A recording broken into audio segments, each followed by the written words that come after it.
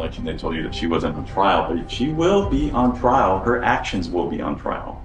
And it's going to be important for you all to know what she did in order to manipulate, deceive, and lie to Darrin Lopez, to lie to her family, to lie to law enforcement. You're going to hear all those things. So what do you have? You have Jennifer, who was Darrin Lopez's girlfriend back in high school. They went to prom together. The evidence is going to show that she was important to Darrin.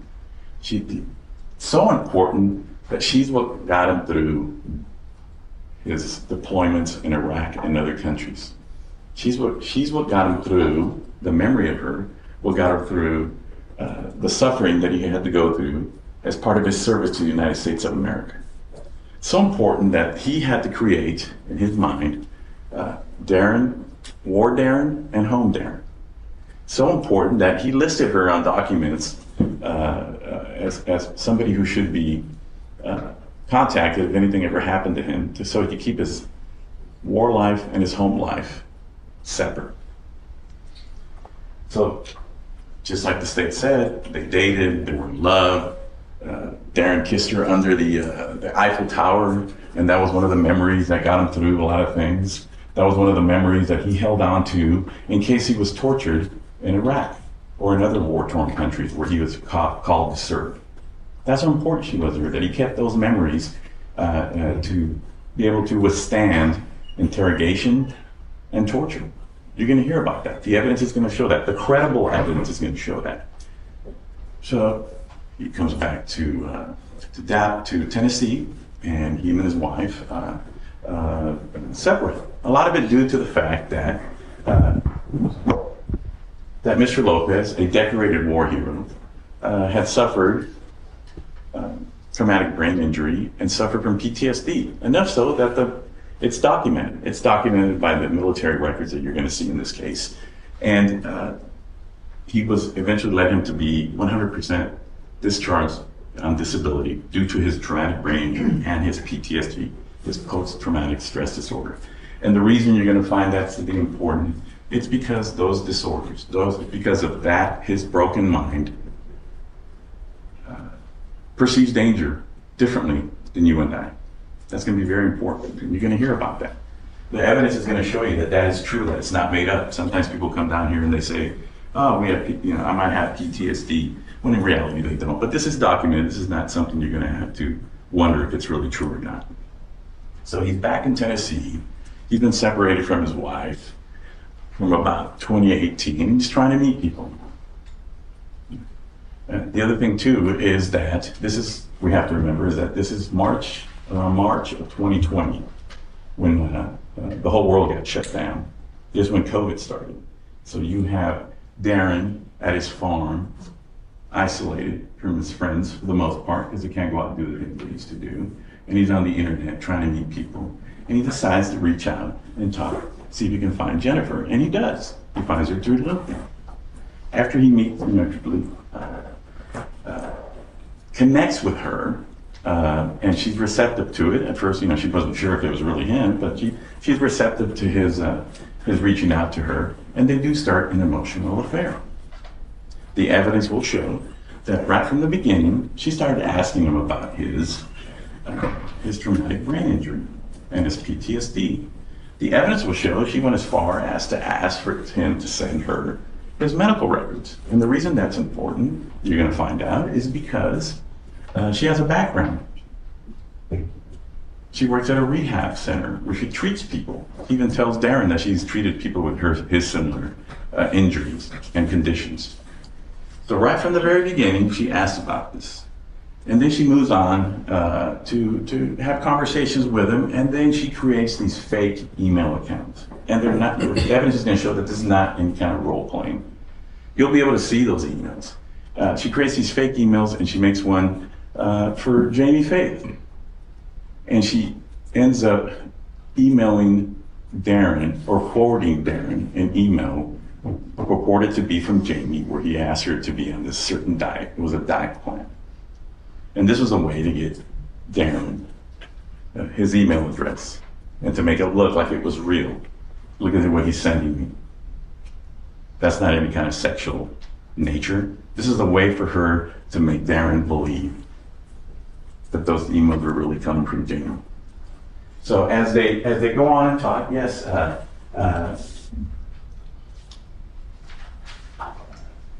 from the very beginning, she starts to ramp up to Darrin and deceive him to believe that Jamie was abusing her sexually and physically, that he was subjecting her to gang rapes. And Darrin is in Tennessee. Darrin in Tennessee can't do much. Again, this is during COVID. He's in Tennessee, he lives far from Dallas, and he starts to tell Jennifer that she needs to call the police. And he even goes as far to tell her, if you're not going to do it, I'm going to call the police.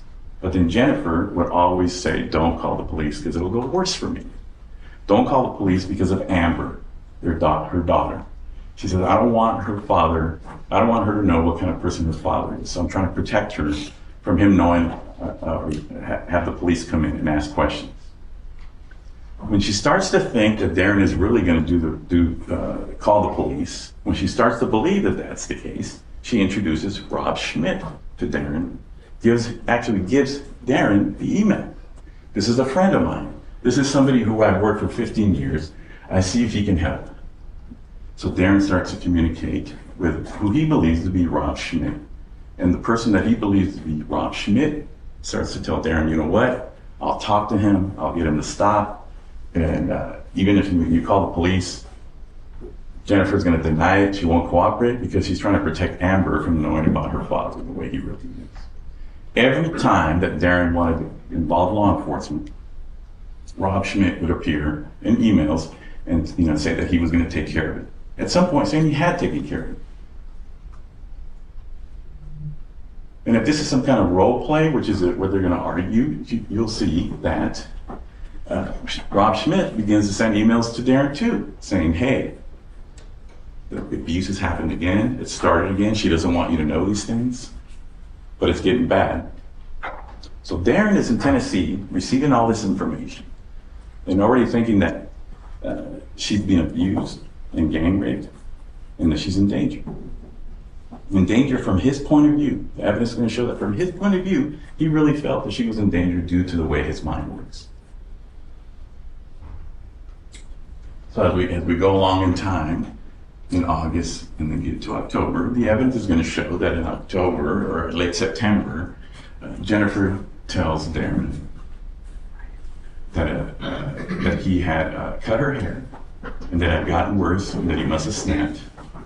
And he had held her underwater while he asked for oral sex.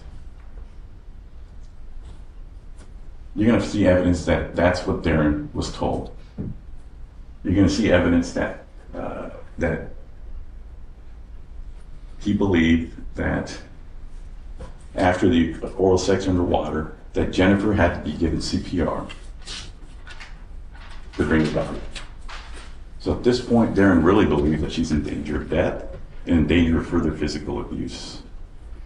The evidence will show that Darrin believed that because of things that were told to him and emailed to him, that October 9th was a special day for Jamie. That it was going to be the anniversary of them meeting, of Jamie and Jennifer meeting, and that he had something special in store for her. That he was going to have her give oral sex to 7 guys, 7 of his friends that he already had told that he had done in the past, that basically sold it to her, to them, or let them do whatever they wanted to her. That he was going to have 7 of his friends repeat the oral sex underwater on October 9th as a present to her, for them, their anniversary of them meeting. And that's very important because at that moment, that's when she asked him, I can't have this happen to me anymore. You need to come down here and take care of him. And she took advantage of his nature as a medic, as a protector. Somebody who would sew up people in the battlefield. Somebody who would sew up even enemy combatants.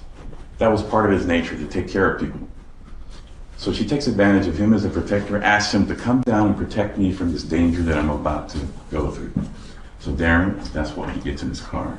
come straight to Dallas. She tells him, you can't come into the house because Amber's here.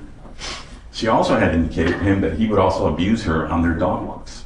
This information that the federal government received, this is information that law enforcement received. This is what you're going to hear. And that he felt at that time, in order to save her, he had to act immediately and take care of the threat. The perceived threat, what he truly believed, and this was all beliefs that he held because of the lies that Jennifer Faye had fed him herself and through the purported Rob Schmidt and the purported Jamie Faye. And a reasonable person would have believed that at the time, even if he didn't have PTSD. So at that point he acted, and when he came out of the house, he had to take care of the apparent threat, the apparent danger, and shoot him. And he shot him in the head, he shot him in the torso, and he shot him in the groin as retaliation for the sexual abuse that he believed she had gone through. The evidence is going to show that after Darrin was arrested, he still believed that it was true that she was being abused. It took a long time for him to believe that he had been played by Jennifer. He didn't believe that he had been played until he was able to see documentation that Jennifer had finally admitted that she had made up the fake emails and that she had lied to Darrin. You're going to hear that evidence. Okay? You're going to hear evidence that once Jennifer got wind that Darrin might be cooperating with the federal government, when she got wind of that, she made one last ditch effort to try to convince him that she was telling the truth. You're going to see a letter, and that was sent by Jennifer to Darrin in the jail, where she says, don't believe what people are saying. Don't believe I didn't make up any fake emails. That's people were making that up. It's not true. This was her last ditch effort to try to keep Darrin from telling the truth in his cooperation with the federal government. After she was finally figured out that Darrin was no longer going to go along with her in anything, now that he had figured out what really happened, and he was devastated, by the way, when he found out that that Jamie was really not the person that she portrayed him to be or the monster that she portrayed him to be. But once she figured out that Darrin was not going to play her game or lie for her and tell the truth as to why it really happened and how she manipulated him, she finally had to plead in federal court. And she filed. Objection to any actions after this on Jennifer Faith, Your Honor, an opening statement. Sustained. You're going to hear evidence that she admits to it all. Okay? That she finally admits to it all. And even after she admits to it all, she still Objection, Your Honor, as to what she did after the arrest of Darrin Lopez. We are on trial for Darrin Lopez. An opening statement.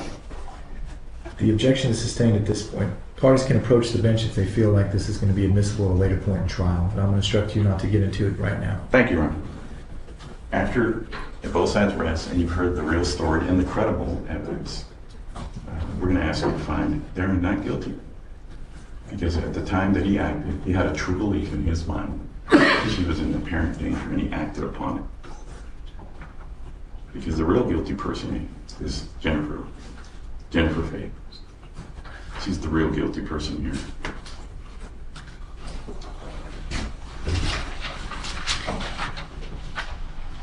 Thank you, Mr. Sanchez. Ms. Mitchell, call your first witness. Thank you, Your Honor. Members of the gallery, please make sure that your cell phones are off. That doesn't mean vibrate.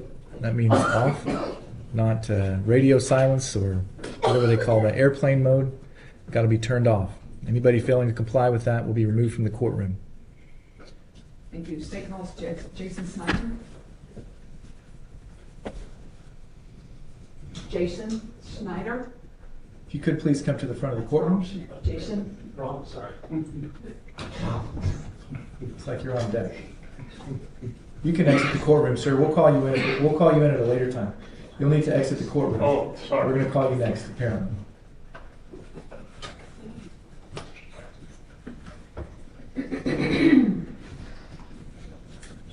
Hi. Mr. Snyder? Yes. Please come up to the front of the courtroom. Appreciate that. Watch out for the cords, and before you have a seat, could you turn and face me and raise your right hand? You swear the testimony you're about to give will be the truth. I do. Please have a seat. You're responding to questions first from Ms. Mitchell, who's in front of you, perhaps also Mr. Sanchez to your left.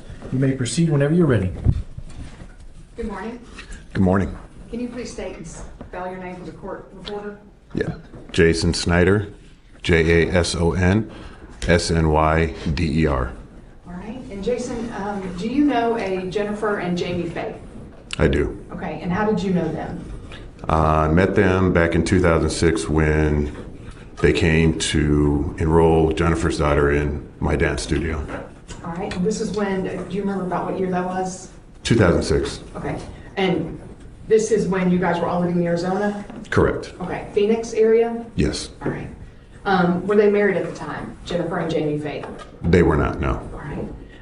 But Jennifer Faye had a stepdaughter, or I'm sorry, had a daughter named Amber, correct? Correct. Do you remember about how old Amber was when they enrolled her in the dance school? I'm guessing maybe around 8 or 9. Okay.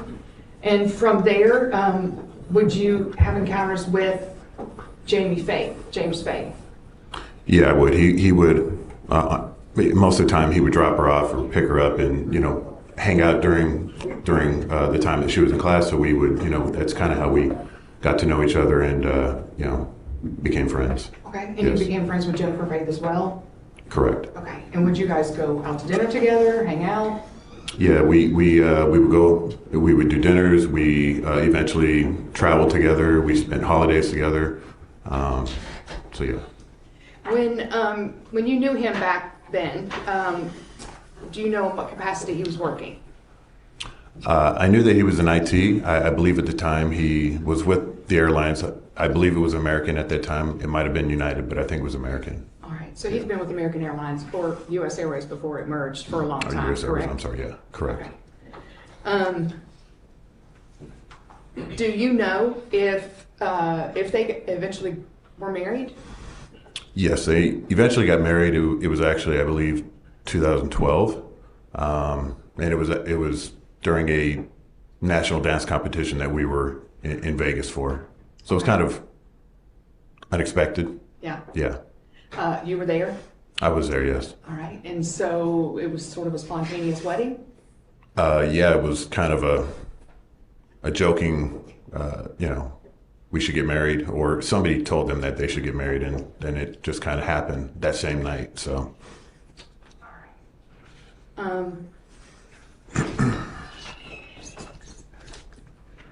May I approach the witness, Your Honor? You may.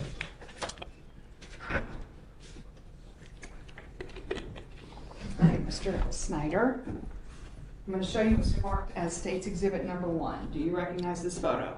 I do. All right, and who is it the photo of? James Faith. All right. And I'm going to show you what's been marked as State's Exhibit Number 2. Do you recognize this photo? I do. And do you recognize who is in this photo? It's James Faith, yeah. All right, and I'm going to show you what's been marked as State's Exhibit Number 3. Do you recognize this photo? I do, And yes. who is in this photo? Jennifer Faith.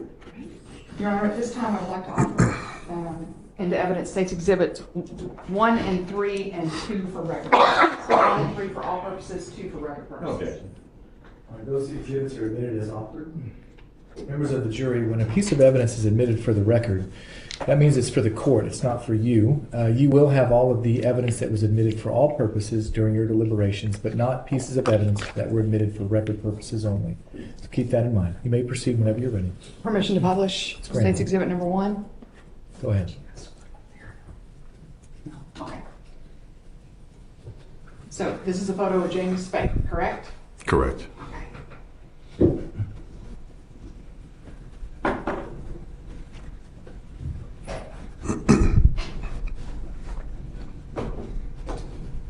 When, after the marriage, did they stay in Phoenix with you?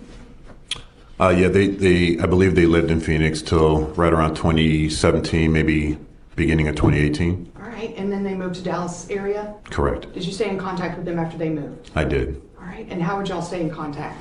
Phone calls, video chats, and Jamie would travel back and forth to Phoenix because he still had employees that he was responsible for in Phoenix. So when he would come into town, usually 2 or 3 nights, we would get together every night that he was there and have dinner, drinks, and just kind of hang out, catch up. Okay. And during the time of COVID, would you guys still talk, and how would you talk? Yeah, so obviously we weren't traveling during that time, but we did video chats, we did virtual happy hours, and so yeah, we still kept in contact, texting, calling. Okay. Yeah. And just briefly, how would you describe James Faith? Man, he just a great guy, funny, smart, very intelligent, genuine. When he was here, when he moved to Dallas, do you know if it was a promotion for him? Yes, I believe it was, yes. Okay. And when he was working here up until the time of his death, do you know in what he was working as at American Airlines? What maybe his title, or as close as you can get? I believe he was like, his title might have been like managing director, but it was in the IT space over the mobile platform. Over the mobile platform? Correct. That you and I might use when we're... To book a flight on American Airlines? Yes. Okay. Did he also... You said he was a genuine nice guy. Liked Halloween, liked pranks. Would you say all that? Okay. Oh, for sure. Yeah. All right. Had Hawaiian shirt Fridays. Hawaiian shirt Fridays. Yeah. Do you know if when they got to Texas, was Jennifer Faith working? I believe she was for a short period of time, and then I think she had some medical things that she decided to kind of take a step back and stop working. So she probably for at least a year and a half, I don't believe she was working. Right. And at the time of Jamie Faith's death, do you know if she was working? She was not. Okay. But you and she and Jamie kept in contact all the way up until his death? Correct. All right. How were you contacted about James Faith's death? Jennifer called me that morning. Yeah. I basically woke up to that phone call. Okay. You in Arizona, she here in Texas? Correct. Okay. What did she tell you happened? She was hysterical. I really couldn't make out what she was saying. And I thought initially she was talking about Jamie's father, who was going through chemo, and he had a couple of different forms of cancer that he was battling. And then it finally, she finally kind of just said, Jamie's been shot. Yeah. And so, hoping for the best. I said, well, hopefully he's okay. And she's like, no, he's dead. He's dead. Okay. Yeah. And did she give you any other details at that time? No, right around that time, I felt as though she called me before the police even got there, because she said that, the cops are coming over, they want to talk to me. And then so we had to hang up. We hung up at that time. Okay. About what time was that? 7:30 Arizona time. Okay. Yeah, maybe a little earlier. So around 9:30? No, Arizona time is when I got. Yeah, maybe. I don't know. Okay. I don't know what time. At that time of year in October, would it be 2 hours or 3 hours? 2 hours. Is it? Okay. Okay. I don't know. Let me back up just a little bit. As far as Amber, do you know if Amber was living with them at the time of James' death? She was. She was actually at home during that time. And she was at this point a graduate. She graduated college? Correct. Okay. Do you know if she was working? I don't believe so. Yeah, I don't believe so. Okay. And do you know is it true that James Faith adopted Amber later in life? Yeah, I believe after she turned 18, he did. Okay. Yeah. All right. Was this something do you know how this came about, the adoption? I don't know how it came about. I don't know who initiated the conversation, but I believe Amber wanted that to happen after she turned 18. All right. So after the murder, when you're contacted in the morning by Jennifer Faith, does she ask you to do anything? Contact anyone? I don't believe so. Okay. No. All right. She just wanted to let you know. Correct. Yeah. Did you come out to Texas to be with her?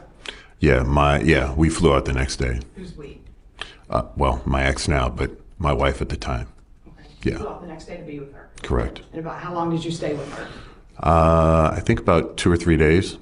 Yeah. All right. Did she give you any more details about what had happened? Not anything else that wasn't, like just somebody ran up behind.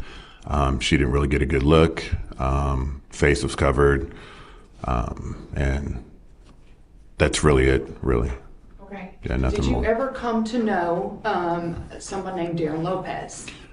The first time I heard of Darrin was when I was on a couple of different group text threads. One was, I think, 13 or 17 people, and that was kind of formed by Jennifer to keep people updated on how the investigation was going.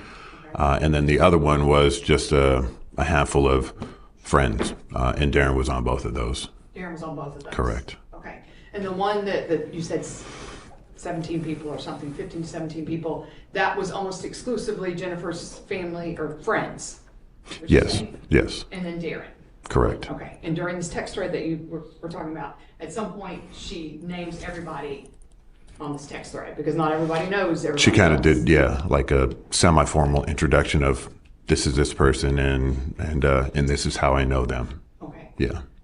And then in this text thread, she introduces Darrin as someone that she knew back in high school. Is that correct? Yeah, I believe she might have even said that, they were old high school boyfriend or girlfriend, and, they kind of reconnected. Okay.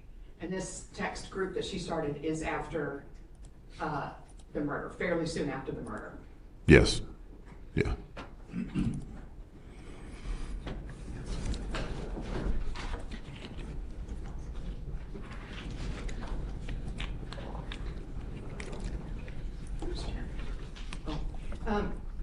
Mr. Snyder, do you know a Jeremy Gebler? I do. Okay, and who is he? He worked with Jamie. Okay, were they very good friends? They were really good friends, yes. Okay. Did they come from Wisconsin together? Do you know? I don't know, to be honest with you. I think that there's some kind of connection from Wisconsin, but I don't know for certain. Okay, because originally James Faith is from Wisconsin, correct? Correct. Big fan of the Green Bay Packers. Huge fan. Huge fan. Okay. And what did James Faith like to do first in his spare time? He loved the game, so he was a gamer. Loved to travel, hang out with family. He was a bit of a foodie, so he loved going to nice restaurants and having drinks. Yeah. Okay. And then as far as Jeremy Gebler, is he the one that introduced Jamie and Jennifer? Yeah, I believe he and his wife are the ones that introduced them. Okay. And you came to know him in person? Jeremy? Jeremy, Correct, yes. Okay, because y'all all would hang out together? Yes. In Arizona? Yeah. Okay. Correct. Thank you, Mr. Snyder. At this time, Your Honor, I'll pass the witness. Mr. Snyder, so you knew Jennifer and Jamie well before all this occurred, correct? I did, yes. And did you know that Jennifer worked where she worked while she was in Arizona? I didn't, excuse me, I didn't know the company that she worked for, but I knew that she was kind of in the healthcare field. Would it be a rehab center she worked at? Would that sound familiar? Sounds familiar, yes. Where she would deal with people that were rehabbing for injuries, strokes, things like that. Correct. I don't know what her role was. I eventually came to know that she kind of moved into more of the administrative side of things, but yes. So she was either director or high management of a rehab center. Correct. She had she had a background in rehabbing people who were injured, right? Well, I think her background was in speech pathology. Right. Yeah. Right. But she did have a background in that she had to start at that rehab center at some point, and then she moved up to administration. Yes. And when you first heard about Jamie's death, how did Jennifer act? Was she distraught? Yeah, I mean, over the phone, she was, yeah. Was she crying? It appeared, it seemed to be. From her voice and everything, it seemed as though she was. And she was acting like somebody who would the way you normally would think someone who had a loved one killed act, right? Correct. Was she? And you believe that, right? You believe that she was distraught. Genuine, correct. Yeah, I did. And how did you feel when later on you found out that she'd been lying to you? Man, betrayed, you know. Because you knew her to be a good person. I did. You didn't know she had this other part of her, this devious side of her, correct? Not at all. And then what did you think and how did you react when you found out that that was all a lie and acting when she was talking to you? I mean, by the time I found out, you know, she had been arrested. So, I mean, if you're asking, I cut off all contact. I told her daughter actually reached out to me to ask if she can contact me or, you know, call me or write a letter, and I told her absolutely not. When you found out that she'd been arrested and involved, did you think back to when she called you distraught and crying and acting like she didn't really know what was going on?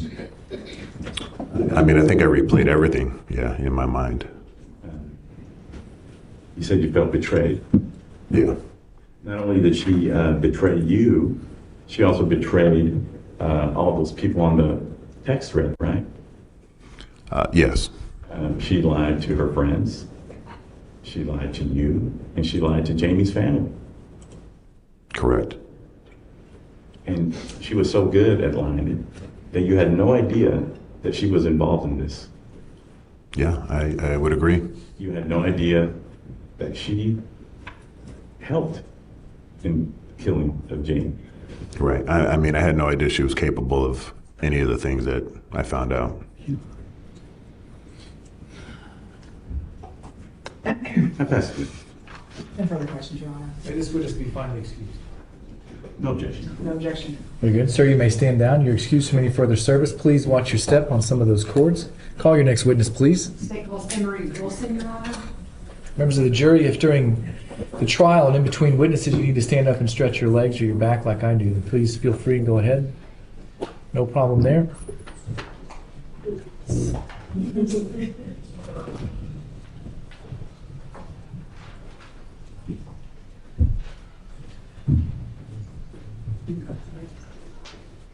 Go ahead. Good morning. If you could, please, before you have a seat, could you turn and face me, please, and raise your right hand? You swear the testimony you're about to give will be the truth? I do. Please have a seat. We're responding to questions first from Ms. Mitchell, and perhaps also Mr. Sanchez to the left. You may proceed whenever you're ready. Thank you, Your Honor. Good morning. Good morning. Can you please state and spell your name for the court? My name is Emery Wilson. It's EMERYWILSON. All right, Mr. Wilson, where do you live? I live at 1018 South Waverly, Dallas, Texas, Okay, and in Oak Cliff. in Oak Cliff, in the Oak Cliff area. All right. You were neighbors with James and Jennifer Faith. Yes, my house is 5 houses south of theirs. Okay. That street's in Dallas County, Texas. Is that correct? Yes, ma'am. All right. Did you know James and Jennifer Faith before the incident? Yes, I had met them about a little less than a year prior when I moved into the neighborhood. All right. So they were already living there, and then you moved in around what, 2019? Yeah, December 2019. Okay. All right. And would you guys do anything together, or did you just know each other as neighbors? Just as neighbors. They were actually the first couple first family to introduce themselves when I moved into the neighborhood. All right. How did that come about? It was just Christmas season, and they just very neighbor-like fashion came by and said hello and dropped off a small gift. Dropped off a gift to you, to your house? Yeah, like a welcome gift to the neighborhood. Was it Jennifer and James that did that together? Yes, Jennifer, James, and their daughter, And their daughter? Amber. And their daughter, I'm sorry, Amber. They also had a dog though, right? Yes, they had a dog, Okay. Maggie. Maggie. Did you continue to see them throughout the neighborhood from? Oh, very regularly, particularly during the COVID time. They walk their dogs almost as frequently as I walk my dog. My Okay, dogs. So you see them on the dog walks? Yes, All right, and they were a friendly couple? always, yes. All right. I'm going to show you what's been marked as State's Exhibit 4. May I approach the witness? I'm going to show you what's marked as State's Exhibit number 4. You and I have met a couple of times, correct? Yes, ma'am. All right, and we went over this particular video. Is that correct? One of two we went over? We went over the two, ring yes. video? Yes. All right. And what, did you recognize what was in this video when we went over it? I did, yes. We went over a video where, Well, before we get into it, did you recognize what was in there? yes, ma'am. Did you recognize the people that were in there? I did, yes. All right. At this time, Your Honor, I would like to offer into evidence State's Exhibit number 4. No objection. Phase 4 is admitted. You may publish. Thank you, Your Honor. All right, Mr. Wilson, just to give some context before we get started, what are we going to be seeing in this ring video, the front door? The couple and their dog exiting their home. Okay, and this couple is? Jamie and Jamie and Jennifer Faith. Okay, and this video is fairly short, correct? Yes, ma'am. Okay, but this is on the date of the murder, correct? Correct. October 9th of 2020. Yes. I'm going to object to the state's using the term murder. Objection sustained.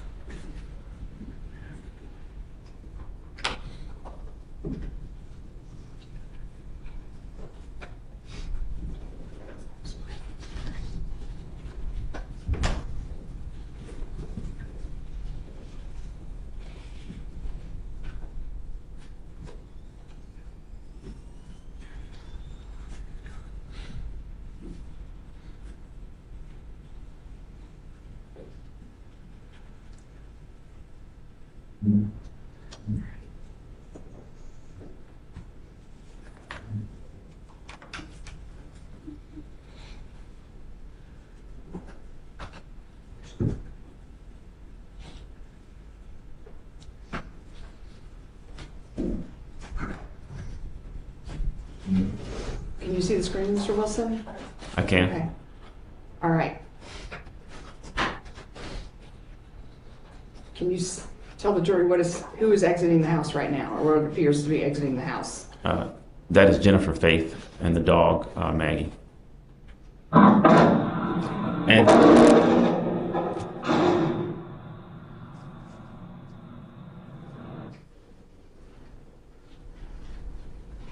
And they're going left out of their house, correct? correct. All right. On their typical walk. And we see on the timestamp of this was on 10/9 of 2020 at 7:34:31 seconds. Correct? Correct. Mr. Wilson, at this time, around this time in the morning, do you hear gunshots? I did. Okay, and about how many did you hear? 7. All right, were 8. you already awake or did it wake you up? I was awake sitting at my table at my house. I sit at my table. I was working during COVID, so it's very close, about 60 feet. Okay, so your table though, it's in the front of your house? Correct. Where you got the windows looking out onto the street? Right on the street. It's I'm about 20 feet from the street where I sat. All right. Again, how many gunshots did you hear? 7 or 8. And what did you hear after the gunshots? Very loud screaming. Okay, and what did you do at that time? As soon as I heard the gunshots, I jumped up because it was very atypical to hear that kind of noise on a Friday morning during that time. So I jumped up, and as soon as I heard the screaming, I opened my front door and I ran out of my house to see if anyone was in danger. Okay, stop right there. May I approach the witness? You may. All right, I'm going to show you what's been marked as State's Exhibit number 5, which is the second video that you and I went over, correct? Correct. All right, and though it does not come from your house, you and I went over it, and did you recognize the sounds that you heard on that morning in that video? I did, yes. At this time, Your Honor, I'd like to offer into evidence State's Exhibit number 5. No objection. State's 5 is admitted for all purposes. You may publish. Thank you, Your Honor.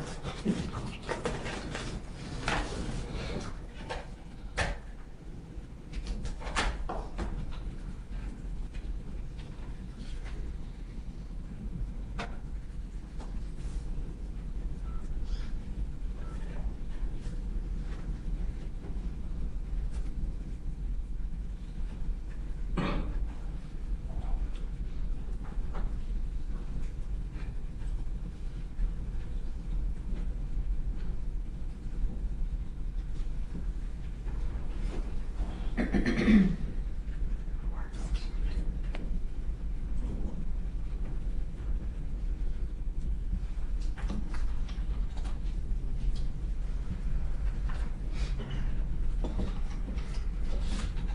is trying, Your Honor. No problem.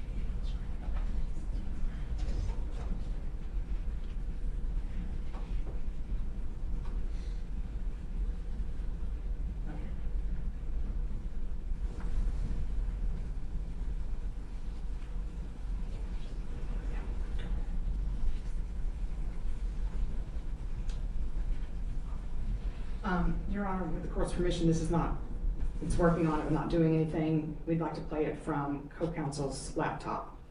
It's an exact copy. It is an exact copy. Go ahead.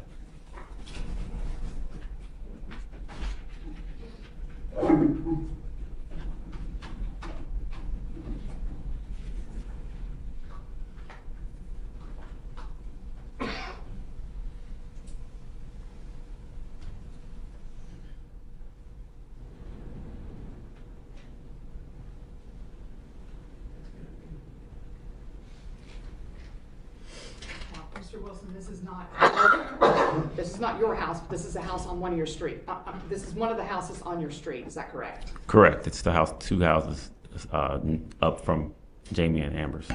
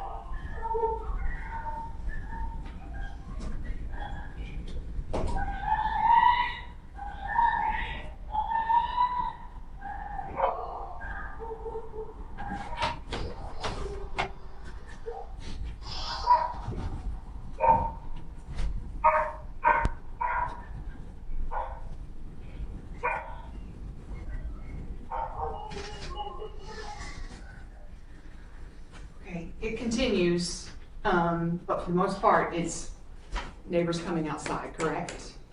And people starting to wonder what's going on. You were also one of the ones that went out to see what was going on.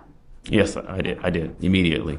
Okay, and again, you're, how many houses? 5 houses south. Okay. So what do you do when you leave the house?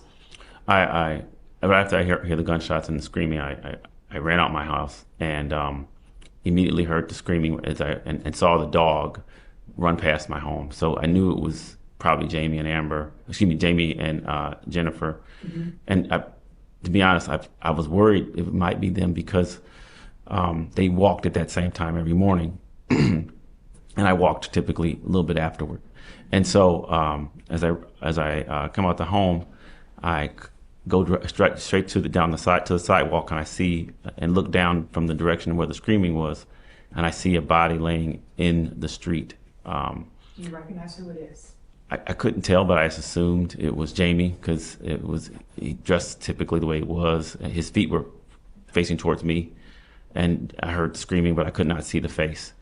And so my dogs had run out with me, and I put them in the house. And there was another neighbor that was outside watering her plants, and she was on the phone with the police. And I decided I would run down to go to see if she was okay, or the person that was screaming was okay. Did you register that the person who was screaming was Jennifer Faith? I figured it was because Jamie although she wasn't visible, it sounded like her, and there was usually no one else out walking at that time of morning, and it was coming from a house directly next to theirs. The screaming was, and so I start to run down, and I'll get about 2 houses up from where I live, and that's when I stop because I see someone enter the sidewalk. And the person entered the sidewalk with a gun and turned and looked at me, wearing a blue surgical mask and a hoodie. And I froze and I turned back to my home and ran back into my house. Okay, so how far away was this man who had the gun? 20 to 30 feet. Did he point the gun at you? No, it was held at his right side. Okay. Did you And make it's eye right. contact with him? Yes. Right. But did he have his mask on covering his face? Yes. I'm sorry, his mouth and nose? His mouth and nose. I could only see the eyes of the individual. The hood kind of obstructed most of the forehead. Okay. Do you remember what he was wearing for pants? Jeans. Jeans. Mm-hmm. Jeans and a hoodie covering part of his face, and then the mask. The mask. Mm-hmm. Okay. But you clearly saw the gun in his hand? Immediately, yes. Right. And what did you do when you saw the gun? I turned around and ran back into my home. Okay, to do what? To grab my gun. All right. What did you do when you grabbed your gun? I loaded it, and then I ran out my house to go back to see Jennifer. No one really, there were neighbors poking their heads out. I just wanted to make sure she and Jamie were okay. Okay. Did you encounter this man with the gun and the hoodie and the jeans when you came back out of your house with your gun? I did not. Okay. Did you see him get into a vehicle? I did not. Therefore, you did not see him drive away? No. Okay. Your contact with him was on the sidewalk about 20 feet away? Yes. And So you go down, you have your gun, you don't see him anymore. Do you get a chance to speak to Jennifer? I do. All right. And how is she? Hysterical. All right. And very just shaken up, afraid. She kept saying that no one came, no one came. I guess that was to mean that no one came to see about her or to come to the rescue. And so I just said, we're here. I would call the police. I was praying with her, trying to console her. I checked on the body, and it was clear that Jamie was dead. Could you, did you happen to ask her what happened? I did. And she said? She said someone ran up behind them and began shooting at them. And I asked her, was she shot? And she said, no. I said, are you hurt? And she said he tried to take her ring, I think it was, off, I think it was her wedding ring. And it used tape to bind her hands. And Were her hands bound when you saw her? no. Mm-mm. So she was able to get it off? Yes, it was a. Mm-hmm. She recanted that to the first cop that came. I stayed with her for quite a while, and she asked me to stay. She recanted that story to the first cop and held up a very small piece of duct tape. So it was it didn't seem like enough to hold anyone. So I assume that's how she was able to get free, because it was a very small piece. Okay. And about how much later did the police arrive from the time that you're standing there talking to her? I can't really tell, maybe a minute. It was quick. Yeah. That's what you're saying. Mhm. Okay. And one of the responding officers came up and tried to talk to her. Mm-hmm. Was she still in a state of Yes. hysterical? Very, very hysterical, speaking very fast. Did you say speaking very fast? Speaking very fast, yes. And so it was hard to get information out of her, would you say? Yeah, I would say so. It seemed, I attributed it to shock, and, you know, not being able to convey things and things happening so quickly. But yeah, it wasn't a lot of information, and she didn't give any details. They asked what the person looked like, and she wasn't able to give any. I felt like I had more details about the individual, having seen them for 2 seconds. Do you stay with her? How long do you stay with her? Oh, 30 to 45 minutes. Okay. I was barefoot and sat outside with her, trying to, praying with her, trying to calm her nerves. Okay. And does she stay somewhere near where the body is? Mm-hmm. After about 10 minutes, she was sitting kind of obstructed by a fence in the driveway of the home next door, which was vacant at the time. And the cop, the blue house at the time. the blue house at the time, it's no longer there.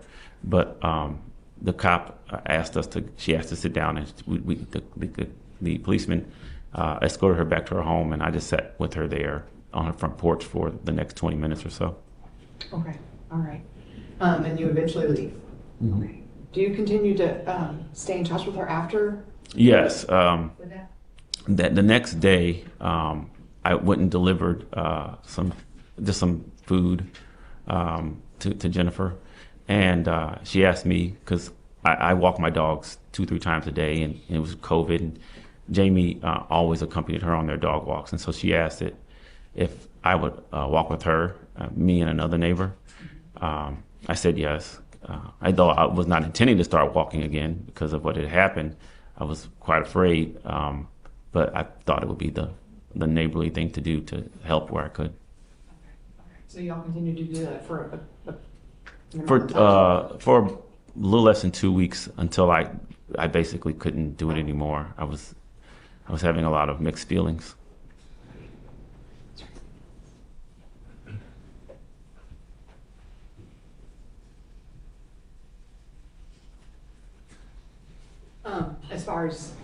As far as Jennifer and her involvement, your mixed feelings? Yes, that's exactly what it was. There was about a week after the Jamie was killed. We were walking, myself and her daughter and some friends, and I had not met the friends before. They were in town from, I guess, another state, maybe California. I think that's what they said. In any event, on our return back to the house, I was not feeling really well about the experience, and I had made mention that I had seen the individual. I guess that she had missed that part in all the commotion, and I mentioned that I had seen the individual when I ran out the house. Yes.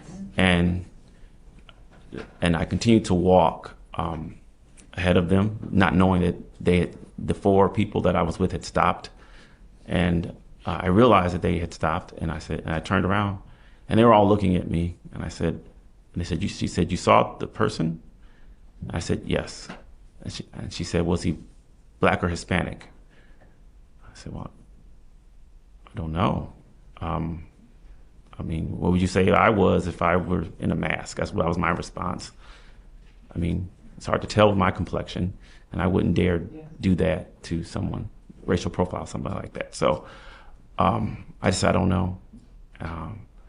And I was quite surprised that she was not remorseful or showed any form of sadness that I did not know, that I had seen the person but couldn't give any more details. Okay.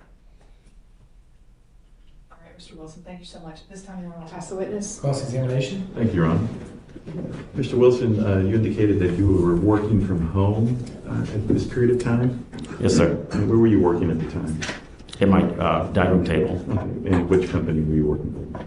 I work for. I don't know if I should say. I didn't tell my. I promised my job I would not mention. What kind of work was it that you were involved in? I'm a bank examiner. Okay. So, had you just started to work at home because of COVID, or had you been doing that for a while? A while, yeah. It had been since since March of 2020. So in March of 2020, your job was forcing you to work from home because of COVID, and as a matter of fact, the whole world was shut down around that time, wasn't it? Yes, sir. I mean, it was hard for people to see each other. People were isolated from each other, as you were, right? I don't know if I was isolated. I mean, Well, I walked in my neighborhood every day. It was hard to go out to a restaurant and meet people. Yes. It was hard to go to the movies and see a movie with somebody, right? The social aspects of life have been pretty much shut down, other than who lived near you, correct? Correct. And so you hear these shots, you run out, and you make eye contact with the individual who had the gun, right? Correct. How long of the eye contact? Was it brief? A couple seconds. But you could tell he saw you, and he could tell you saw him. Correct. And he never raised a gun toward you? No. He never threatened you? No. He never said anything to you? No. He just left. I left. You left. And you believe shortly thereafter he left too. Indeed. And then so you approach Jennifer, and you said she was hysterical. Was she trembling, acting like she was, she just went through a shocking event, that she didn't know who caused it? Yes, she was acting like she had gone through a disturbing event. Were there tears in her eyes? No. But she was hysterical, trembling. Yes. And did you go up to her and try to calm her down? At that point? All of the above. Yes. Pray with her and everything. And you were present, and when you were present when they were asking her about who to give a description, it was surprising to you that she couldn't do that at that point. Yes. Because you could give a description. Yes. You could tell them what the person was wearing, the hoodie, the jeans, and the mask, right? Correct. So that kind of stuck with you in your mind. It did. That she couldn't, because and now we know though that she knew exactly who it was, right? Yes, sir. And how does that make you feel? Make me feel, I mean, disappointed that I pretty much wasted my time trying to help someone that was using me, but not mad at her. She was using your good nature as a neighbor. I think more or less she just used everybody. I mean, I passed it. Nothing further. Thank you, Mr. Mason. May this witness be finally excused. No objection, Your Honor. No objection. Very good, sir. You may stand down. Please watch out for those cables. Ms. Mitchell, I see the next. Can we approach? Sure, come on up. Let me see the lawyers real quick.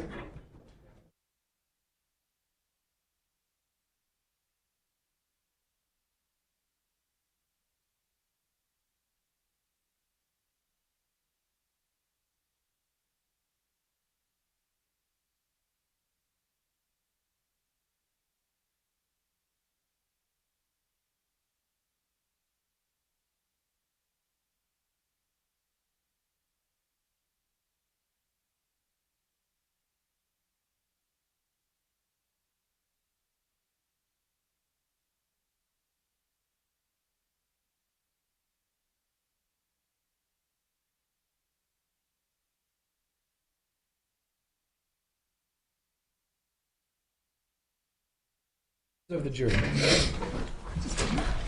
We are going to take our first morning break, so please mind a few of my instructions. If you could, make sure that you don't discuss anything that you've heard even in court today. Please don't do any independent research. Please don't get on your phone and start looking up things, places, people, anything like that. We're going to take about a 10-minute break, so I'll need you back in the jury room at 10:20 and await further instructions at that time. Thank you all very much. Court's in recess. All rise for the jury.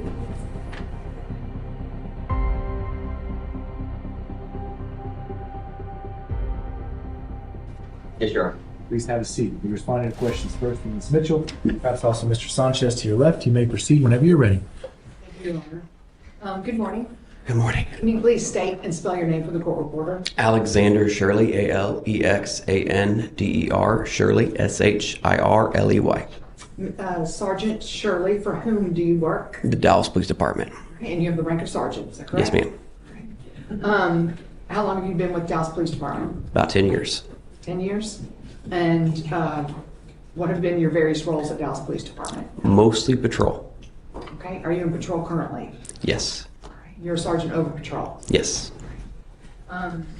Let's just jump right into it. On or about October 9th of 2020, were you working patrol? Yes, ma'am. And were you on duty that particular day? Yes, ma'am. Were you dispatched to a call on Waverly Street? Yes, ma'am. Okay, involving what you came to later know as residents of 926 Waverly. Yes, ma'am. All right, and that's in Dallas County, Texas, is that correct? Yes, ma'am.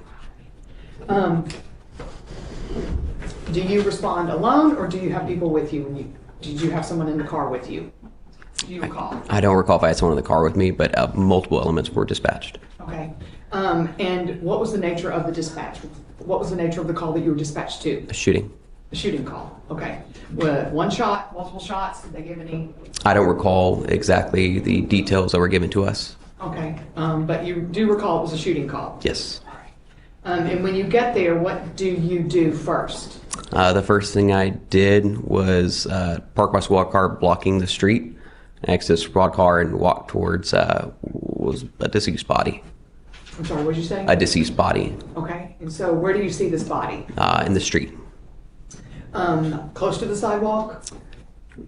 Not in the middle, but closer to the side of the street, closer to the sidewalk. Yes, ma'am. Okay. And do you approach the body? I walked that direction, and then I came in contact with a female. All right. Do you recall who that female was? I don't recall her name. How was she acting? Very emotional. And what do you mean by emotional? Just hyperventilating, just emotional. All right. Hysterical? Hysterical would be a great word to describe it. Describe some of what she was doing, her demeanor. She was flailing her arms. She was crying. She was, I can't say screaming, but just very outwardly emotional and distraught. Okay. Was she somewhat close to the body? And yeah, she was in relatively close proximity. Okay. And what were y'all trying to do? I was attempting to get her up towards the side of her house so she wouldn't have to see that body in the ground. Okay. Was the body covered at the time? It was not. Okay. So it was just laying there. Yes, ma'am. Did you get any information from this particular woman who was acting hysterical? I did not. All right. May I approach the witness, Your Honor? You may. Sergeant Shirley, I'm going to show you what's marked as State's Exhibits 8, 9. Apologies.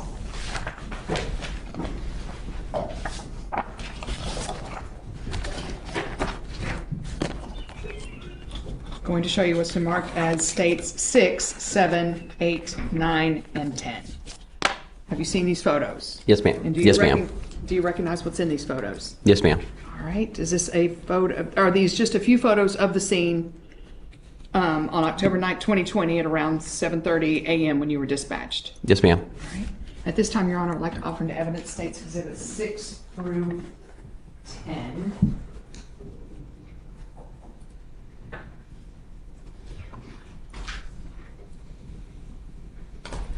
Okay. They're admitted for all purposes. You may publish. Thank you, Your Honor. All right, Mr. Sergeant Shirley, I'm going to put these up on the screen, okay?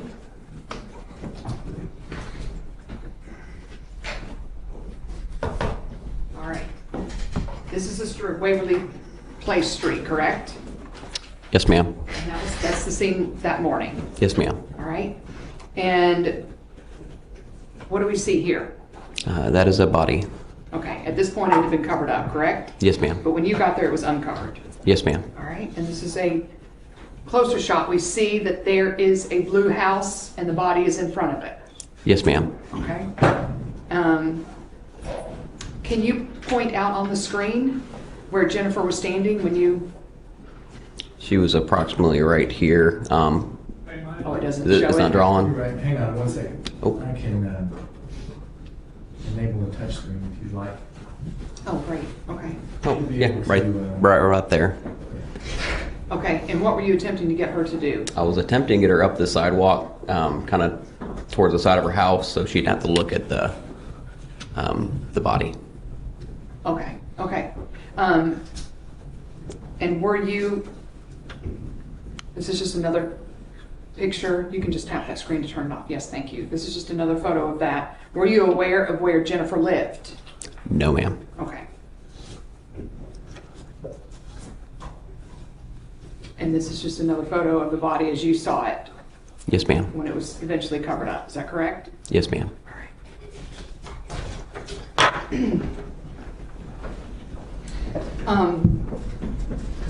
After you are attempting to get her away from the body, what do you do next? I started going down to residences. I was speaking to witnesses and looking for houses with cameras. Okay, so some people came out, some people didn't. Yes, ma'am. All right. And were you trying to know if there were surveillance cameras Yes, ma'am. on the houses? Yes, ma'am. And what were you doing with that information? I was walking down, notating my whip-out book, which addresses had cameras, Okay. and then I would hand that over to the detectives. All right. Did homicide detectives come on scene fairly quickly? I can't remember the time frame, but they did. Yes, they did come on scene. Okay. At some point, do you come to find out that a witness may have taken a photo of the suspect vehicle? Yes, ma'am. All right. And do you go up to that neighbor? Yes. All right. Do you actually view the video or the phone, or I'm sorry, do you view some video or a photo off this neighbor's phone? Yes, he had surveillance camera, and I did view parts of the video. Okay, but also on his phone? Yes, ma'am. Okay. And then you were trying to see what the suspect vehicle was to see if you could get what? Suspect car information that I could put it on the radio. Our standard procedure is get a suspect car, make, model, descriptions, identifying marks, and put it on the radio so other officers can try to locate the vehicle. All right. And are you also trying to get any license plate number if possible? Yes, ma'am. Okay. May I approach the witness, Your Honor? You may. I'm going to show you what's marked as states 11 and 12. Do you recognize these photos? Yes, ma'am. 11 and 12, okay? And these are blown up versions of what you saw on the phone, is that correct? Yes, ma'am. All right. But are these two photos that what you saw on the phone that particular day? Yes, ma'am. All right. May I, Your Honor, at this time I'd like to offer to evidence states exhibits 11 and 12.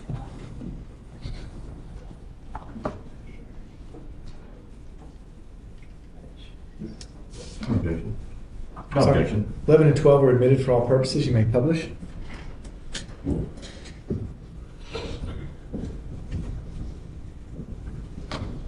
In States Exhibit 11, what are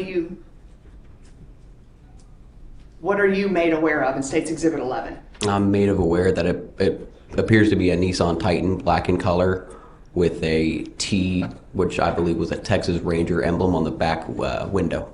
Okay, and from this photo, were you able to get a license plate? I was not. All right, even blown up as we have them here. And this one, blown That is- up, you can see the emblem a little bit better on the back of the truck. That's correct. Yes, ma'am. But you were fairly confident at that time you were looking for a black Nissan Titan truck. Yes, ma'am. All right.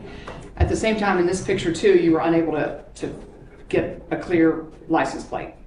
That is correct. All right.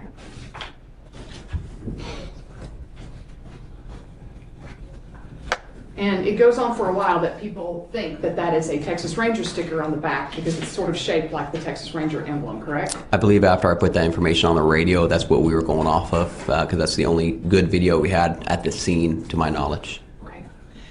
Do you relay this information to the detectives Yes, ma'am. that you have, this neighbor has this on their phone? Yes, ma'am. Okay. What do you do after that? At that point, I'm in a standby pattern as patrol. We're just having scene security and waiting for crime scene and detectives to process the scene. Okay. If you recall, do you transfer anybody to headquarters? I did not. Okay. Was this the end of your shift? I think I was supposed to be off already when this call came out. So it was the very end of the shift. Okay. Do you do anything, do you go anywhere else related to this case, away from Waverly Street? No, ma'am. So everything you did that particular morning on that street, keeping the crime scene Yes, ma'am. and talking to some witnesses. Is that correct? Yes, ma'am. Nothing further, Your Honor. I'll pass the witness. Cross-examination. Sergeant, that sticker that you saw on the truck, you believe that was a Texas Rangers sticker, correct? Yes, sir. And then eventually you came to know that it was really a Tennessee sticker, or did you find that out? I was told that. Yes, sir. And so that's a pretty big sticker on that truck, right? I think I described it as 8 inches big on the video. So the person who would presumably be driving that car would know that that sticker would stand out, right? I'm sorry, can you say that again? The person who was driving that vehicle would presumably know that that sticker could be seen easily. I don't know what the person driving the car would think. But it wasn't hard for you to make out from the video. Yeah, I believed it to be a Texas Ranger sticker. Yes, sir. Now you approached Jennifer Fade and you described her to the jury as very emotional. Yes, sir. She was flailing. Yes, sir. She was crying. Yes, sir. Did you see any tears? I don't recall if I saw. Maybe. I don't recall. And was she convulsing? Was she shaking in any way? I can't recall if she was convulsing or shaking. She could have been. You just don't recall. Yes. Did you come to find out that that was all an act? Through media, yes. I think I'm aware that it could have been an act, but I'm not. I don't know what she was doing. Did you talk to any other law enforcement after your initial contact in this case? Were you interviewed by detectives or? No. Or, so you had no knowledge No. of whether that was an act or not. You just heard stuff through different sources. Yes, sir. Were you showing any other ring videos in preparation for your testimony here today? No. Only the pictures that you presented here to the jury? That is correct. I pass the witness. Nothing further. May this witness be finally excused. No objection. No objection. Very good, sir. You may stand down. Watch out for the cables. Ms. Mitchell, call your next witness, please. Your Honor, the state calls Detective Gonzalez.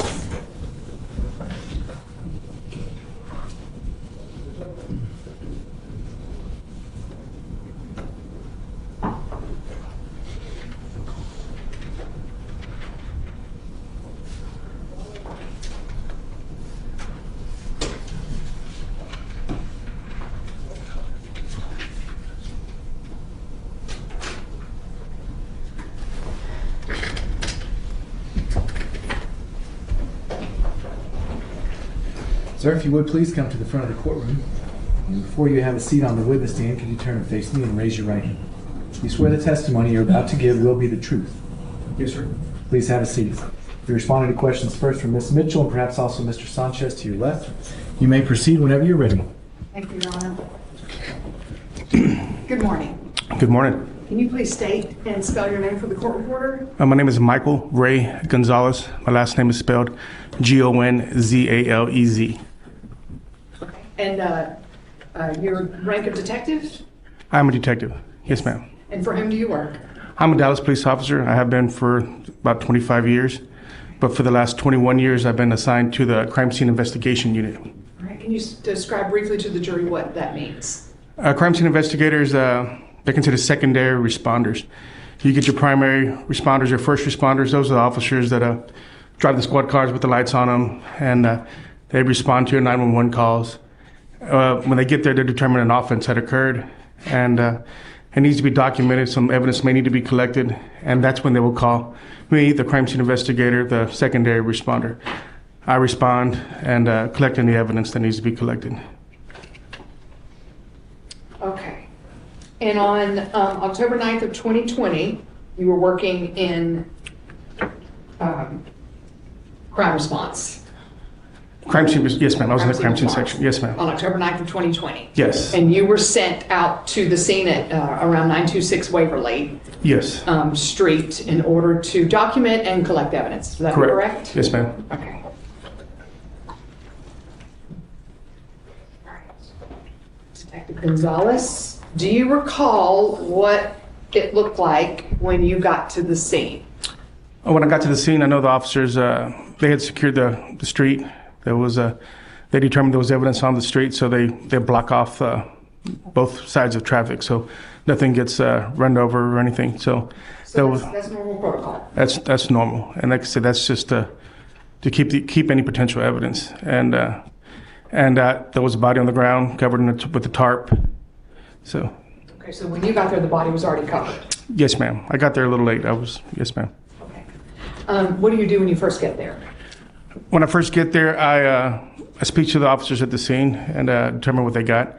In this case, they told me there was a homicide and that there was firearms evidence on the street. And what do you mean by firearms evidence on the street? They said there was fire cartridge casings. Okay. All right. And what do they want you to do? What did they want me to do? I've done a bunch of scenes. I start off with speaking to them. Then I'll take photographs. I'll take overall photographs of the way the scene is, as it is.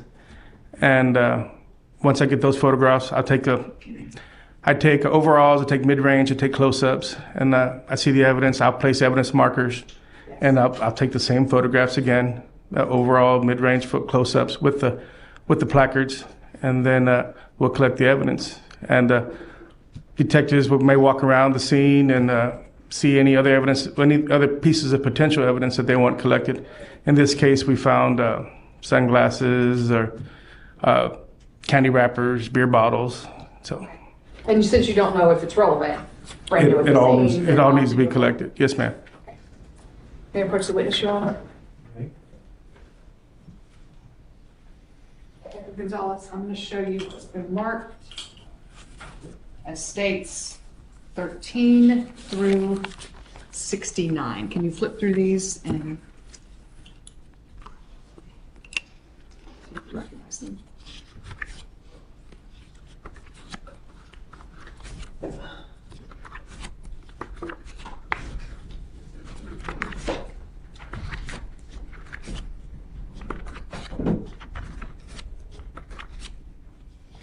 I tried to keep them. Trying to keep them in order.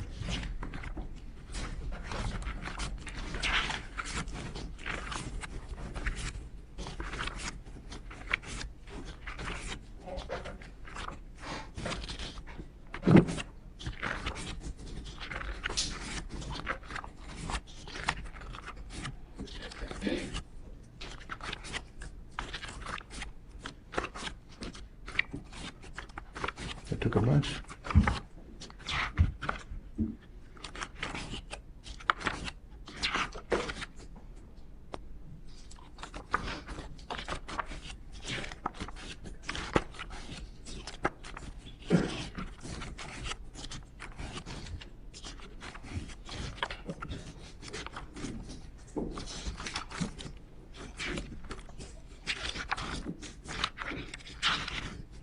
Yes, ma'am. These are all photographs that I took on the 9th of October. All right, and this is an accurate depiction of what you photographed that particular day? Yes, ma'am. No additions or deletions? No. All right, Your Honor, at this time, I'd like to offer the evidence states 13 through 69. Sorry, you take the bottom.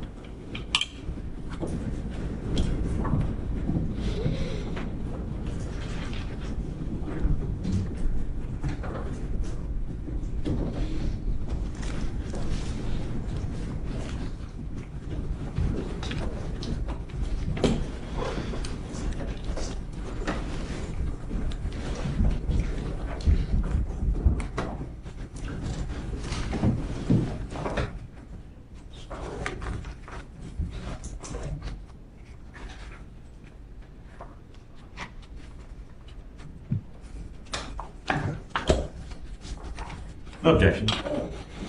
Exhibits are admitted as offered. You may publish. Thank you, Your Honor. Admitted for all purposes. All right. Okay. This is just you putting a placard down Correct. that you're taking these, that's your crime scene. It's got the date, it's got the case number assigned to this offense. Okay. And it's just, and this, that is me taking the photographs and the type of offense that it is. All right, perfect. Let's start with State's Exhibit number 14. This is the scene that looked like when you arrived, correct? Yes, ma'am. All right. And again, when you arrived, the body was underneath that tarp. Correct.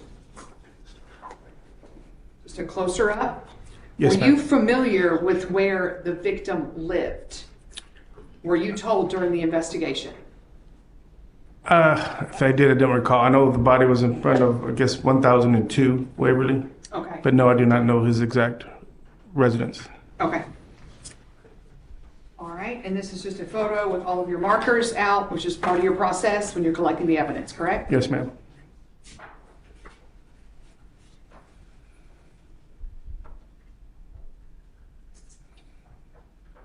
And let's just start with marker number 1. Can you tell the jury what you are? It's hard to see, I know. Can you tell? I'm going to refer to my notes also, but number 1 was eyeglass lens. An eyeglass lens. Yes, ma'am. Okay. And this is State's exhibit number 20. Let me go back to, I'm sorry, did you say number 1, right? Yes, number 1 was an eyeglass lens. yes. All right, let's go back to State's exhibit 18. The number 1 marker is pretty far away from the body. Would you agree? Correct. Okay, but that number 1 marker is where you found the eyeglass lens. Yes, ma'am. Okay, were you aware if the victim wore eyeglasses? I was not aware, Okay, but they were definitely, it was definitely out of place. all right, and number 2, we see that, can you tell the jury what you are marking in State's exhibit number 2? Number 2 was the eyeglasses that are missing a lens. Okay, and this is State's exhibit 20 that we're talking about. Yes, ma'am. So the- 21? 21. Yes, ma'am. These are eyeglasses that are missing a lens. Correct. Let's go back to State's exhibit 19. And can you point out to the jury where State's exhibit number 2, the eyeglass missing a lens, was found? On the, from my You point can of point view, to the screen. the You can left-hand touch it. side, left-hand side of the screen. Just go ahead and touch it. Right. Okay, all right. Again, pretty far away from the body. Correct. All right, and State's exhibit number 3 is, I'm sorry, State's exhibit number 22, marker number 3. That's going to be a fire cartridge casing, 45 caliber. Okay, and if we compare it to State's exhibit number 19,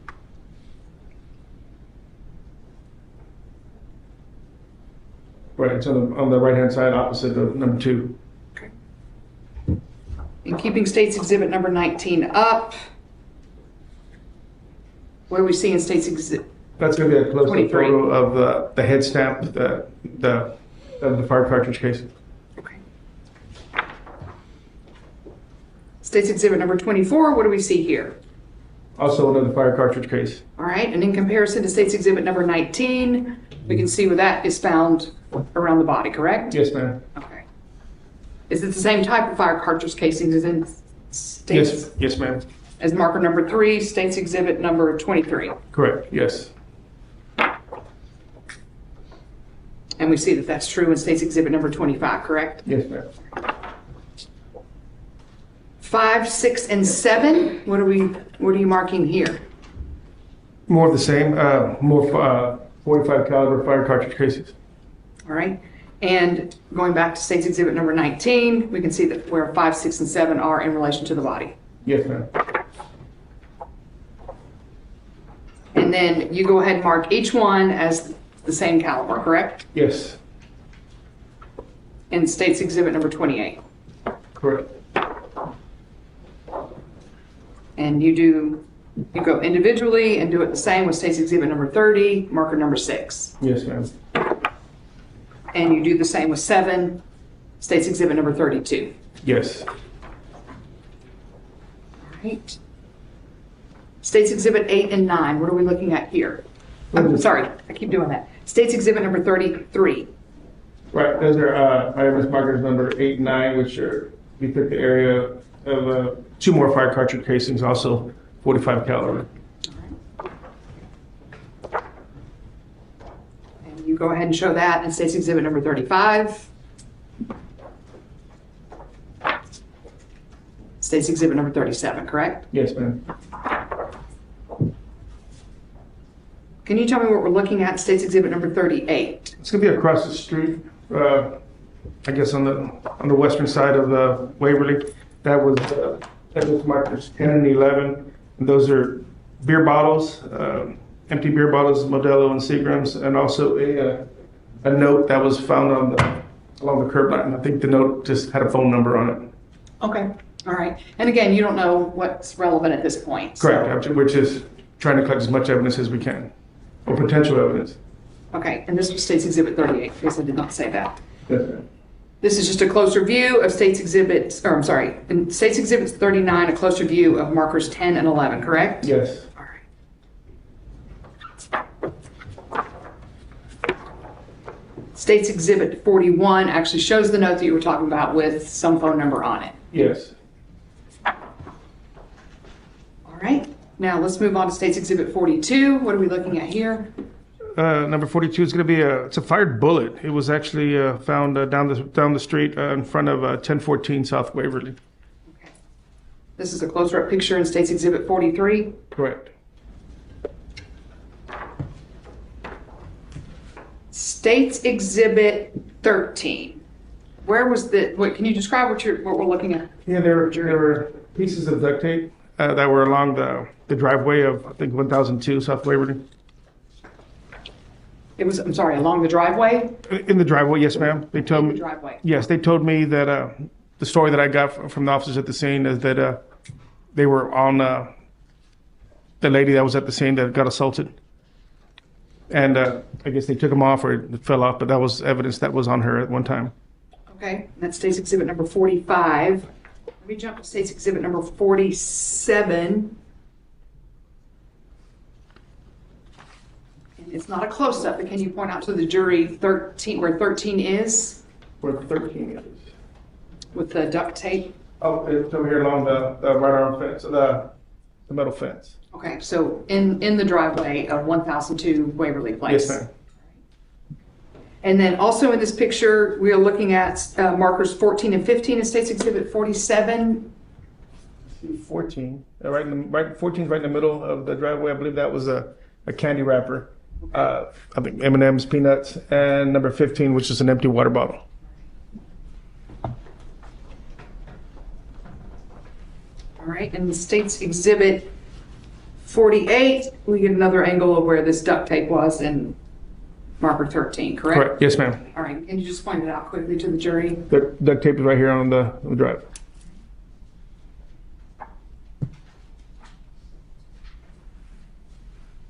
Now in State's Exhibit 50, we've moved to marker 16. Do you know what you're documenting there?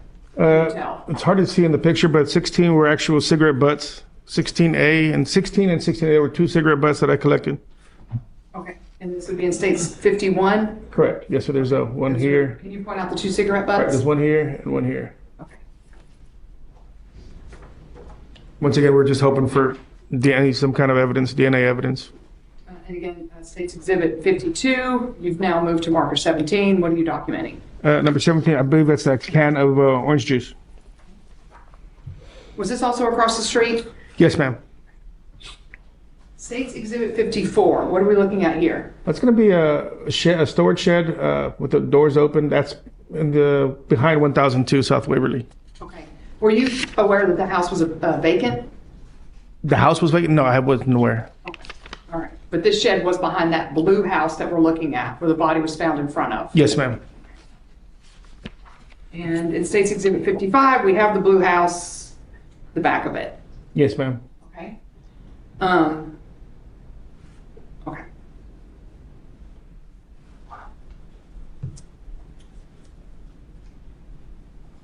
Your Honor, may I briefly approach the witness? Sure.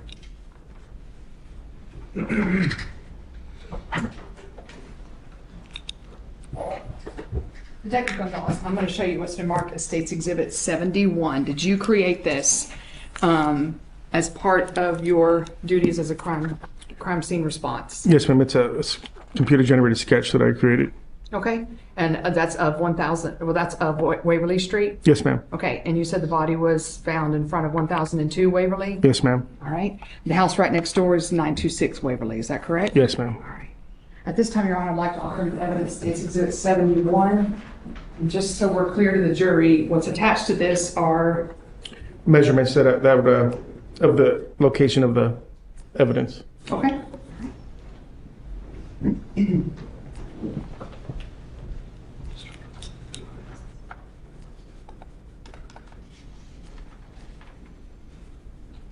We have no objection. Admitted, you may publish. Thank you, Your Honor. right, just to give the jury some context here, again. Oh, I'm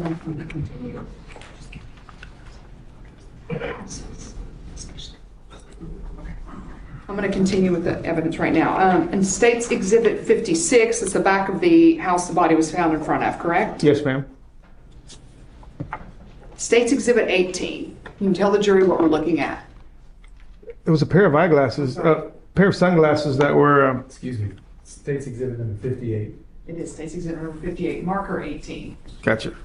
Yeah, a pair of sunglasses that were just hanging on the fence post, and the fence that separates 926 and 1002 South Waverly. Like I said, it was just out of place, and we just took them. Okay. Was that side of the fence on the side of the 1002? Or That's on the side of 1002, yes. Okay, all right. So again, you don't know what's going to become relevant, so you collect. Correct. And State's Exhibit 59, what are we looking at here? That was a roll of duct tape that we noticed that was on the southeast corner of 1002 Waverly, just on the roof. We figured since there was duct tape we collected from in front of the house, and there was a roll of duct tape on the roof, we collected it. It could be connected. Yes, ma'am. All right. Did you do anything with that particular roll of duct tape? We did process it for fingerprints, and there was none collected. There were no fingerprints lifted. All right. State's Exhibit 60, what are we looking at here? The detective requested I swab the door handle of the back door of 1002 South Waverly for any potential DNA evidence. Okay. Do you know if any were found? Or I any do- testing was done on that? I do not know. I just collect it and package it and make sure it's available. Okay. All right. I'm going to show you now what's been marked as State Exhibit number 61. Okay. And this is the body uncovered. Yes, ma'am. All right. And what are you documenting in State's Exhibit 61, marker 21? Once the medical examiner removed the tarp, I was able to see the complainant. Immediately, we noticed an additional fire cartridge casing above his head. That was a 45 caliber. It also was a 45 caliber? Yes, ma'am. In State's Exhibit, this is a closer view, State's Exhibit 62? Yes, ma'am. That's the 45 caliber fire cartridge case.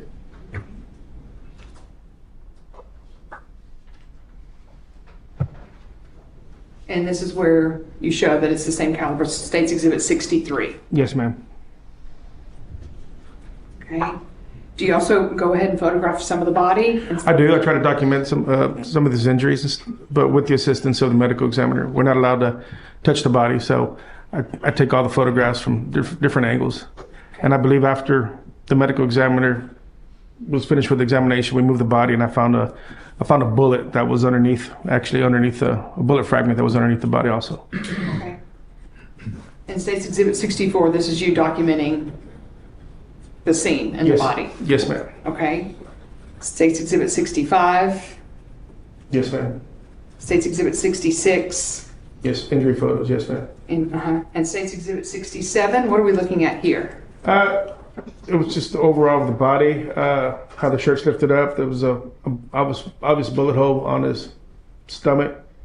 Okay, and who bagged the hands? The medical examiner. Medical examiner. All right. In State's Exhibit number 68, what are we looking at? That's that bullet fragment I was referring to earlier. When they rolled the body, it was attached to a shirt, and we just collected it when they rolled the body. All right. And then State's Exhibit 69. Just another photo of it. Okay. Now, okay. In State's Exhibit 15, we see the body in front of the vacant blue house, correct? Yes, ma'am. And that's the house you've marked as 1002 Waverly, Yes, ma'am. correct? All right. In State's Exhibit number 71, you note where the body is in front of 1002 Waverly, Correct. and to my left is 926 Waverly, Yes, ma'am. correct? Yes. That's the house next door then. Yes. So in State's Exhibit number 15, this gray house would be 926 Waverly. Yes. Okay.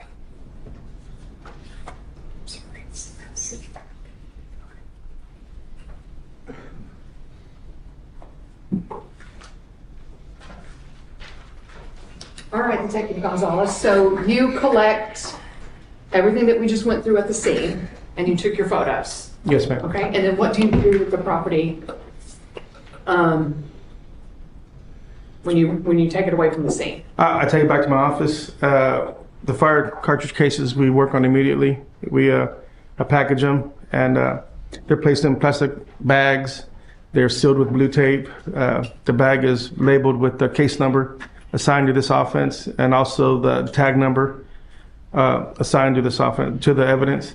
And each bag is labeled the same way. I initial them, I seal them, and then I initial them. And each one has the tag number, case number. That's just in case they get separated from each other. We know that this piece of evidence belongs to this tag number and belongs to this case number. Okay. And did you bring any evidence with you today? I did. Okay, and what did you bring with you today? I brought the fire cartridge casings that I collected. Okay. May I approach the witness, Your Honor? You may.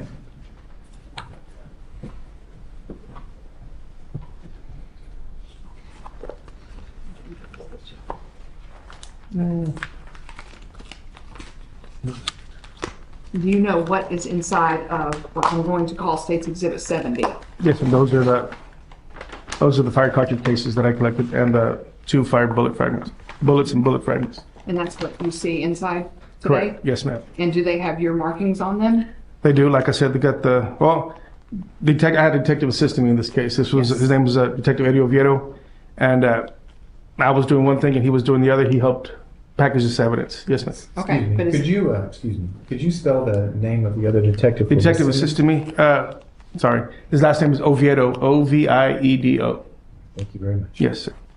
all right, but otherwise the case number, the y'all's service number is on this package and the date that it was packaged, is that correct? Yes, ma'am. Okay, was that the same for all of the cartridge cases Yes, ma'am. in here? Yes.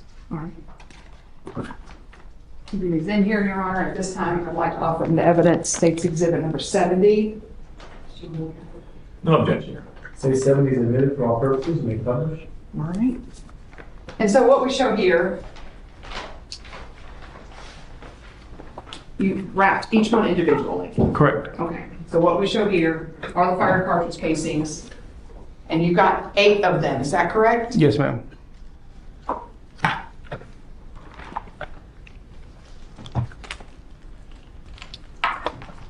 And that 8 is what you get when you put on your worksheet, correct? Correct. Yes, ma'am. Do you do anything else with these fire cartridge casings? They were before we packaged them. They were processed for latent prints using black powder. No latent prints were lifted. It's actually very rare that we get prints, but an attempt was made. So we package them, we seal them, we initial them, and then we submit them to NIBIN to get compared to any other evidence in the Okay. system. Is that common for at least a shell casing or fire cartridge case to be entered into NIBIN It's the norm. They all are on all handgun? on all cases. Any fire cartridge cases are collected and entered into NIBIN. Okay, and can you explain to the jury why this is important and what NIBIN is? Well, NIBIN, it's a database. Like I said, I'm not an expert, and I'm probably going to butcher it. I believe it's National Integrated Ballistic Information Network, something Pretty good. And something like that. And it's a database. They enter the head stamp of the fire cartridge casing, which is each one's unique. The firing pin of a gun leaves the impression on the head stamp of the fire cartridge case. They get entered into a database, and that database compares fire cartridge casings that have been entered from everywhere, and see if anything matches. okay. See if it's connected to anywhere else. To any other offenses in Dallas and Plano and in any state, actually. Okay, all right.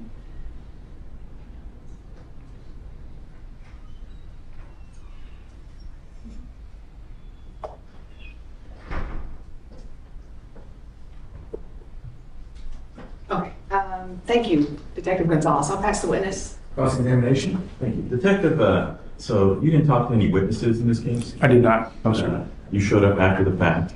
Yes, sir. Was Ms. Faith there at the scene when you showed up?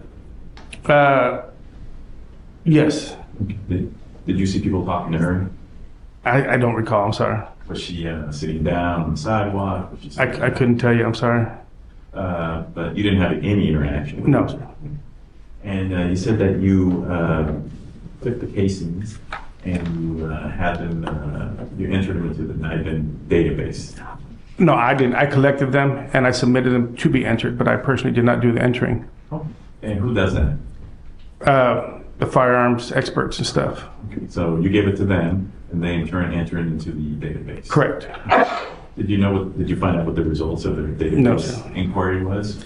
No, occasionally we'll get emails saying, hey, you got a match to a robbery offense or you got a match to an assault offense, but I really don't recall. And the firearms experts are the ones that decide how good of a match it is or not. Oh, definitely. Yes, sir. Sometimes just because there's a match doesn't necessarily mean that it's the same cartridge that was used or gun that was used in something else. Right? Like I said, I don't know what their protocol is or how accurate it is, but And those experts actually look at the data and they make a subjective determination as to whether it matches. correct. I guess that's It what could be a they. good match, it could be a partial match, it could be something that, okay, it could be the same or it could not be the same, right? Like I said, I'm not an expert on it, and I'm not very familiar with it, so I think I'm qualified to testify to that. So the sunglasses that you took a picture of, did you collect those also? I did. All right. Did you put them in a bag and get submitted to a lab for I did. testing? Yes, sir. Were they swabbed for DNA? I packaged them so that in case they needed to be swabbed, they could be. No. But they were processed for fingerprints, and none were lifted. And you don't know whether they were submitted for eating or not? No, do not. I passed it. Ms. Mitchell,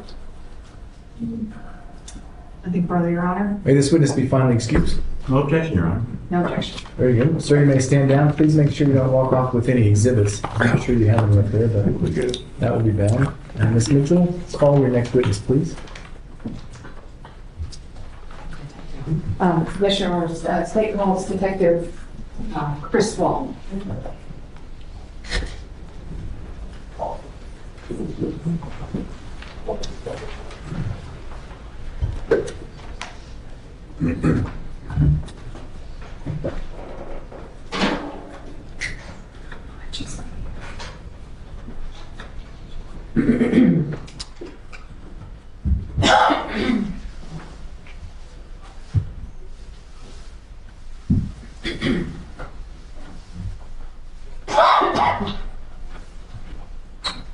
Morning, sir.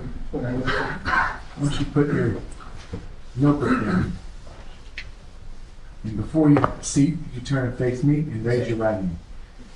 You swear the testimony you're about to give will be the truth. Yes, sir.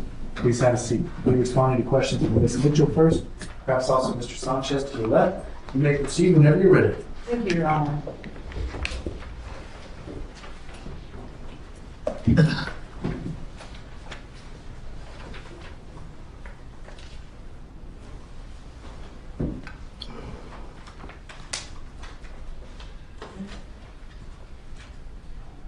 Good morning. Morning.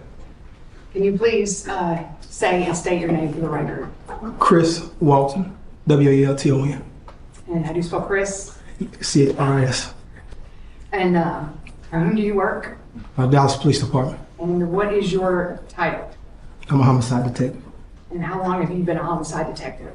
7 years, How long have you been with Dallas Police Department? 19 years. All right. Detective Walton, can you explain to the jury, just generally, how the homicide detective, how you guys work in teams or the process? Yeah, so we work in teams. The main objective of the homicide detective or other detective is to make sure that we keep the lead detective's mind focused on what's at hand. All right. So so people get called out, a group gets called out or has a week that they're on call, is that correct? Yes, that's correct. All right, and that is because there are a lot of murders in Dallas County, unfortunately, and this allows you to have a team of people that can help you. Yes, that's correct. During that time, we had a rotational based system where, say, if I get a case, my name goes to the bottom and then it rotates back up to the top. Okay. On October 9th of 2020, were you called in as a homicide detective to a death that occurred to a murder investigation that occurred on Waverly? Yes, ma'am, I was. All right, and Waverly Drive? Yes, that's correct. Okay, and where is that in Dallas? It's on in Oak Cliff, basically. Yes. Okay, in the Oak Cliff area? Yes. Okay. And are you designated as that time as the lead detective? Yes, I was. Okay. You were contacted by whom to go out to the scene? I was contacted by Detective Cheney. He received notification around about 7:45 that morning. We were actually working another scene when we received this call. Okay. Do you go out by yourself? Do you go out with him? No, we went out with other detectives who were assisting us during that day, who were on call with us. All right. And what happens when you first get there? Or what do you see? What do you notice? When I first arrived, I observed several uniformed police officers, squad cars. They were securing the scene with yellow crime scene tape. Also observed Mrs. Faith being comforted by officers. And then I observed Mr. Faith lying on the ground covered up by Dallas Fire. Okay. Do you recall what Jennifer Faith was wearing? I believe she was wearing a red shirt, black pants or sweatpants, something like that. And then how was she acting? She was very emotional, distraught, crying. When I observed her, I felt some type of way because she had just witnessed her husband getting killed. Okay. You said you were trying to comfort her. What do you mean by that? Well, officers were trying to comfort her, and also myself. I introduced myself to her as the lead detective, and that I was going to be meeting with her, and I wanted to actually talk to her a little bit better, not just at the scene, but at the office as well. Okay. Was she receptive to you? Yes, she was. Right. Do you ask her any questions at that time? The things I asked her, what happened. There was also, I noticed that there was a piece of duct tape that was at the scene, and she had told me that the person who did this tied her up with a piece of duct tape, tried to take her property. Okay, and where did you notice this duct tape? I believe it was right there in the driveway where this incident, close area where this incident happened.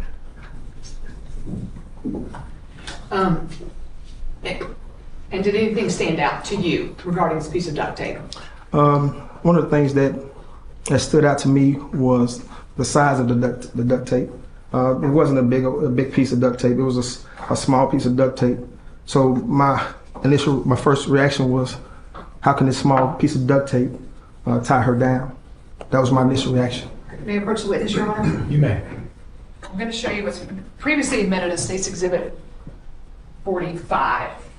Do you recognize that as the pieces of duct tape that were on the driveway? Yes. Okay.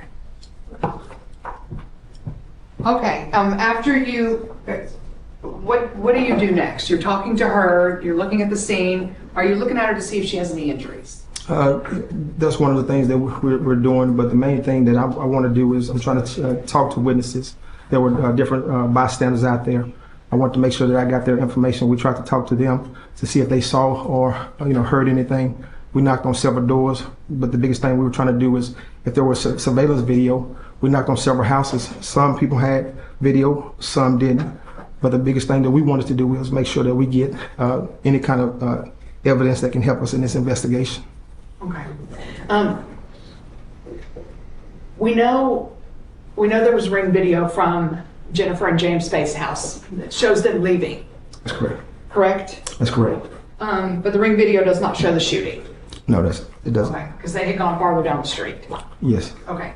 Did you notice anything about the house at 926 Waverly? Was there any other video?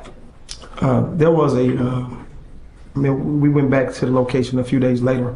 There was Mrs. Faith had given me access and allowed me to go through to see, because there was a camera on the front of the residence, but it wasn't working. So I thought that was odd. This camera that could have caught the offense, it wasn't working. Okay. So before we get into the side, go back down, I just wanted to point that out to the jury. So there was a front camera at her house, but it wasn't working. that's correct. Did she tell you about how long it hadn't been working? I don't recall her giving me a direct answer on that. Okay. I believe she said she didn't know. Okay, and I'm sorry, think I took us down the road, I didn't need to go yet. Who was there with Jennifer when you were talking to her? Her daughter Amber Faith, she was there. Okay, and how was she? She was very emotional as well, trying to comfort her mother.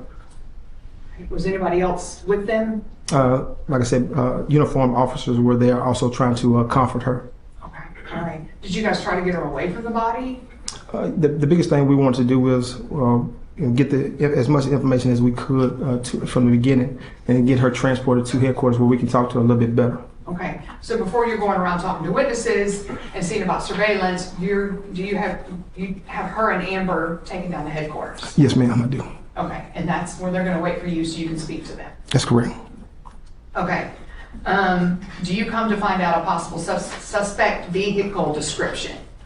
Yes, as we were canvassing the area, knocking on doors, Detective Kramer, he notified me that we had an individual who possibly took a picture of the vehicle as it was driving away.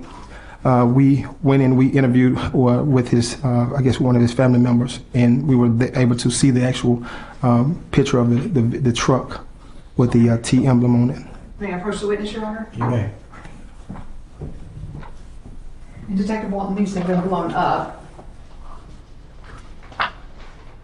But in what's been previously admitted as states 11 and 12 were these the photos on October 9th, 2020 that were viewed by several different detectives and responding officers regarding the possible suspect vehicle.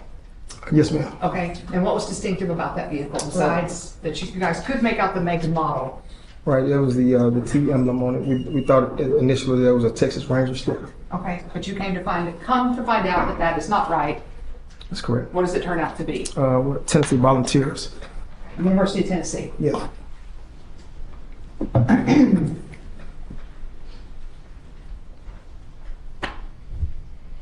Okay, and you said you are canvassing the neighborhood, trying to get.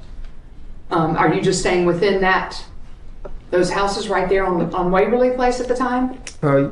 During that first initial, yes, ma'am. We were trying to get as much information that we could.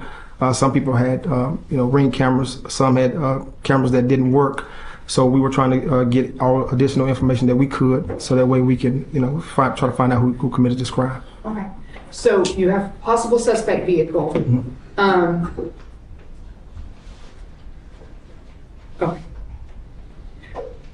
And you're canvassing the neighborhood, and other detectives are as well. Yes, that's and you correct. speak to several neighbors, correct? Yes, that's correct. Okay. But as far as we know, no one saw it firsthand. No. Okay. When the medical examiner arrives, or the medical examiner investigator arrives, is Jamie Faith uncovered at that time? James Faith uncovered at that time? Yes, he was. Okay. And what do you see? I observed him. There was quite a bit of blood surrounding him.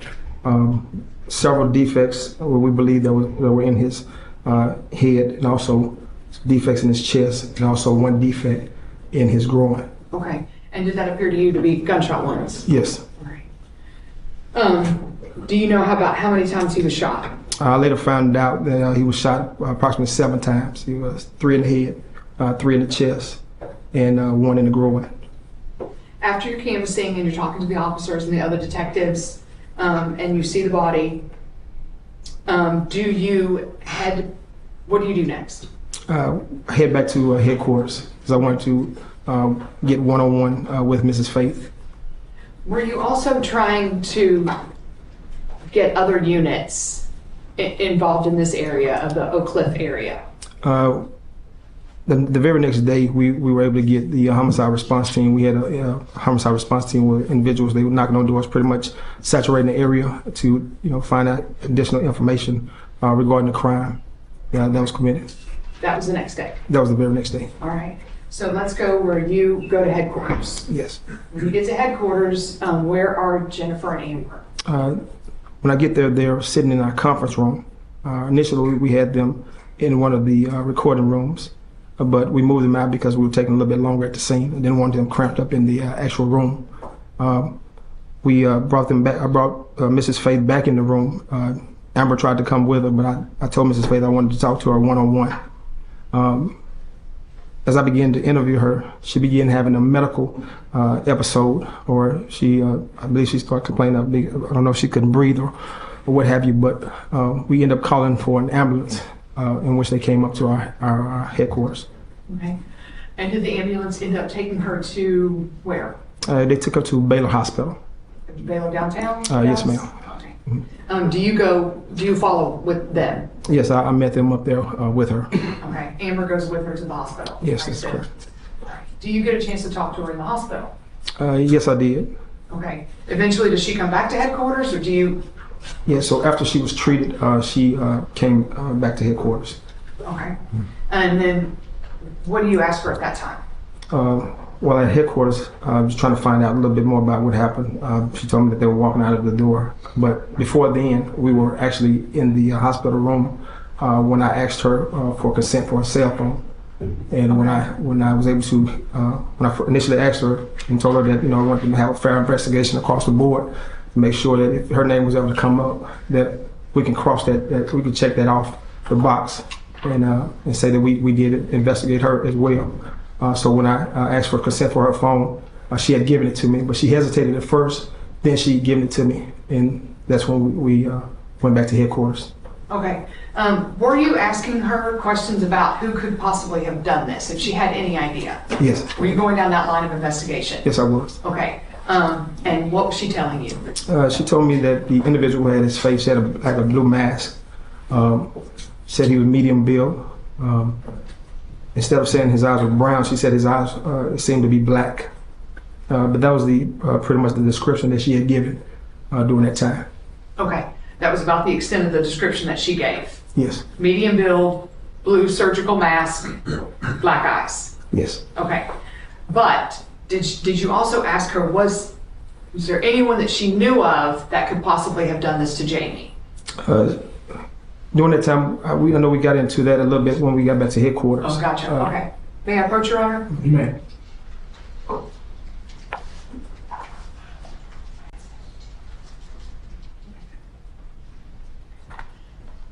Detective, I'm going to show you what's marked as State's Exhibit 72. Do you recognize, and can you look through all of it? I'm sorry. I'm going to show you what's marked as State's Exhibit number 72, 73, and 74. Okay.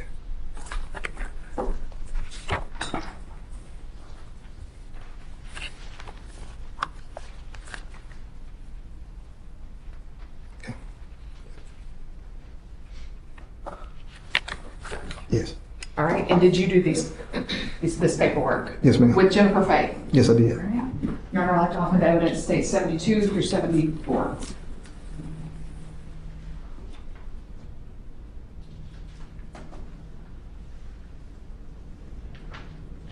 No objection, Your Honor. 72 through 74 admitted for all purposes. You may publish. All right. And make a personal initial. You may. Just so you can tell the jury what is each exhibit. The first exhibit number 72 is a consent for her cell phone. Well, she gave me consent. Exhibit number 73 is where we went back to her residence and she was able to give me like the victim's computers and things of that nature, keyboards and other company laptops. Also, exhibit number 74 is where she brought me her clothing. Okay. And why did you want this information? Either her phone or victim's computers, things like that. What were you trying to do? Just wanted to do a thorough investigation to find out who committed this crime, because at the time we had nothing but just a black truck with a T emblem on the back windshield.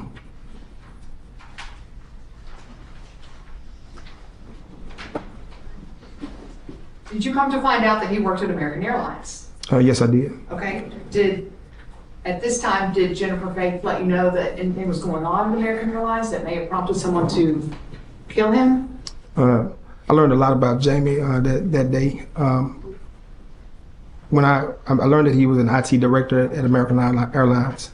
But I also learned that during the time of COVID, there was a layoff. Approximately 18 to 20 individuals were laid off. But that's the only thing that I heard at that point in time. I learned that Jamie was a Green Bay Packer fan. He was an individual who loved playing video games on Thursday nights. And he was just a family, loved outings, loved going to social gatherings with his family. But when going through this investigation, trying to find out who would want to hurt him, that was the thing that we started talking about. Okay, if there was anybody, who would you say that wanted to hurt Jamie? He laid off 18 to 20 people, and also one of, I believe, Amber's biological father came into play. His name had came up in this investigation as well. Okay, just let's parse this out just a little bit. As far as Amber and the bio dad, he has not been part of her life almost her entire life. Is that correct? That's correct. Okay. And then as far as American Airlines, did you actually go to American Airlines and talk to the people there? Yes, ma'am. I did. I went to meet with the director at American Airlines, and when I met with them, they pretty much gave me a little bit of history about Jamie. Okay. Was he well liked at his job? Yes. Okay. Do you pretty much at that point decide that there's just nothing to go on as far as any employees doing this to him that were irritated at getting laid off? Well, at the time, I still didn't know. Okay. I still didn't know, and I believe that I did a subpoena, and they were able to get me those names during that time. Okay.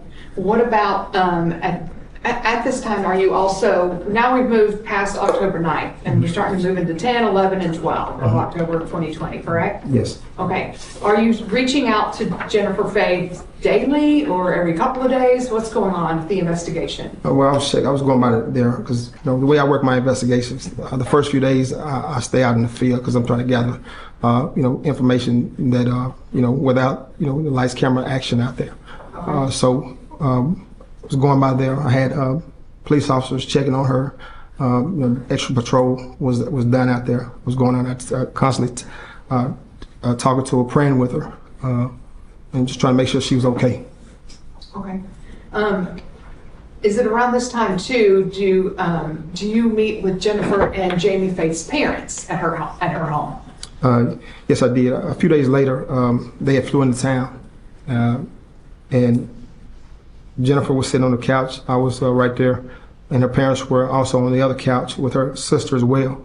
And those were the individuals that gave me additional information about him loving the Green Bay Packers and just the type of person that he was, not having any enemies. Okay. He was originally from Wisconsin, correct? Yes, that's correct. Okay. So they gave you no information or any indication that anyone had anything out for Jamie Faith, correct? No. Okay. Do you also do anything with the media? Yes. During that time, I put out a public bulletin. The public bulletin went out so that we could try to get some answers. Then we did a TV interview with Fox 4 News Trackdown, where the information was actually put out there, and the video collection that we did was also put out there to the media. Okay, so let's back up and talk about, first of all, you did a bulletin. Mm-hmm. Did you put anything in the bulletin about the truck or anything that was specific? Yes, I did. I put the photo that we had received of the truck, and I asked the public for any assistance they would give me regarding if anybody knew who that truck belonged to or anything, and specifically focusing on that T sticker on the back of the windshield. And you guys were going pretty deep into this, right? I think you and I spoke. Did you contact Austin, for instance? Yes, I did. I did call down there to see if there were, and this is what I learned too about the Nissan Titan truck.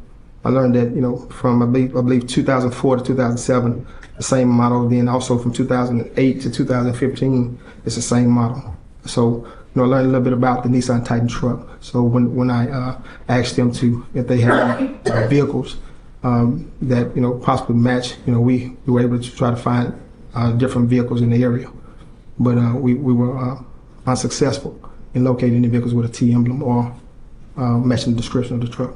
Okay. Going parallel at this time is the phone from Jennifer Faith is being extracted. Yes. By a team of people that work at DPD. Would that be correct? Yes, our fusion unit. Okay. And she gave you the information in order to get into the phone and get it the cell phone extracted, correct? That's correct. Okay. But that's taking a little time. You have other detectives looking at it to see if they can find anything in it, correct? Yes, I gave him the phone to Detective Gross. Okay. While I was out in the field, I asked him if he can look through it and find anything in it while I'm out in the field trying to collect video.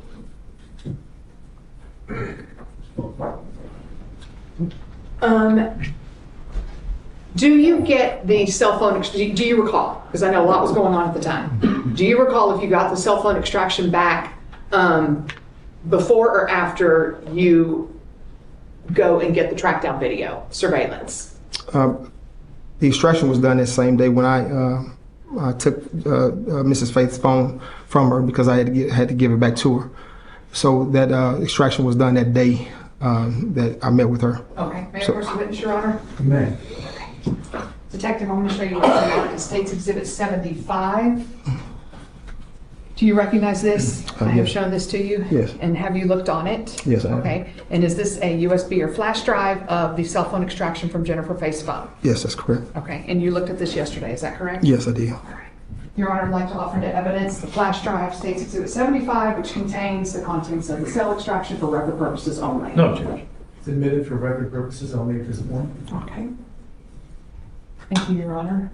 Make sure that's in a separate place for the court reporter, So she can keep track. Thank you.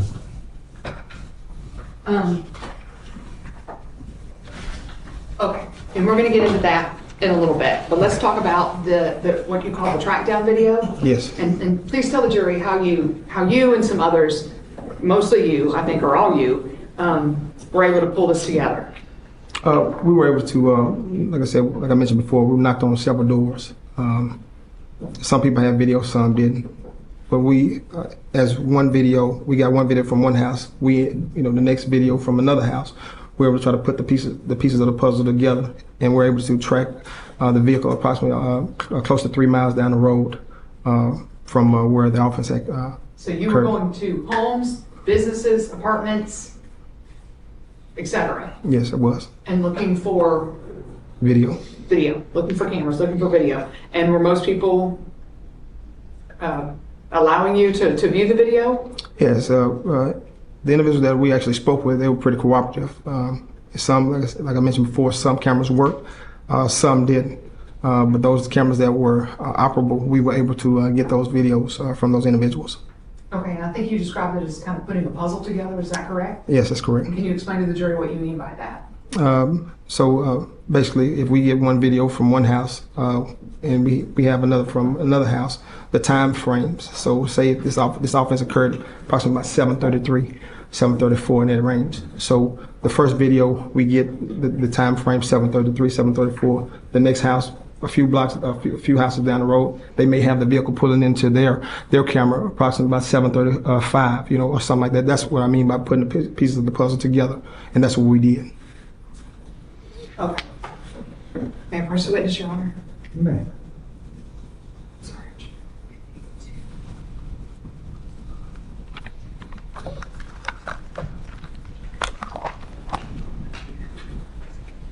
Can you give me just a second, Your Honor? I apologize. Why don't y'all stand up and stretch your legs real quick, members of the jury. Ms. Simmons, how you doing? Okay. We'll go about another 20 minutes or so before we take our lunch break.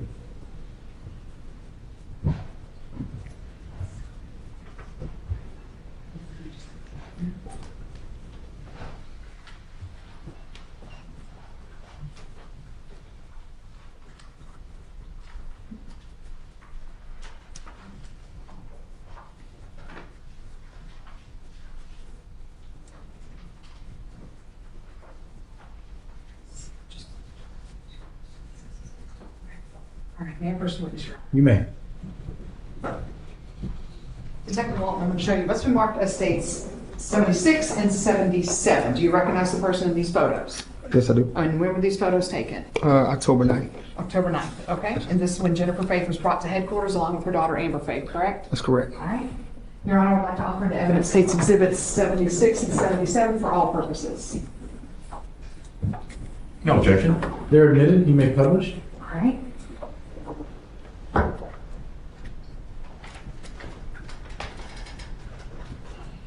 States Exhibit 76, can you tell the jury what we're looking at? This is Mrs. Faith.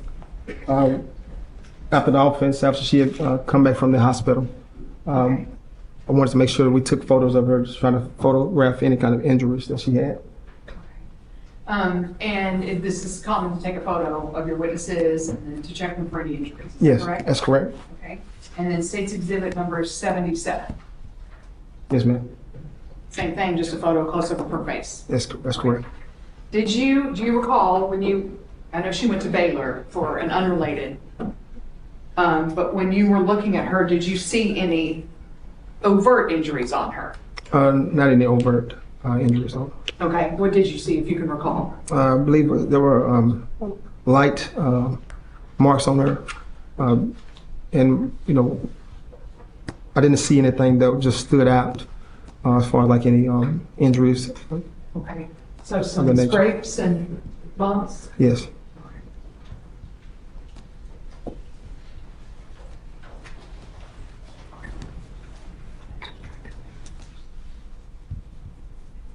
All right, may I first witness, Your Honor? You may.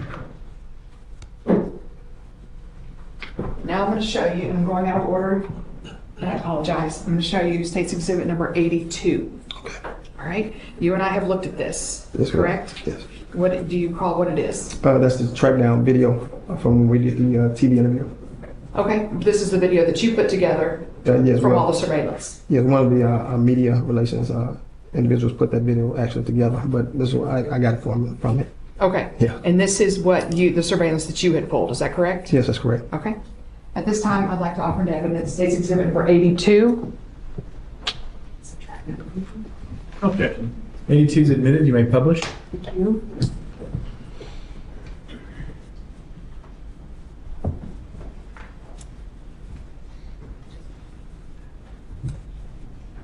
All right, Your Honor, here we go.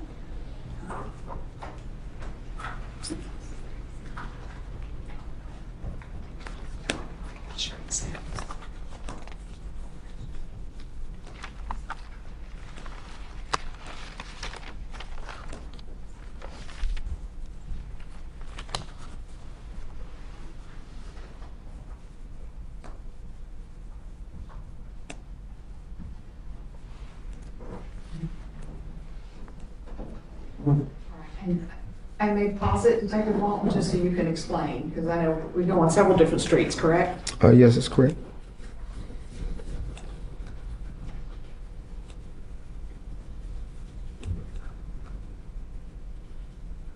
And what do you see there? That is the suspect vehicle, the black truck, Nissan Titan with the Okay. T emblem. Do you have any idea where this is, Yeah, what it's, street this is coming down? yes, it's headed eastbound on West Clarendon. It's approaching the stoplight at Edgefield. Okay, and Clarendon is fairly close to Waverly, correct? It connects to Waverly. Matter of fact, he turned from onto Clarendon from Waverly.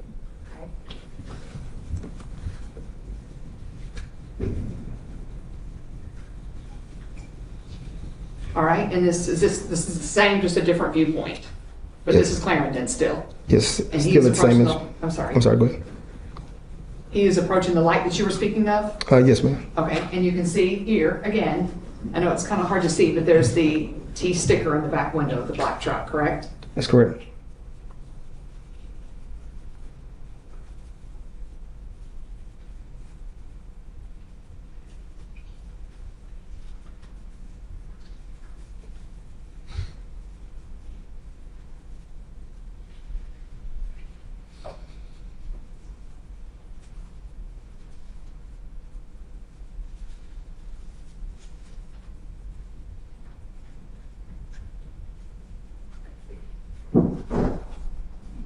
And just at the very top of the screen, we see where the circle is, the black truck going by, correct? That's correct. And can you tell the jury what's the timestamp on this one? Timestamp is 7:37. And the murder, the call-in, do you recall? I believe it was About what time? I believe it's 7:35. Yeah, 7:35. I believe so. Yes, ma'am. Okay, and this timestamp is showing him driving at 7:37 a.m. That's correct.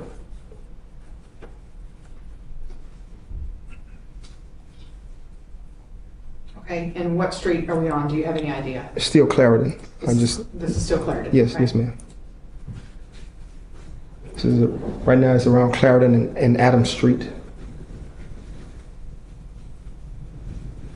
Are we still on Clarendon? Still on Clarendon. Now he's approaching Zane.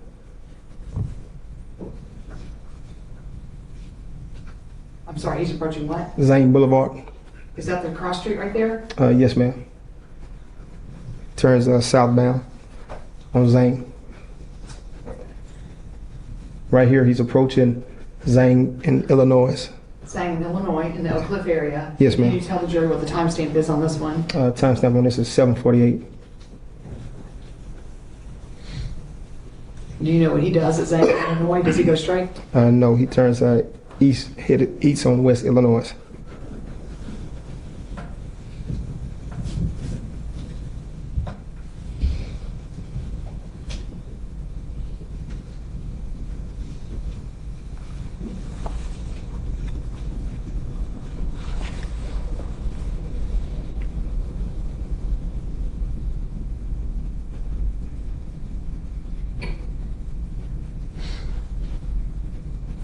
Are we getting closer to the freeway, Detective? Yes, he's getting ready to do turn northbound on I-35 from Illinois. So Illinois connects to I-35. Yes, right. It's right there at the. He's getting ready to make a left, heading northbound.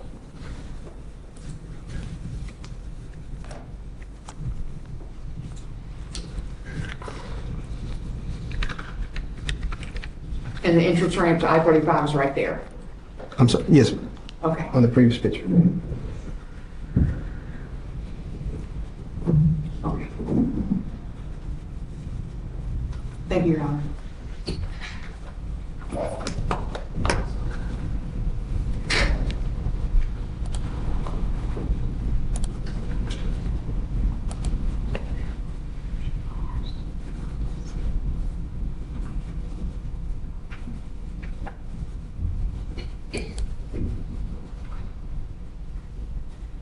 Okay, Detective Walton, at some point, well, I think very quickly, after 10-9, Detective Gross comes to you with some information that he's found on the phone. Is that correct? Yes, I believe he actually called me.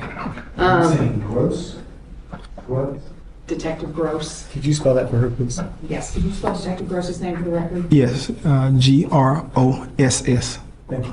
Detective Gross is in homicide with you, Yes, that's correct. Right. Yes, and you had asked him to go ahead and look at this cell extraction that you had done that's correct. while you're doing all this other stuff. Is that correct? That's correct. Okay. And does he finally come to you with some information about what he's found on the phone? Yes, he does. Okay. Does he find something on Jennifer Faith's phone that he thinks you might find interesting? Yes, he did. Okay. May I approach the witness, Your Honor? Amen. I'm going to show you what's marked as State's Exhibit 79. The cell phone extraction has been previously admitted into evidence. These are, when you read over this and see if you recognize it, extractions from what Detective Gross thought you might find interesting. Yes. Yes, ma'am. And you had gone through these texts as well. You and I had talked about them, correct? Yes, that's correct. At this time, Your Honor, I would like to offer to evidence State's Exhibit 79. It is just the excerpts.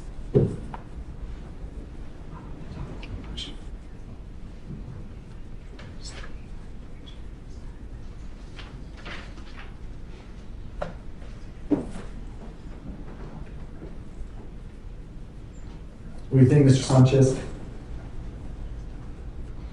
Oh, I'm sorry. You have any objections? Oh, no objection, Your Honor. I'm sorry. 79 is admitted for all purposes. May it come. I blame Mr. Duke for that.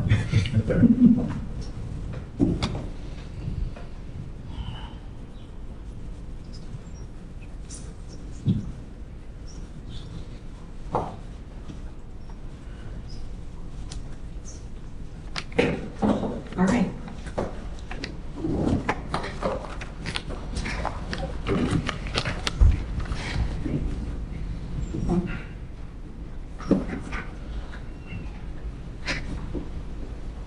All right, and you should be able to use your screen,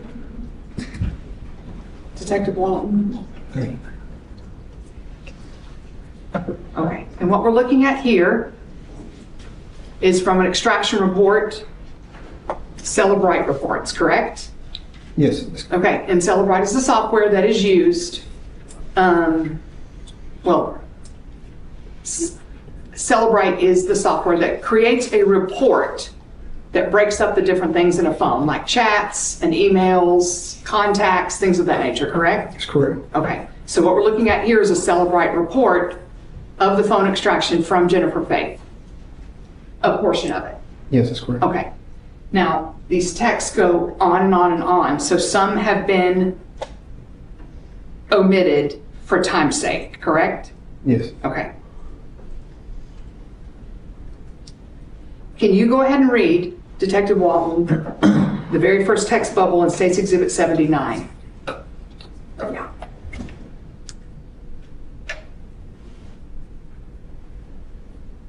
So this text message is to a friend named Tina Spring.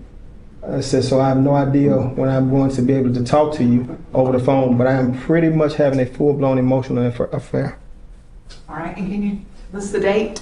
It's April 20th of 2020. Of 2020 and the time? Time is 2:51 p.m. Is that right? Okay. All right, and can you keep going? The second one states, and Jamie knows about it. And that's dated 4/20/2020 at approximately 2:52 p.m.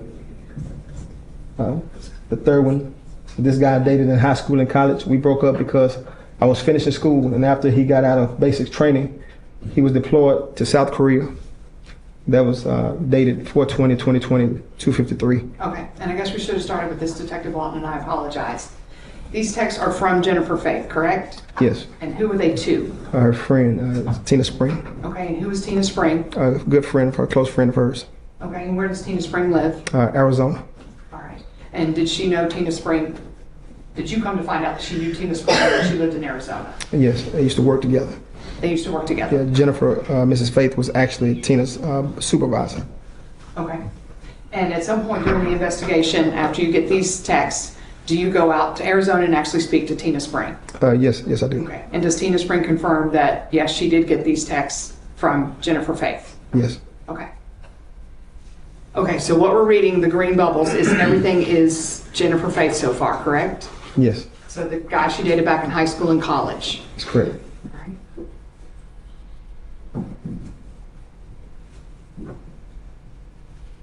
Okay, can you read the next one? The next one states he ended up going to Special Forces and served 26 years. That's April the 20th, 2020 at 2:53 as well, p.m. All right, and the next one? Just retired and found me. 4/20/2020 at 2:53 p.m. The next one. The next one said we were going to get married at the time. And that's also on 4/20. All right. Said, Read the next four. okay. So then I met Amber's bio dad. That's 4/20/2020. Right after he left. It's been crazy, and I know I am so stupid for doing this. And I know you're at work, and I'm probably blowing your mind right now. Laugh out loud. Okay, and then we have a response from Tina, is that correct? Yes. Okay, can you read that for the jury? Tina responds, no, it's totally okay. And that's 4/20/2020 at approximately 3:17 p.m. Said Jamie knows. How does he feel? And Jennifer's response? Scared and sad is what he said. Tina, we haven't had sex in 4 years. And then Tina's response? Why?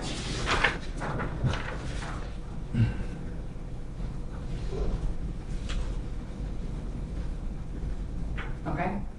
Can you continue reading? Yes. This is from Jennifer. Yes. So I told him I feel like we love each other, but we are not in love with each other. He said, I don't know. I constantly try to initiate.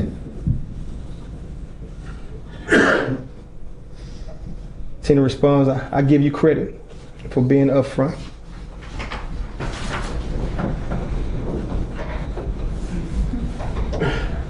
Okay, and continue with Tina. Where does the other guy live? Jennifer's response? Tennessee. He's originally from Tucson. His mom and siblings are still there. And response from Tina. He was stationed out of Tennessee and bought a house there with 20 acres. So he's there now. Sorry about that. And Tina responds, "Oh, wow. How often do you talk?" This is still on 420, correct? Yes, correct. And her response. All day, every day. That's 420, 2020, 3:38 p.m. Text mostly. Calls at least once a day.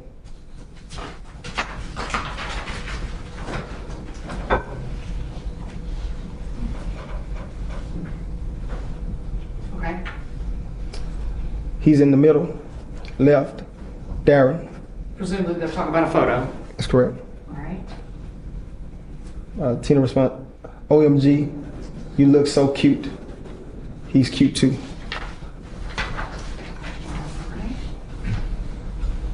Okay, so in this,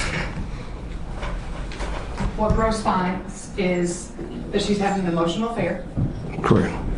and that his name is Darrin, and that he lives in Tennessee. That's correct. Okay, what do you guys do with this information? We started doing more research, checking our databases, and also too, I believe that we found some information. Before you get there, what do you do in the phone? Do you find anyone named Darrin in her contact list? Right. Okay, and what is his name?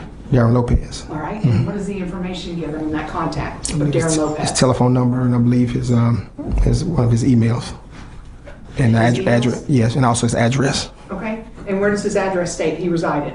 I believe in Cumberland Furnace, Tennessee. Okay. I believe it was Sweetwater. Sweet Home is the street.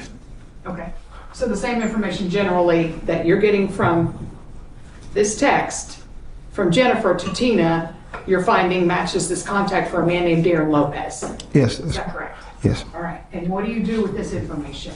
We began checking databases, and then we, once we learned his address, we contacted one of the local agencies to drive by there.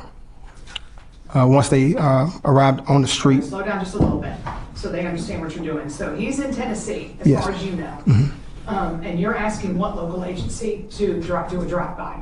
I believe the local agency there, I can't remember the exact name of the agency, but we contacted them. Like a And- local police agency or local Yes. sheriff's office? Yes, ma'am. And they did a drive-by where they could not see the house because it was far from the road. It's on 20 acres. Okay, so it's true he did have 20 acres or such? Yes. Okay, and they couldn't see anything from the road? No. Okay. Tell me, before we even get there, also, what did you find from your checking all the LEA databases, the law enforcement agency databases? What do you find that also connects Darrin Lopez to your case here in Dallas? Could you Do you find restate? that there's a particular car that's registered to him? Yes, the Nissan Titan truck. Okay. And do you come across that after you get the information about Darrin Lopez and his contact information? Yeah, we learned that he had a Nissan truck, Titan truck. Okay. And what was registered to him and where it was registered to him also matched the address in Tennessee, is that correct? That's correct. Okay. So after you can't get anyone, and this is around mid-October, would that be correct? That's correct. After you do not have any success in seeing where his truck is, what do you do next? Or if his truck is there, or if he's there? Detective Barnes, I believe he contacted some of his contacts on the federal side that was down there on the ATF, and they were able to do a flyover his residence. Okay, all right. And we'll be talking to Detective Barnes later. And here's where, can you explain to the jury, here at this point, you and Barnes start working together Yes. pretty closely. Can you tell the jury why? Detective Barnes, dealing with the state side, he's a homicide detective as well, but he also is ATF. So the access that he has on the federal side was great for this investigation because we found out that the potential suspect lived out of state. Okay. And so he's contacting the feds, and which agency is he contacting? ATF. At the ATF, okay. And we will talk to him later, but during the course of the investigation, do you come to find out that Barnes is able to get them to do a flyover, is that correct? Yes, that's correct. Okay, and what do you get from this flyover? We received photos of the actual property in the truck with the T emblem. Okay, so that's confirmation that this particular truck is at this house that matches Darrin Lopez's name and Darrin Lopez's address. That's correct. Okay. Why don't you mark your spot? We're gonna take our lunch break right now. Remember, the jury It's 5 till noon. I'm going to give you some instructions. They're not different than what I've told you before. Please don't do any independent research on this case. Please don't discuss the case even among yourselves. And please be back in the jury room at 12:45, ready to come back in to continue this trial. Thank you very much. All rise for the jurors.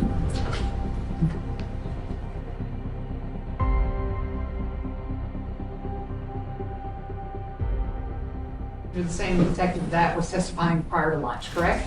Yes, this is correct. All right, and you and I think we left off where you were talking about the ATF that had done a flyover of the home in Cumberland Furnace, Tennessee.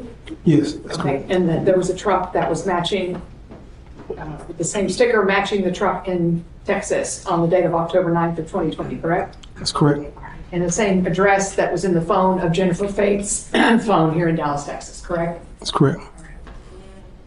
With this information, I know there's a lot going on. You have various search warrants going out. You're talking to people, correct? Correct. May I approach the witness, Your Honor? You may.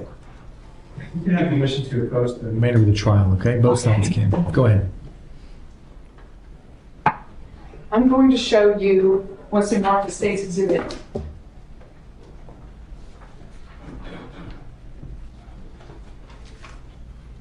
'83 and State's Exhibit 84. I want you to take a look at these. It's an affidavit for a search warrant.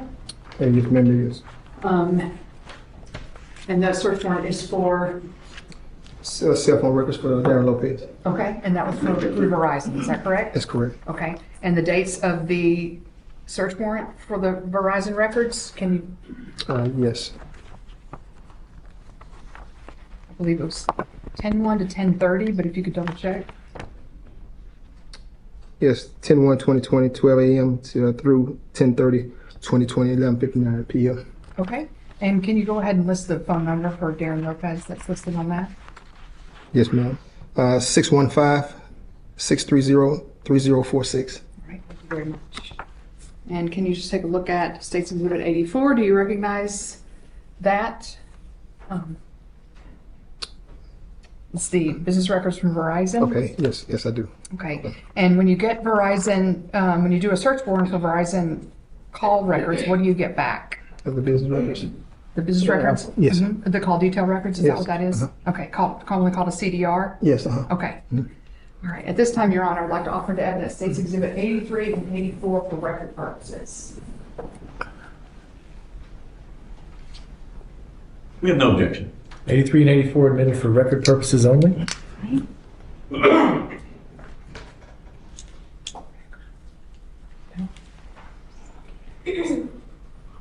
Okay, so let's just go over that one more time. When you're doing a search warrant for these Verizon records for somebody's, it should, all you have at this time is a cell phone number, correct? that's correct. That number that you've already read in. Yes, that's correct. And the records that you get back, and again, we'll have an analyst come and talk about this, but the records that you get back from Verizon are called detail records normally, but just based off the phone number, is that correct? Yes. Okay. And what was the purpose in doing this search warrant from the time of 10/1 to 10/30 based off the number that you had received from Jennifer Faith's phone? We were trying to place him at the scene in Dallas. Okay.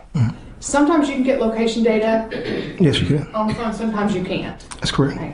Were you also trying to see any communication between the two during this time? Yes, I was. Okay, and were you also trying to see a level of communication between the two of these during this time? Yes.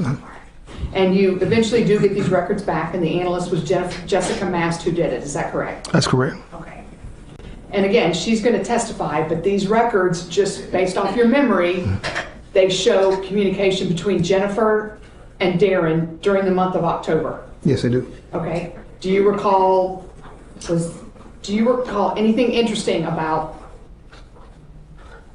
that time period, particularly around the time of the murder? The death of James Faith. I remember there being a lot of communication during that time frame. And then right around October 8th and October 9th, is there anything that changes? Yes, I think the hours, approximately 29 hours of the communication changing. Okay. Make sure you speak up, Detective Walton. I got you. Okay. So there comes a time where there's almost no communication between Jennifer Faith and Darrin Lopez. That's correct. Okay. And these are the dates that are at the time of Jamie Faith's death, correct? Yes, that's correct. All right. At the same time that you were doing the search warrants for the call detail records from Verizon, you were also speaking with Jennifer Faith, correct? Yes. And at one point, I believe on October 12th, you and Eric Barnes, Detective Eric Barnes, go back to Jennifer Faith's house. Yes, we do. Can you tell the jury the reason to go back on that particular day? We were trying to see if there was any additional information that we could receive for the investigation, and then also to check her camera. She said she had Ring cameras. We were able to get one set, and we're trying to find out why the front cameras were not working. So that's why we went back. Okay. And when you go to her house with Detective Barnes, does she give you access to her Ring camera? Yes, she does. Okay. And what do you and Barnes do? Are you sitting at her computer looking through everything? Yes, sitting at her computer. She's right there with me, and also Detective Barnes. I came across there was a side camera. I came across an individual walking next to the vacant house, and I asked her. It was approximately 2:38 in the morning, and I asked her who that was, and she told me she didn't know.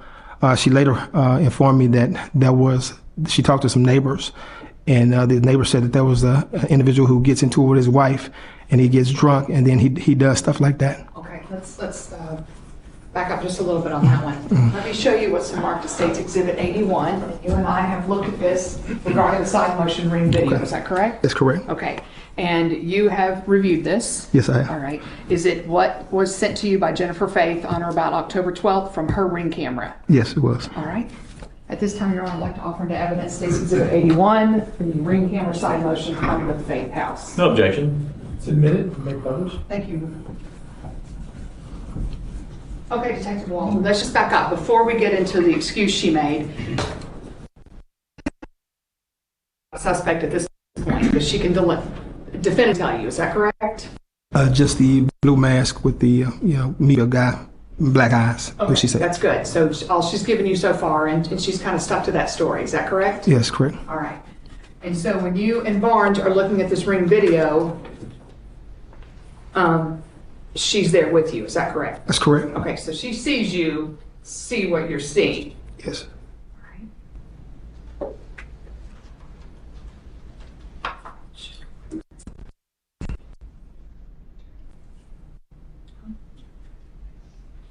Okay.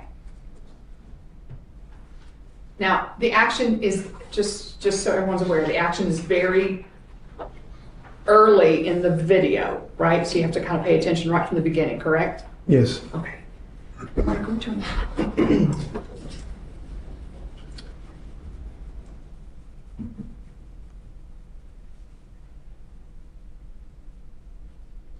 Okay. And what do we see? It's an individual wearing a blue mask, black shirt, and a ball cap, Okay. walking around the vacant house next to Mr. Faith's house. All right, and let's just go back one more time because it does.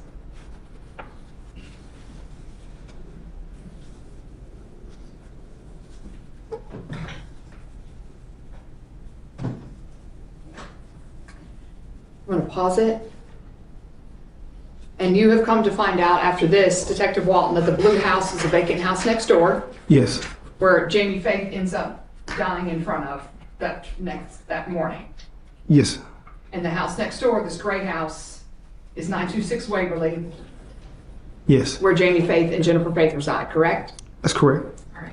And can you also notice when I turn this back on, the timestamp at the bottom Yes, 2:38 a.m. on 10/9 of 2020? That's correct. Okay. Now, the rest of this video does not, I believe we watched it, it does not show any human form coming back around again. Is that correct? No, that's correct. Oh, no, I'm sorry. Here it is.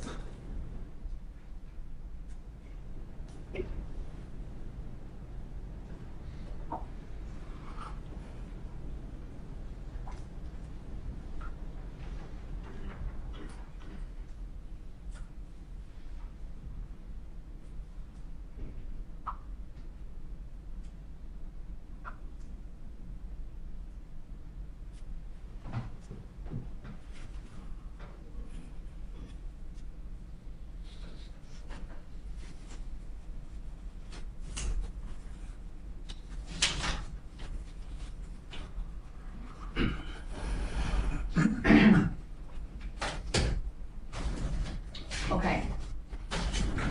And at the time, you asked her, since this is an important date, correct? 10/9 at 2:30 a.m. You asked Jennifer Faith who that person is. Yes, I did. And her answer is, She at said the time, at the day. at the date, she said that she didn't know who that was. Okay. And then the next day, what does Jennifer Faith do? She called me and said that I know who that is. My neighbors had told me that that's one of our other neighbors who gets into it with his wife when he gets drunk, and then he does stuff like that. He walks around like that. Okay. Just. Okay. Do you continue to have contact with Jennifer Faith during this time? Yes, I do. And let's make it clear, Darrin Lopez ended up being arrested on January 11th of 2021, correct? Yes, he did. Okay. So during this investigation that went from October 9th all the way to January 11th until his arrest, correct? Yes. All right. So during this time in October and November and December, you and Barnes and some of the ATF people over in Tennessee are doing surveillance. Would that be correct? Yes. Do you know what type of surveillance the ATF was doing in Tennessee? There was a video camera and they placed a video camera. They built it inside of the tree to catch the actual vehicle leaving the residence, and we were able to catch the vehicle with the same T emblem leaving the residence from that location. Okay. And again, Detective Barnes was the one who was working with the ATF on that, and so he'll be able to testify and elaborate to that later. Yes, he will. Various search warrants are going out, especially these CDR records, and then eventually do you get Google records? Yes, we do. And what was the point of the Google records? To try to place him in Dallas.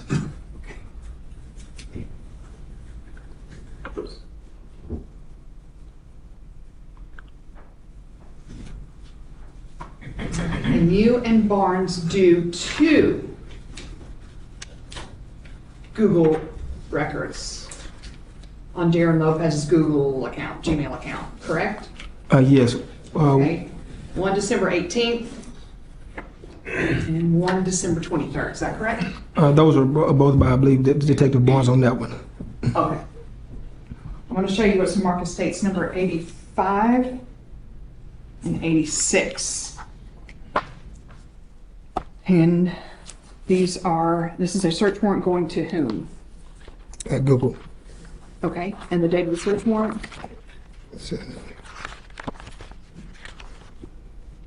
December 18th. December 18th. Okay. Okay. And this was for Darrin Lopez's records, correct? Yes, that's All correct. right. And then States Exhibit number 86 would be the letter that you received from Google. Is that correct? Yeah, Detective Barnes received this letter, yes. Okay. And then what is stapled are the returns that you get back from Google. Yes. Right. Okay. States number 87 is a search warrant to whom? Google. Okay. And for Darrin Lopez's records again? Yes. Okay. And that search warrant is dated? December 23rd. Also Detective Barnes. Okay. And then again, States Exhibit number 88, the letter that is returned from Google referencing the Yes. December 23rd records and the returns on a CD. Is that correct? That's correct. All right. At this time, Your Honor, I would like to offer into evidence States Exhibit 85, 86, 87, and 88 for record purposes only.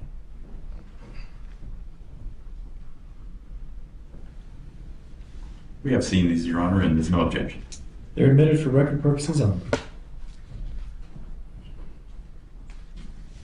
Does Detective Barnes get these Google returns before you do? Yes, he did. Okay. And does he contact you? Yes, he told me to check my email. Okay. Does he contact you fairly early in the morning? Yes, he does. Okay. Because what had he done when he saw these returns? He contacted me and verified the information.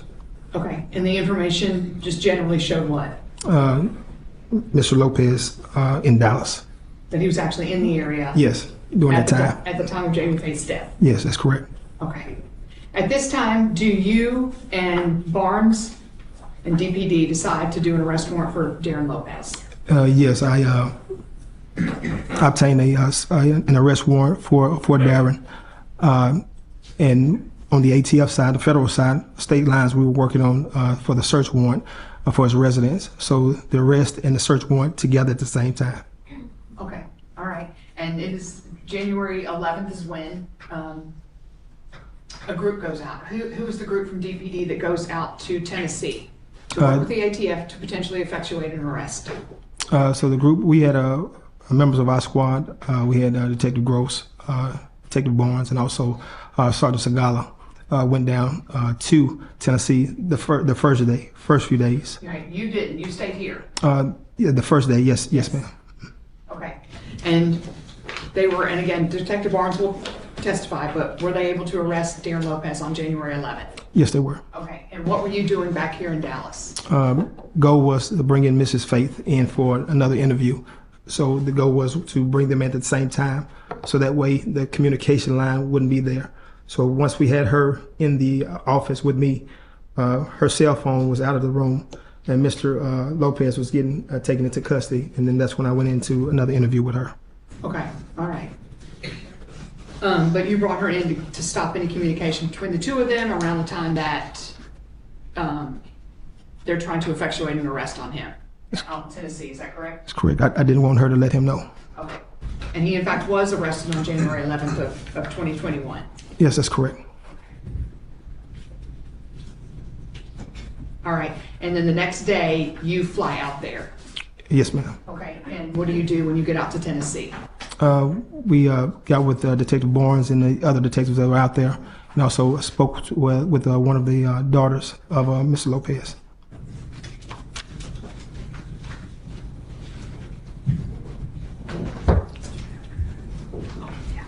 All right. And then one last thing regarding those texts that you and I looked at before and showed the jury regarding Tina Spring. This is State's Exhibit 78.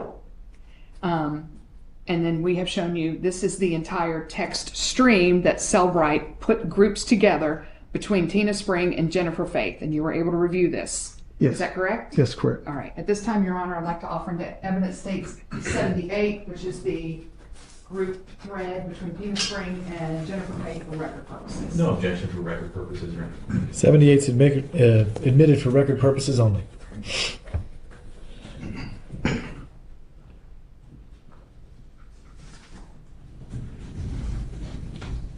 All right. At this time, Your Honor, I will pass the witness. Cross-examination? Thank you, Your Honor.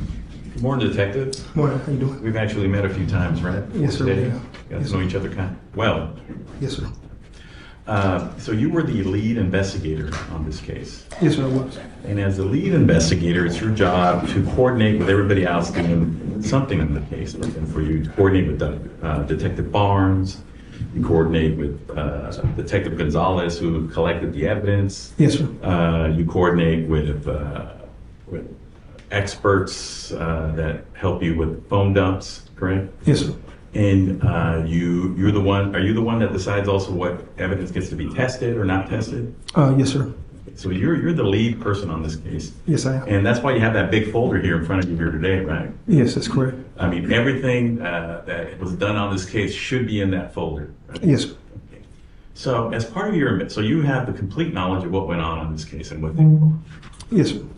So when you were able to determine through your investigation that Darrin Lopez and Jennifer Faith had begun talking and having an emotional affair, correct? Yes. You were able to determine that they never actually met in person until the day of Jamie's death. Is that correct? That's correct. That's the first time you ever laid eyes on her since they were dating back in high school, correct? That's correct. And you were able to learn things about Mr. Lopez, right? Yes, it was. You were able to learn that as the the text messages between Tina and Jennifer indicate, that he had been in Iraq and Korea and different deployments as part of the special forces. That's correct. You were able to learn that Mr. Lopez was a decorated war hero, correct? Yes, I was. Yes. You were able to learn that he received a Purple Heart as part of his deployment And that Purple Heart related to the fact that you had been blown up or close to an explosion that caused him to get that Purple Heart. Isn't that true? That's correct. You were able to learn that he had been serving valiantly as a medic with the Special Forces the whole time he was there and put himself in danger many times, correct? Yes, that's correct. For the service of this country, correct? Yes.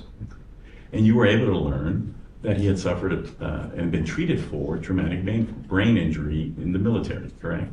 Yes, sir. That's correct. You were able to learn that also he was determined to have PTSD as part of his as a result of his injuries and his service. Is that correct? That's correct. And you ever learned this through documentation, correct? Yes. You ever able to learn this through talking with different witnesses? Other officers as well. And officers as well. Yeah. And you were able to look at military records that indicated that that was true. Yes, sir. It wasn't something that was made up. No, sir.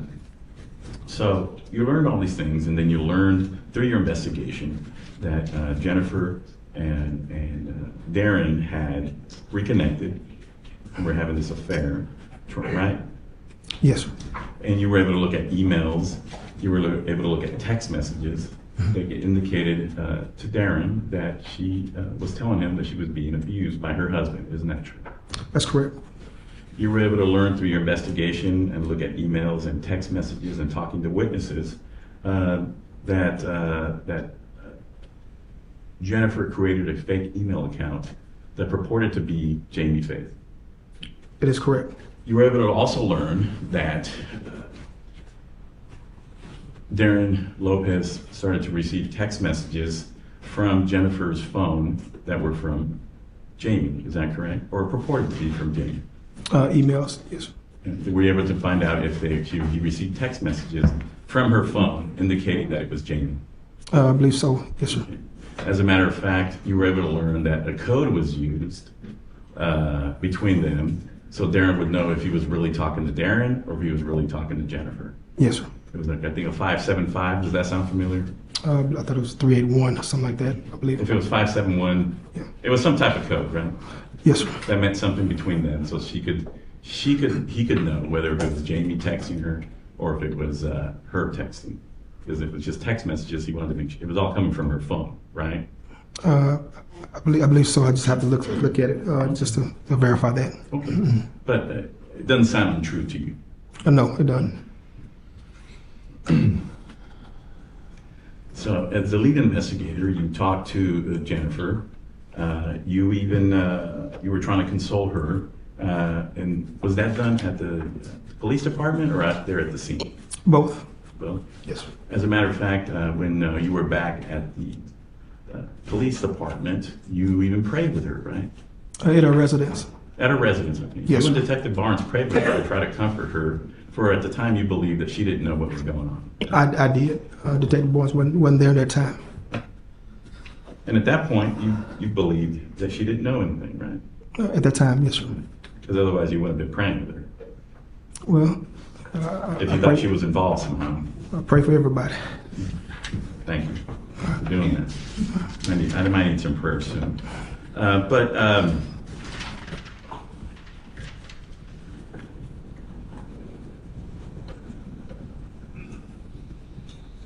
We're looking at emails that were obtained through the search warrants that you testified here today. You were able to determine that Jennifer had created these fake email accounts in order to convince Darrin that she was being abused sexually and physically by her husband. That was my initial thought. Yes, sir. Eventually, through your investigation, you were able to figure out that the emails coming from Rob Schmidt were really coming from from Jennifer Faith, correct? That's correct. It was a fake email account. Yes, sir. Rob Schmidt had nothing to do with any of this. Right? No, sir. Because you were able to talk to him and determine that he had no idea that somebody was using his name. That's correct.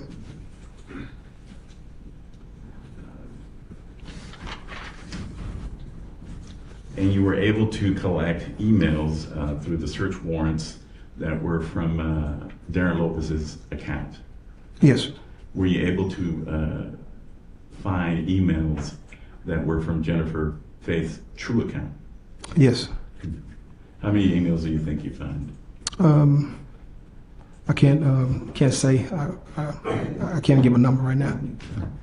Were you ever able to? One moment.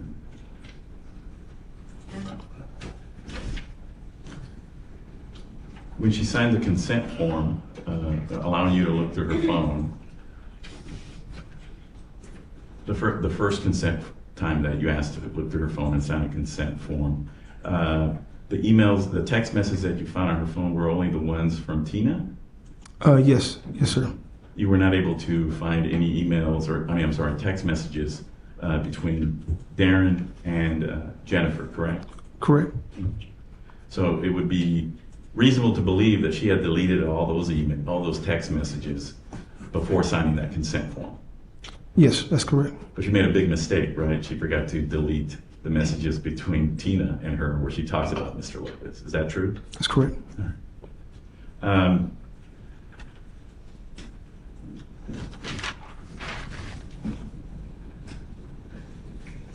You were able to determine that Jennifer instructed Darrin to remove the T on the back of that truck. Yes, that's correct.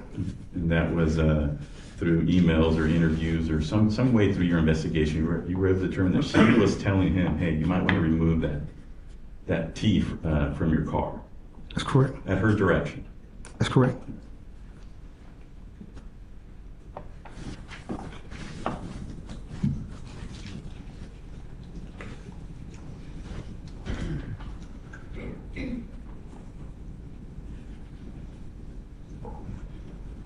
You talked about how Darrin was arrested on January 11th, but the investigation didn't stop there. Right? No, sir, I didn't. The investigation kept going because you were not only investigating Darrin at that point, you were also investigating Jennifer instead of her actions, correct? That's correct. As part of that investigation, you received information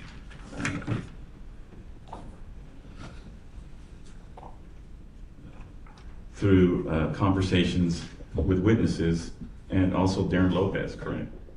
What kind of information? I mean, you received information, you were sat in on an interview. We can't talk about right now about what was said during that interview. We can't get into that at all, but we can talk about the fact that you sat down with Detective Barnes and Rick Calvert, the Assistant U.S. Attorney, Felicia Guy, another Assistant District I'm going to Attorney. object to going into this at this point, Your Honor. It is out there generally that there was a conversation, but I believe that we're diving into details that don't need to come out. All right, Your Honor, we're not talking about what was said. All right, so long as we don't talk about the details Yes. or what was said, go ahead. We can't talk about what was said, but you were able to make observations during that meeting, right? That's correct. Did you feel, was it your perception that Mr. Lopez was being honest? Objection, Your Honor. I think this is going into the statements of the back door. We're not talking about anything that's being said, Your Honor. I appreciate that. That's sustained. Well, as the investigation went on and you sat in on this interview with Mr. Lopez, you were still trying to interview other people who were involved in this case, including Jennifer, right? That's correct. Did you ever reach out or receive information that Jennifer Faith had tried this in the past with another boyfriend? I don't recall I did. You did? I don't recall I did. Okay. Is it possible that Detective Barnes received information that she had tried this with another boyfriend in the past? I had to talk to him about that. So we can ask him when he testifies about that. Yes, sir. But eventually, you were able to, you received information, either directly or indirectly as part of your investigation, that Jennifer Faith admitted to what she did. That's correct. She admitted that she made these fake email accounts. Isn't that correct? That's correct. She admitted that she had misled Darrin Lopez into believing that she was being. Objection, Your Honor. That is, objection. That is not relevant at this time to this, and an objection that it is something that we can go into at this point. Your Honor, we're offering this in front of the jury so they can understand that it was part of his investigation. We're not offering the proof. We're not offering any hearsay at this point. We're just offering that he learned that she finally admitted to what she did. That's exactly your saying. And that's part of the investigation. I'll let you go that far, but I think anything further than that, I'm not going to let you get into. So the objection's sustained. So just to reiterate, as part of your investigation, you finally figured out that she admitted to making fake email accounts and misleading Darrin, correct? I say making the fake email accounts, but I believe that they were in this thing together. I'm sorry? I believe that they were in this together. Okay, you believe that? Yes. But you received that she didn't admit to that, did she? She admitted to creating the fake emails and that part, yes. Did she admit that she misled him as to her abuse? Objection, Your Honor. Hearsay. I think based on his answer, Your Honor. I'll allow the answer to that question. Go ahead. Could you repeat your question? Did she admit that she lied about the abuse to Darrin? Yes, she did.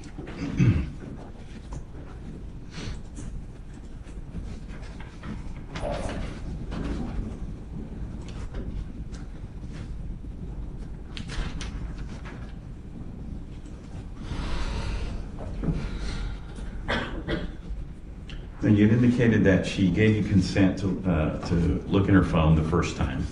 Yes, she did. Did you all ask her if you could look at her phone again? Yes, we did. And did she come to the police department in order for you to do that? Yes, she did. And did she come with her original phone, or did she come with a brand new phone? She came with a brand new phone. Okay. So she didn't bring the original phone that was that you really wanted to look at, right? That's correct. She didn't bring that phone.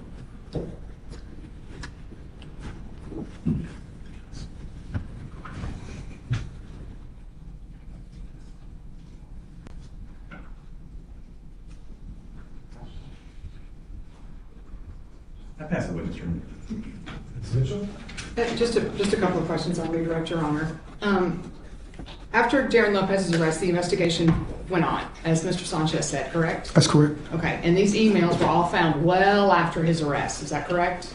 That's correct. Months after, is that correct? That's correct. Okay. And in fact, it was Rebecca Lopez, his estranged wife, that ended up finding the records and sending them to Eric Barnes, is that correct? Some of these emails. That's correct. Okay.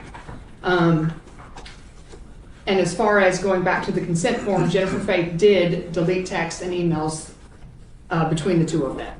Is Yes, that she did. correct? Yes, she All did. right. And as part of the investigation that you did with Darrin Lopez and the records that you got, it became clear that he was also deleting texts and emails from his phone, correct? That's correct. Okay. And again, we'll hear from an analyst later and other people later, but it came to your attention that he too had emailed several texts and emails, correct? That's correct. Because their communication was extremely high, is that correct? Yes. All right. But then later, what we find in the phone does not reflect what the Verizon records reflect, Correct. correct? Okay. So both were deleting texts and emails and messages off their phone. That's correct. And just one more thing of housekeeping, Your Honor. May I approach the bench? Sure.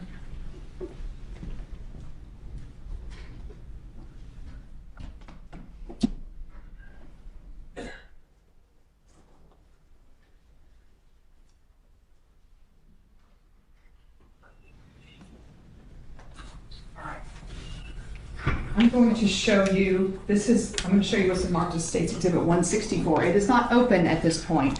It will be opened later, but you and I did look at this piece of evidence together at the property room, correct? That's correct. And that is where the property from the Dallas Police Department is kept, at the Baylor Street property room, correct? Yes, that's correct. And you and I looked at this together, and you sealed it back up and put your initials on it. Is that correct? That's correct. And you're the one that brought it here today. Yes, I And did. what does this box contain? Contains a .45 caliber Smith & Wesson handgun that was used in this murder investigation. Okay. All right. At this time, Your Honor, I'm going to offer into evidence State's Exhibit 164 for record purposes of this. No objection, Your Honor. 64 is admitted for local purposes. This is only. And Mr. Walton, if Darrin Lopez were in the courtroom today, could you identify him? Yes, I could. Could you please identify him by an article of clothing that he is wearing? He's wearing a blue shirt, collared shirt with a short haircut. All right. If I am in seat number 1 and my co-counsel is in seat number 2, which seat would he be in? Seat number 5. All right, thank you. May the record reflect the witness has identified the defendant in open court. Record shall so reflect. Sorry. All right, no further questions. I have a few more questions. Go ahead. Detective, based on your estimation, you believe there was about 120,000 text messages between Darrin Lopez and Jennifer Faith. That's not like a fair number? Between calls and text messages, 122. 122,000. I believe so. Yes. And do you recall that there came a point, though, where Darrin Lopez wasn't receiving text messages anymore? He was wondering why. You talking about the day that he committed this crime? No. No, I'm talking about at some point during your investigation, were you able to find out that they had to start communicating through WhatsApp? I can't recall that, but I can look at it. Can you look in your folder? It won't be up in here. No, sir. Do you have that information somewhere? I can check. I can check. Well, let me help you out a little bit. May I approach you? You gave me permission, Jeff. Let me show you what's been marked as defendant's exhibit number 1. Okay. And take a look through this. And see if it's something that you recognize.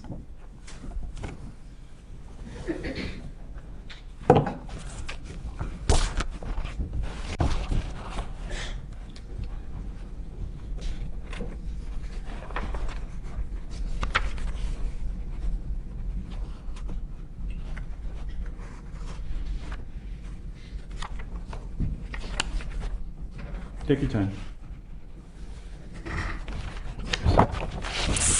Does that look familiar? I believe I've seen this one.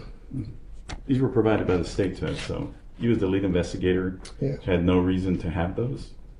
Let me see here.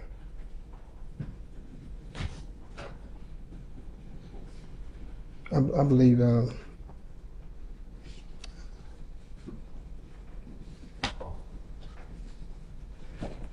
have to go back and look. Okay. Yeah, I have to go back and How long would it take you to go back and look and see if you ever looked at this? look. I can make a phone call or two. So if we have to call you back up on the stand, you can do that. Yes, sir, I can. But just from looking at this right now, does it look like it's conversations done through WhatsApp? Yes, sir. Would it be unfair to me to say that just on the quick look that you have right now, that they had to start communicating because of he wasn't receiving text messages at that point? Can you repeat that? Just from the quick look that you had of these records that were provided by the state, did it look to you like Darrin was having trouble receiving text messages? Just looked like some individuals having communication through that. I can't say whether he wasn't receiving them or not. So sometime today, will you be able to go back and look for the WhatsApp messages that were part of your investigation? Yes, sir, I can check into it. Also, as part of your investigation, you received a letter that was written by Jennifer Faith to Darrin Lopez in the jail, right? Yes, that's correct. May I approach the witness room? You may.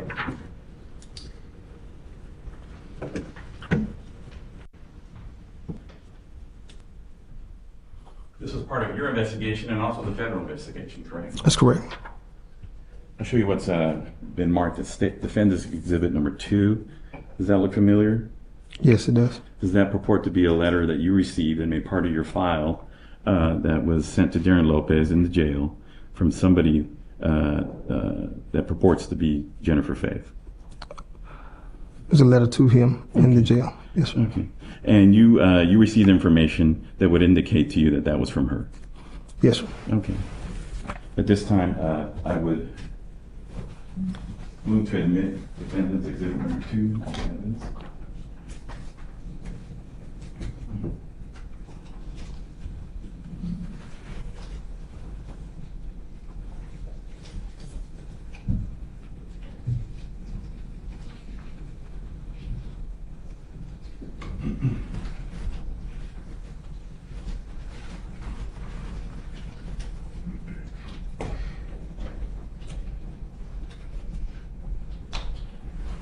No objection.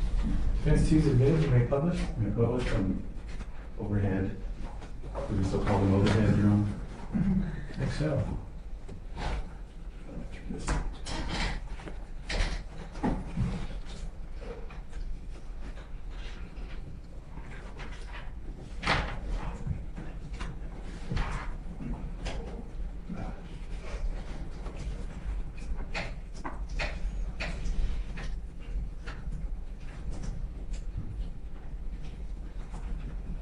So you had this letter yourself in your file, and this was a letter dated October 19, 2021, and it says, "Hello. Just see if I can read this. Just a quick note to say I never lied to you, and I never sent you emails from any account but mine, as me. You once said you would never believe anything about me unless you heard it from me. I hope that's still true. There is a ton more I wish I could say, but I can't right now. Soon, hopefully. If you want to respond, you can write back to the address on the envelope. Your cousin Tony never sent the letter you wrote, only said he got one. So don't go through him anymore. 381 ... still now and forever." This letter here that you had made part of your file is a letter from Jennifer Faith, where she's still trying to convince Darrin that she never lied to him about the emails, correct? That's what the letter says. And the letter also purports that she shouldn't believe when anybody else is telling. That's correct. Is that correct? As part of your investigation, you were trying to convince Darrin that he had been duped. Isn't that true?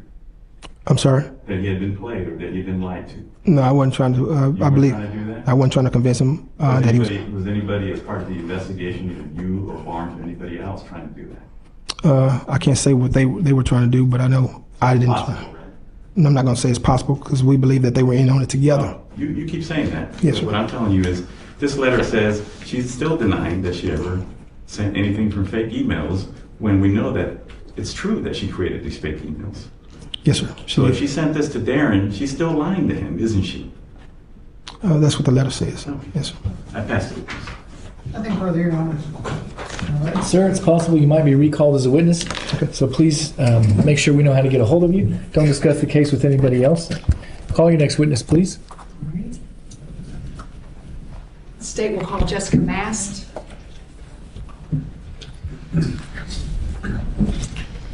Mr. Sanchez, Ms. Mitchell, can I see you?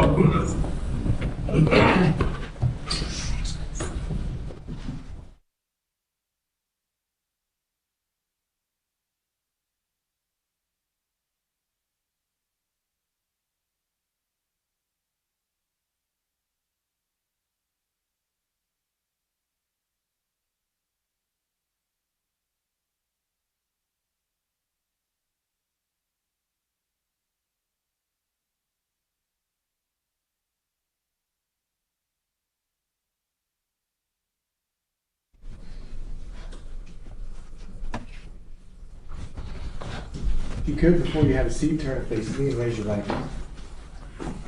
You swear the testimony you're about to give will be the truth. Yes, sir. Please have a seat. You're responding to questions first from Ms. Mitchell and perhaps also Mr. Sanchez to your left. You may proceed whenever you're ready. Good afternoon. Good afternoon. Can you please state and spell your name for the record? Jessica Mast, JESSICA MAST. And Jessica, for whom do you work? Currently, I work for the North Texas Anti-Gang Center. I'm sorry, the what? The North Texas Anti-Gang Center. Okay, and what do you do for them? I'm an intel analyst. And what does that mean in that particular area? It means that we work with law enforcement to exploit evidence in whatever form that it is received to Okay. support investigations. And what kind of evidence are you sent to analyze? Phone dumps, CDRs, call detail records, social media records, search warrant returns. Okay, all right. And what are you given some sort of detailed information so that you know what you're looking for? We're giving context, yes, ma'am. Given context, okay, all Mhm. right. Because now these days, there's so much data out there, right? Absolutely. You have to be given some context in order to filter through it. Yes, ma'am. When you're given, let's for instance, CDR records, what do you do when you receive them? With regards to call detail records, we will look for patterns in the high frequency calls, meaning what numbers you're calling, how often, and if there is a pattern in that data. Okay. And were you sent by Eric Barnes some returns from Verizon regarding a Darrin Lopez? Yes, ma'am. Okay. And after,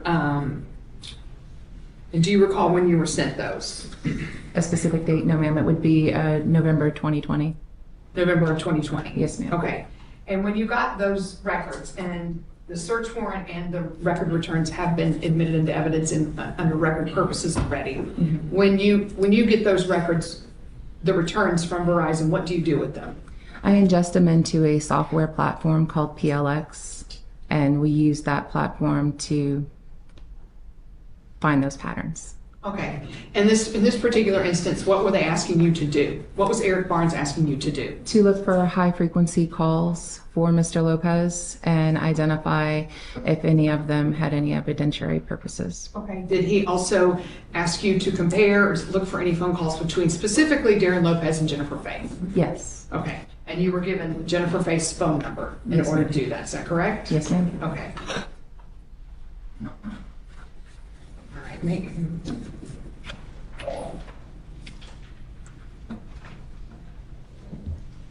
I'm going to show you what's been marked as 89 and 90. This is State's Exhibit number 89. Do you recognize that document? Yes, ma'am. Okay, and what is that document generally?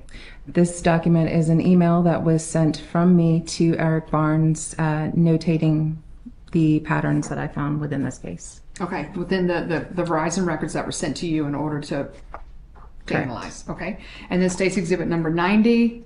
Can you generally describe what this is?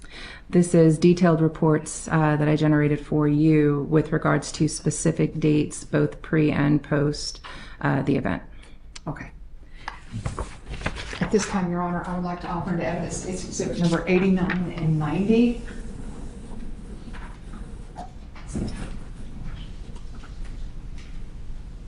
For all purposes.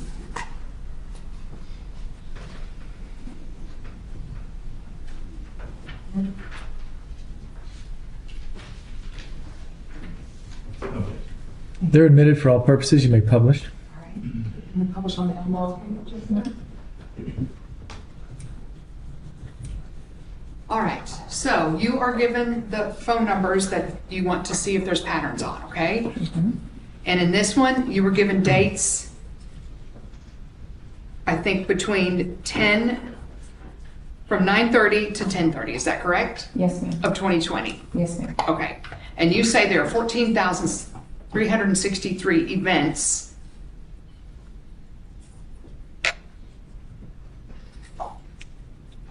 Between Darrin Lopez, number 615-630-3046, and Jennifer Faith, 602-531-4240, from 9:30 to 10:30.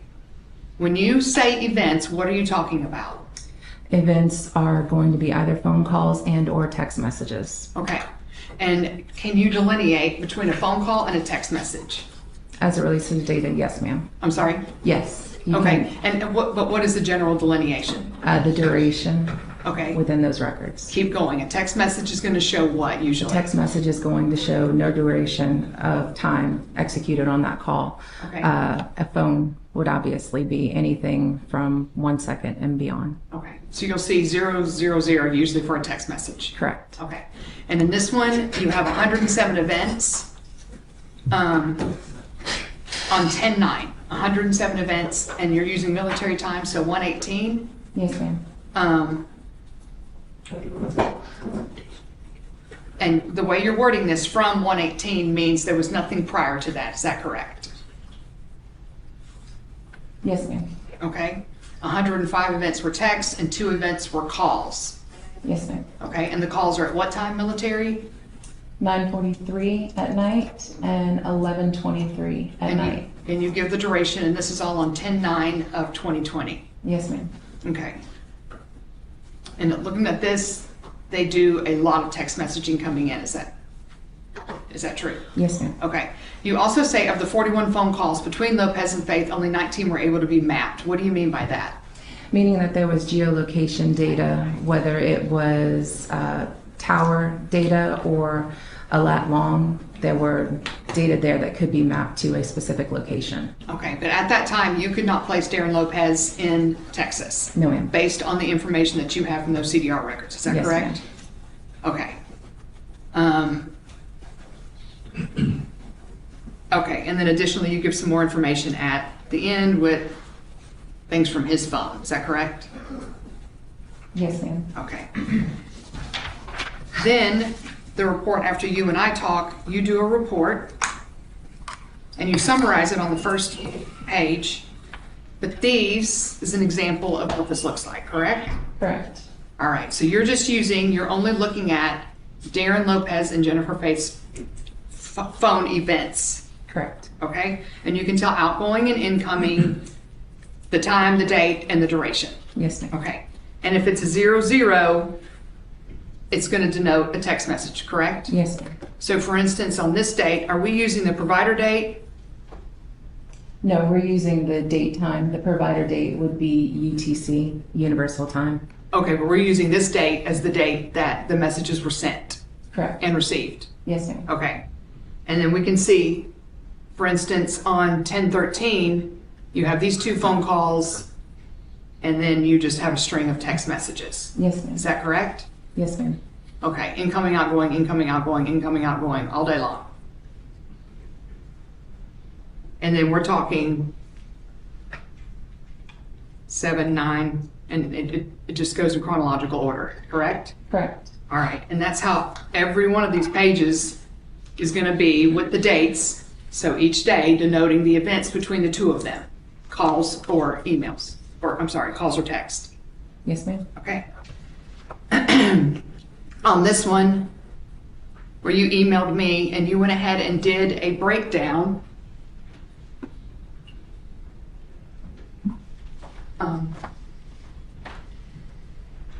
of specific dates. So not every date in October you didn't do, just specific dates, correct? Yes, ma'am. So 10/7, you had 699 events, right? Yes, ma'am. And then it's important on 10/8. Can you read what that says? It says that there were 75 events and there was no communication after 9:07 a.m. And 10/9, you record 107 events with no communication before 1:18 p.m. Okay, and then on 10/10, we have 270, 10/11, 381, 10/12, 285, 10/13, 255. Again, events means calls or texts. 10/16, you have said what? I'm sorry? Can you read 10/16? 808. And that it is, 1 week post Mr. Faith's death.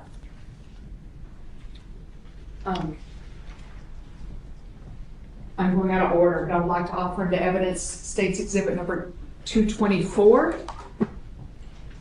And do you recognize this? Yes, ma'am. Okay, is this what you and I have discussed and you sent to me? Yes, ma'am. And just generally, can you explain what it is? It's a further breakdown of what you see here. It delineates the difference between the calls and the texts. All right. At this time, I would like to offer into evidence State's Exhibits State's Exhibit 224, which again, has been uploaded, and it is just a breakdown of the events from text to calls. Submitted, you may publish.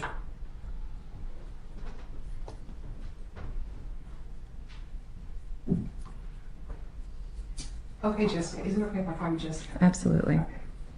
All right, Jessica, so just going side by side if we can. Oh, yes.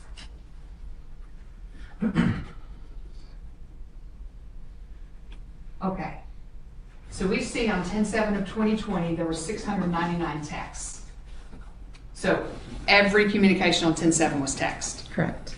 On 10/8, we see 75, no communication after 9:07 a.m., 75 texts. Correct. 10/9, we see 107, no communication, same thing, before 1:18. 105 texts and 2 calls. Correct. And then the breakdown, 266 texts, keep going, 377 texts, 4 calls, and they continue. And then on 10/16, you have 807 texts and 1 call. 1 week post Jamie's death, correct? Correct. All right. Now this becomes important when we're talking about looking at, well, let me back up a little bit. Again, these are records that you were getting from the provider, from Verizon, right? So presumably, records that you cannot manipulate. A human cannot manipulate them. They are records from the provider. However, when someone does a cell extraction, if the numbers are dramatically different from what the provider has sent, particularly months earlier, one could presume that what was on that phone was manipulated with. Is that correct? Correct. Did that make sense? Yes. Okay. So basically, texts and calls can be deleted. Yes. But what you're getting from the provider is going to be information that cannot be manipulated. Correct. Did you do anything further as analysis on this case? No, ma'am. Okay.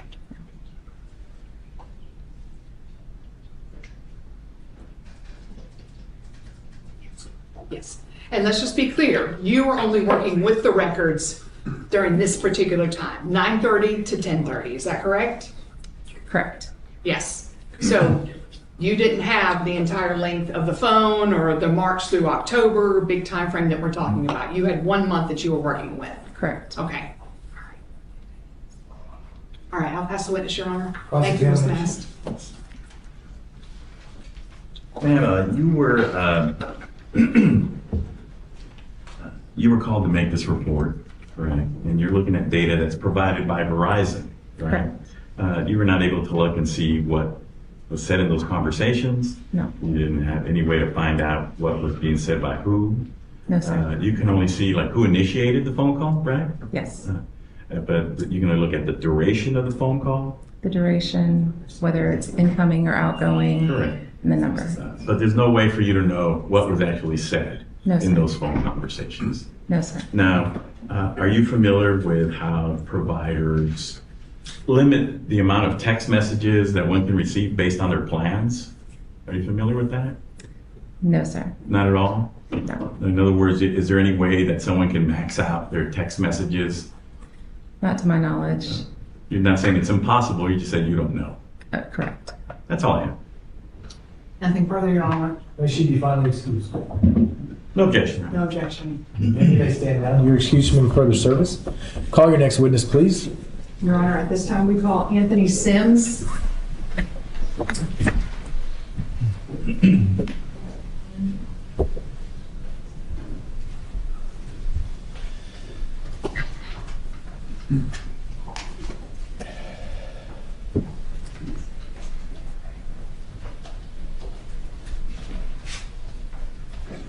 Anthony Sims, come on up, please. And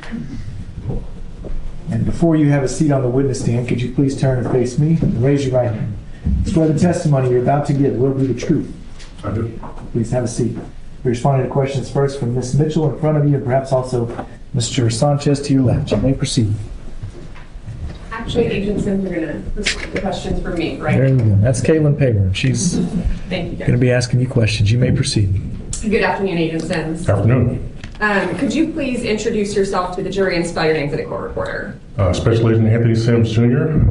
Name is spelled ANTHONYSIMS. Junior is JR. And how are you currently employed?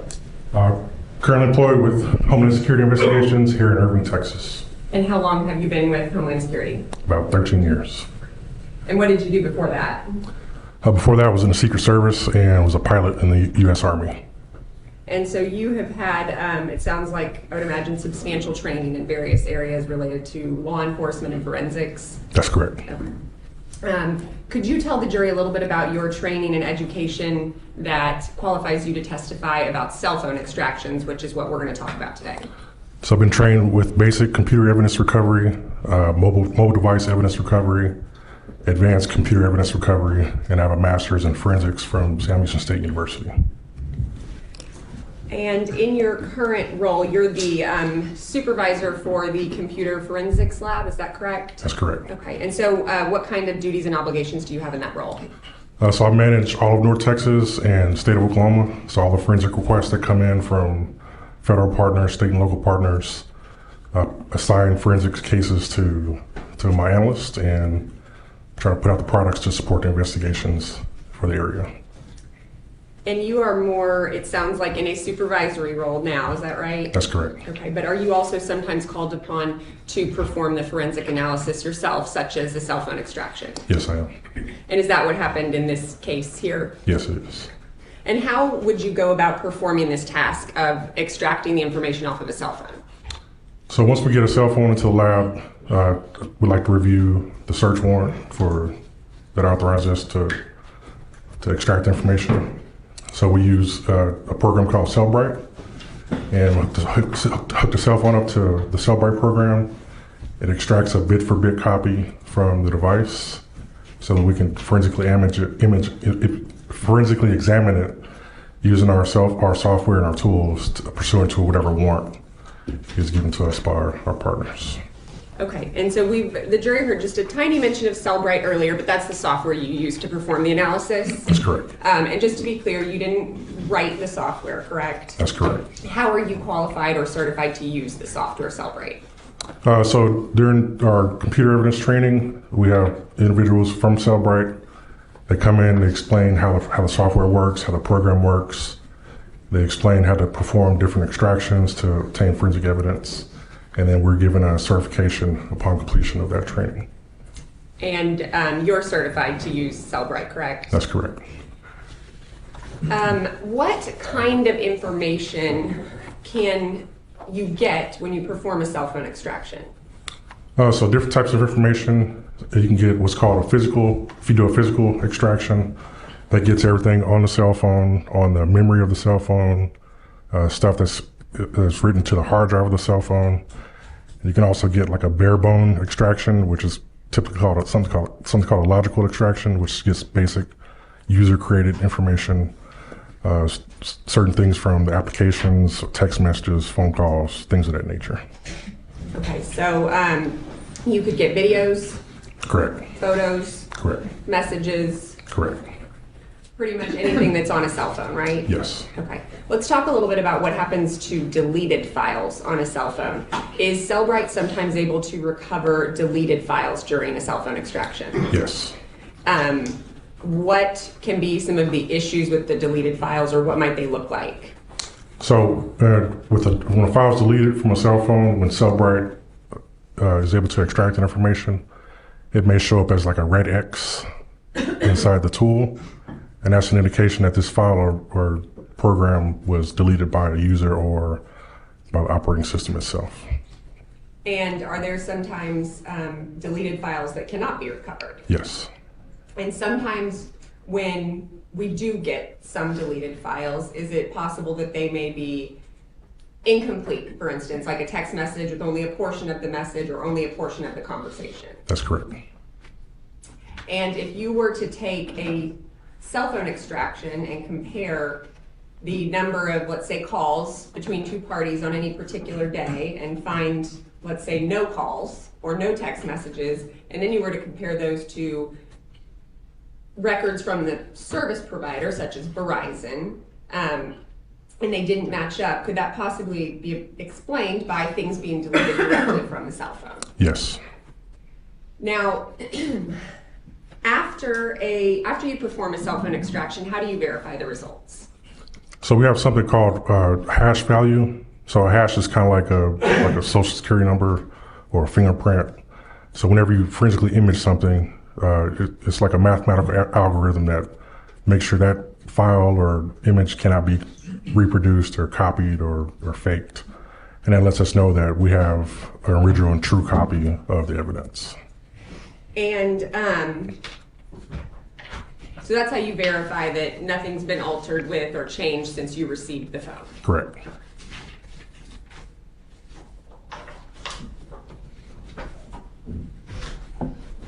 In January of 2021, did you receive a search warrant from Detective Barnes with DPD/ATF asking you to perform a cell phone extraction on a phone belonging to the defendant, Darrin Lopez? Yes, I did. And actually, let me grab another document while I'm up here.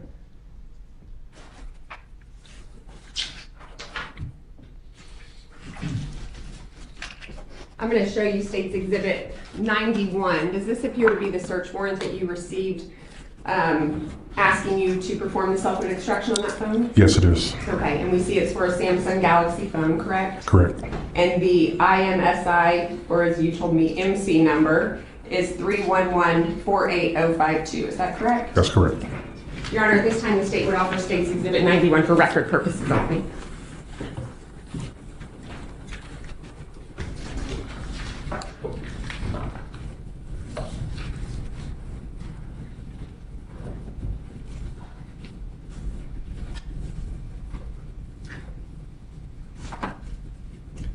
No objection.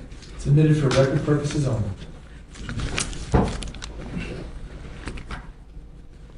And Agent Sims, did you then perform the cell phone extraction as requested in that search warrant? I did.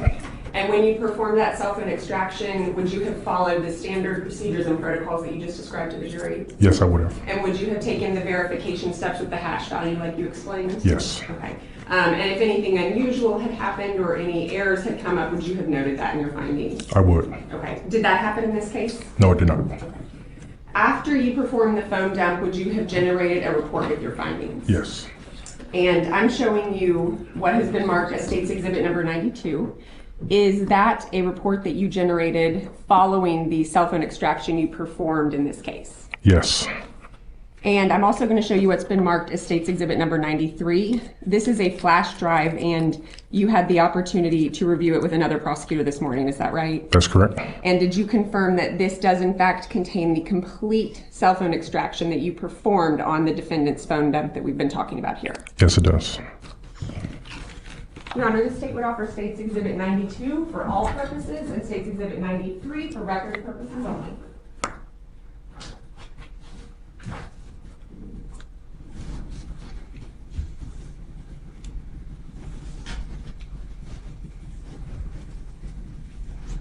This is for all purposes. Mm-hmm. These are text messages between you.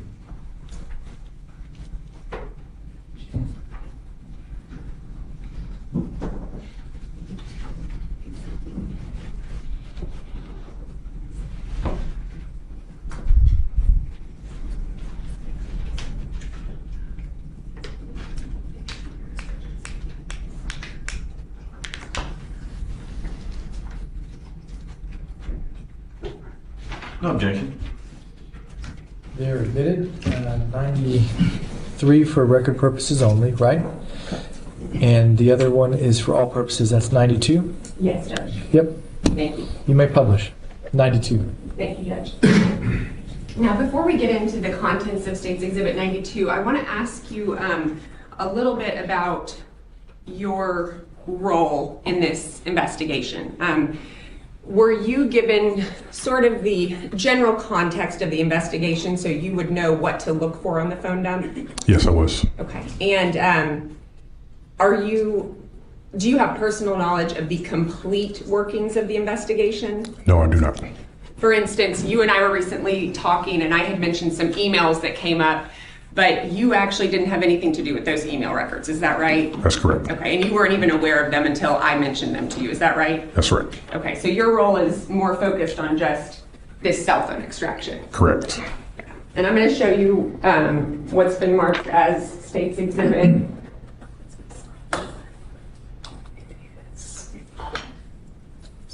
I'm going to show you what's been marked as State's Exhibit 94.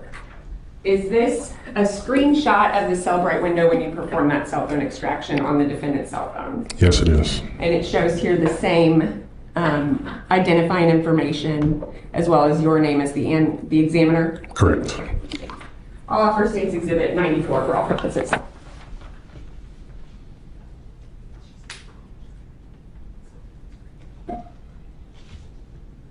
No objection. Admitted, you may publish. Thank you, Judge.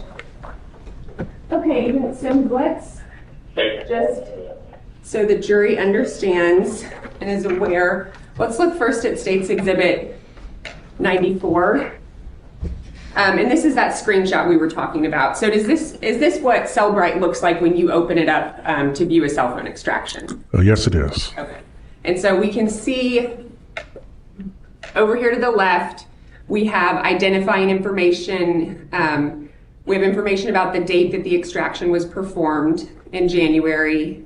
And then sort of towards the bottom left, we see some identifying information related to the phone. Is that right? That's correct. Okay, and so here we get Verizon and this phone number as well, correct? Correct. And then over to the right, we can see where there are certain content and data listed, and that's going to include contacts, calendar, call log, things of that nature. Correct. Okay. Now,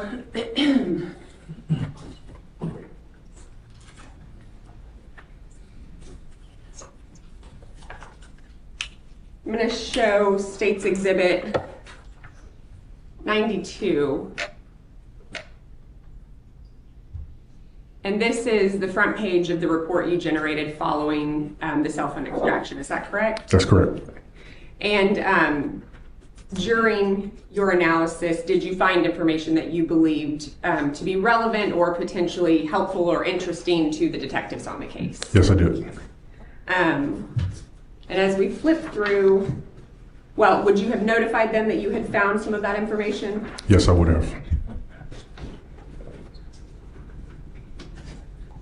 Okay, and if we flip to page 3 of State's Exhibit 92, we see here you've identified some text messages that could be interesting. Is that right? That's correct. Okay. And we see here there is an outgoing message found on the defendant's phone on November 30th, 2020. I love you, hope you get this. And then we see another outgoing text message on 11/30/2020. Okay, reset my phone, deleted old texts. I would erase and they would pop back up. Looks like they are erased now, not sure what was going on. And what grabbed your attention about that message? Just the fact that the two people in the conversation were discussing deleting text messages. I felt like it was relevant to the case. And now you had been given information before this about specific dates that might be relevant, such as the date of the shooting, dates of arrest, things like that? Yes, that's correct. Okay. And then did you also find some sexually explicit messages between those two same parties? Yes, I did. Okay. So we here see on page 4 a thread of fairly explicit messages between the two parties. Is that correct? That's correct. And they would be of a sexually graphic nature, is that fair to say? Yes. And those messages would have been on November 30th, 2020, around 7:15 p.m. over the next few minutes? That's correct.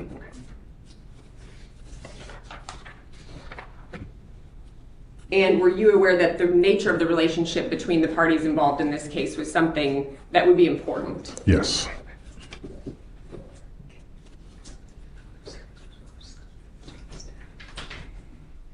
And based on the dates that you were given, you were made aware that those text messages that we just read would have been after the shooting had occurred. Yes.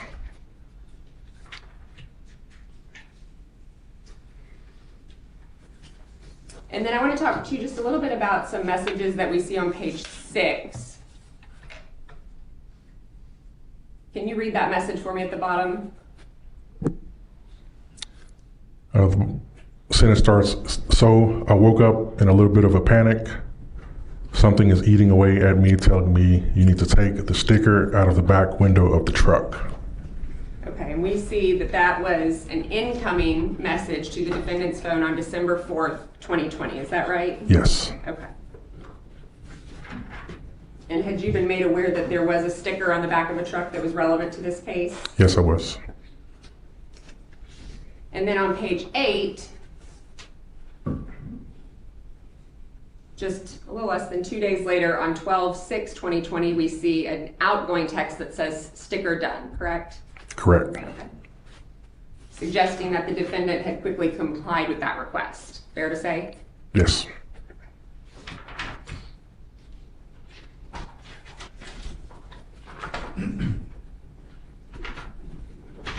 And then there are a number of other texts that you included in your report that you had identified as potentially relevant or interesting to the detectives. Is that right? Yes, that's correct.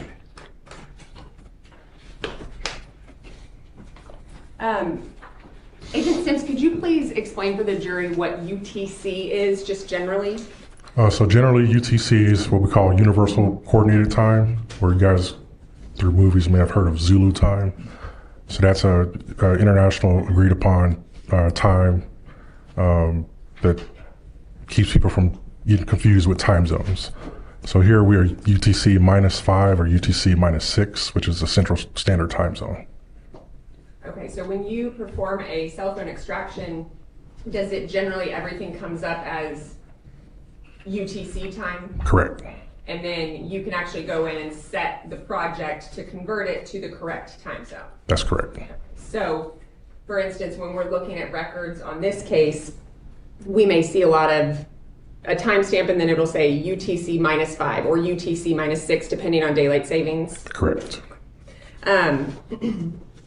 Did I at some point ask you to review a short set of messages that seemed to not be in UTC time? Yes, you did. And did we determine that those messages came from LinkedIn? Yes, we did. I'm showing you what's been marked as States Exhibit number 95, excuse me. And this is a Cellbrite report generated showing the LinkedIn messages. Is that correct? That's correct. I'll offer States Exhibit 95 for all purposes.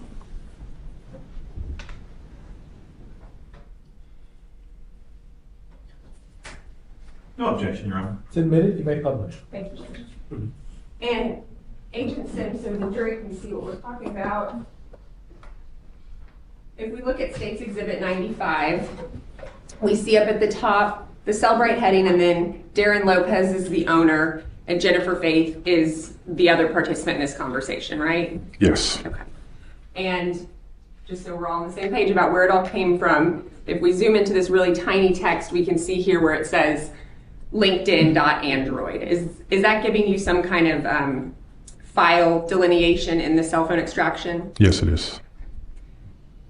And here we can see this message. The first one, I'll read it. Hello, wow, great to see you. Would like to connect back with you through email if I can. Mine is drlp75@hotmail.com. Can you send me yours?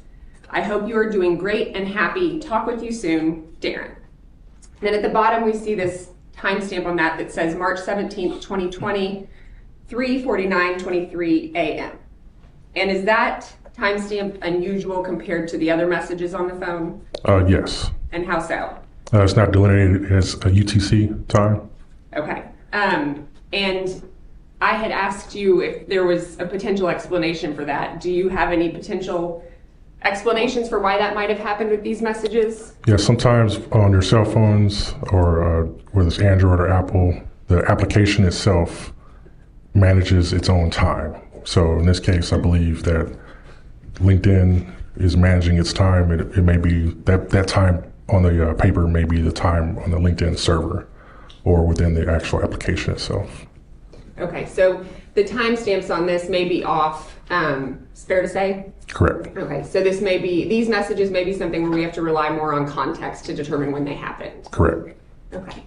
And just because we have them up, I'll go ahead and the next message on State's Exhibit 95 is, "Hi Darrin, wow, was I surprised to hear from you. I hope you understand if I am a bit skittish in responding, but my email is jennifererlob@gmail.com. How do I know this is really you? But I also hope you are doing great and are happy, Jen." And then how does he respond? The response states, "Would it help if I called you Angel? And as you wish, Darrin." And she says, "Yep, that did it. Ha ha ha. Send me an email and let me know how you are. Excited to talk to you." And those messages do appear to go back and forth within less than an hour. Is that right? That's correct. Okay, the next thing I want to ask you about is I contacted you recently about an image that was located on the cell phone extraction. Is that right? That's correct. And I sent you a screenshot of the image from Cellbrite with the file info. Is that right? That's correct. And is that what we see here in 96? Yes. And this image at State's Exhibit number 96, did you then go and pull up the actual cell phone extraction to verify all of this information? Yes, I did. Okay. And you were able to locate this file in the cell phone extraction? Yes.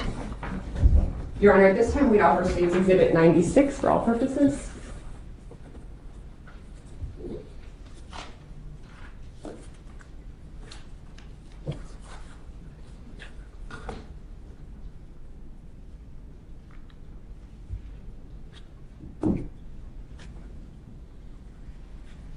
No objection, Your Honor. It's admitted, you may publish. Thank you, Judge. And Agent Simpson, State's Exhibit 96.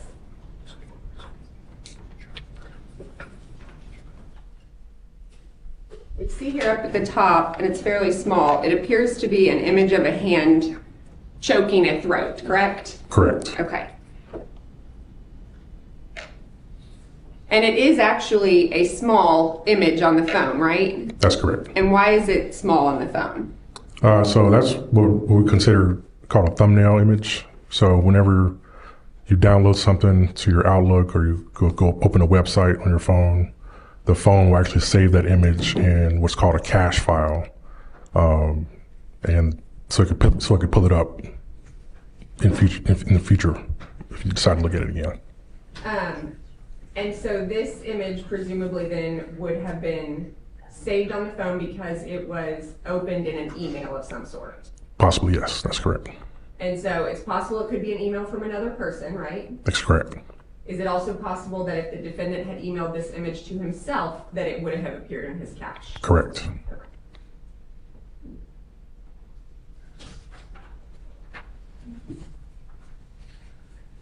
Thank you, Agent Sims. We'll pass with this. Cross-examination, Mr. Duke. Thank you, Judge. Good afternoon, Agent Sims. How are you doing? Good, how are you? Good. Agent Sims, I want to talk to you for just a minute about the deleted messages that Ms. Paver spoke to you about. The cell phone or the text messages that went back and forth looked that Ms. Faith was directing Mr. Lopez to delete everything off of his phone. Is that right? Are you asking me if she's directed him to Yes. delete the text messages? I can't state that. Let's look at them again. If I can see states 92, the extraction report. And forgive me if it takes me a second to get over to what we were talking about there. Ms. Paver might be able to find it faster.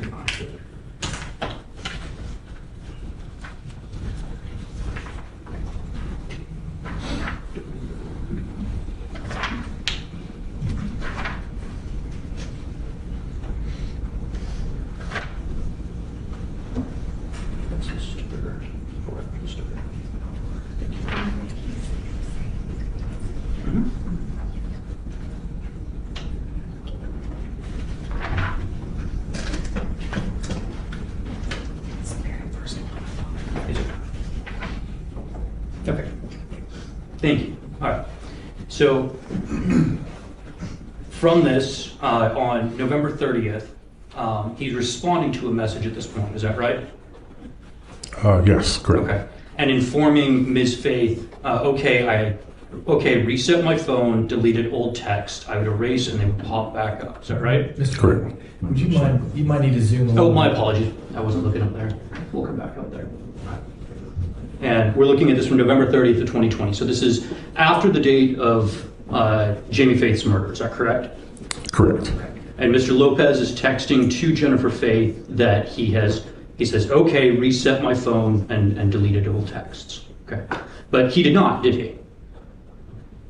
We recovered the texts that were shown from the screenshot is what we recovered. So Okay. If he had reset his phone, would this information have been available? if he had reset the phone and then used it again, then yes. Okay, the information after the reset would have been used. You would have found the information after the reset, Cellbrite could have recovered it. And but not the stuff before the reset. if we did a physical extraction with the phone, it's possible to recover old text messages. Possible, but not probable that you would have had this level of content. So what's shown on the screenshot is what we recovered. Okay. What I'm trying to get to, Detective, is that Darrin Lopez didn't actually reset his phone and delete all of this information. You were able to get it. Is that right? That's correct. They recovered a cell phone from Jennifer Faith as well. Is that right? I don't know. Were you ever asked to perform a cell phone extraction on Jennifer Faith's phone? Not that I recall. Were you made aware that they recovered a cell phone from her on the same day that Darrin Lopez was arrested? Yes. Okay. But you were never given that, so presumably they knew that she had done enough to get rid of all of that information. I don't understand the question. Speculation. If you can answer the question, then you can answer it. Don't speculate only from your own personal knowledge. I'm not sure I understand the question. Okay, let me the way see. it's framed. You never got Jennifer Faith's cell phone. No, I did not. Okay. So presumably they knew that she had done something where you weren't going to get the same extraction like you did from Mr. Lopez's cell phone. Objection. I don't know how you could possibly answer that question. Do you have any personal knowledge of that? I do not. Okay. Then the objection system. Thank you, Judge. All right. Darrin Lopez did not delete the information in question. Is that right? So the information on the extraction was not deleted. Cellbrite was able to recover that information. And you would have been able to, your Cellbrite extraction would have been able to show if he made efforts to delete that information or reset the phone in some way, right? Yes. And you have no evidence of that he did that at all? Not that I can see on the extraction. Just as a housekeeping, this was returned as a federal warrant, is that correct? That's correct. And that federal warrant, if you look on the front page here, can you tell the jury what case number that is for? Case number, and I'll read it phonetically, Delta Alpha 37, Oscar Sierra 21, Delta Alpha 0001. And that case number, the current case title was? Forensic examination of Darrin Lopez's Samsung Galaxy Note. And that was the report title. The current case title was what? Capital murder investigation of Darrin Lopez. And so this was originally returned looking into the capital case against Jennifer Faith and Darrin Lopez. Is that right? That's correct. Okay.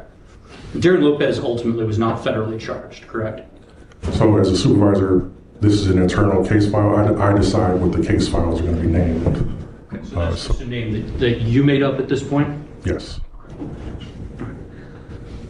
I'll get this back to you so I don't lose it. Thank you.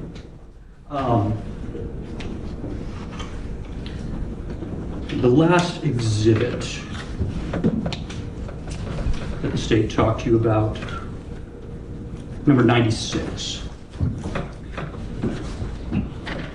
So just so that the jury is clear from this cache, you can tell when this image was put into Darrin Lopez's cache, is that right? Yes. So if you zoom in on the path section, it gives you kind of like a path, if you will.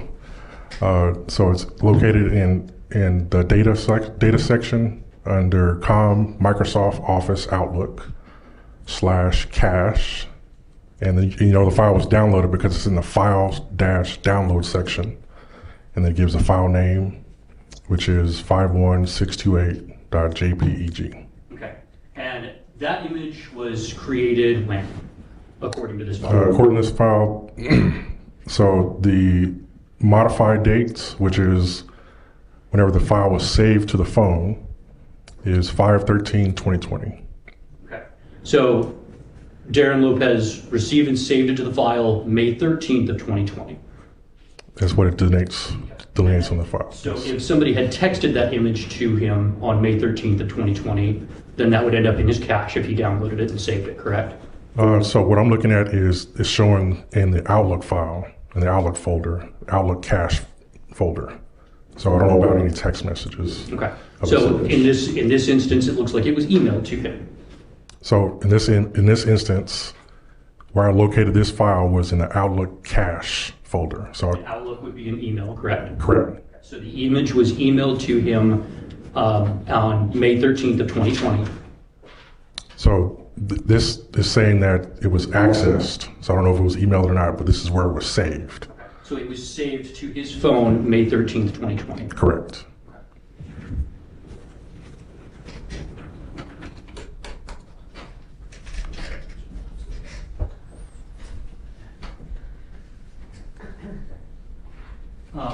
Agent Sims, when phones get full of information, is a frequent response or suggestion from tech support to remove some of that data?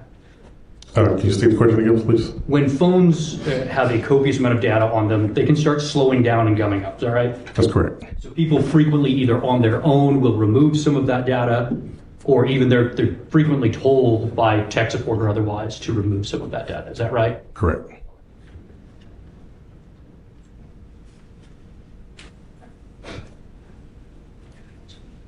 Pass the witness. Just briefly, Your Honor. Agent Sims, now I didn't direct your attention specifically to deleted messages in the cell phone dump before you came today. Is that fair to say? Yes. If there are deleted messages in the cell phone extraction that were recovered, as you mentioned, they would show up with the little red X on them, right? Yeah, so on the screenshot, it had a red numbers.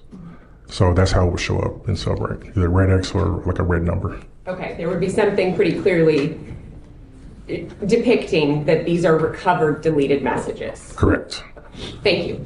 We'll pass the witness. Nothing further, Judge. And he be finally excused or subject to recall? No objection. No objection. Very good, sir. You may stand down. You're excused from any further service. Members of the jury, looks like a good natural stopping point for a break. So if you would, please be back in the jury room at 2:35. Ready to come back in. Please don't discuss the case among yourselves and don't do any independent research. All rise for the jurors.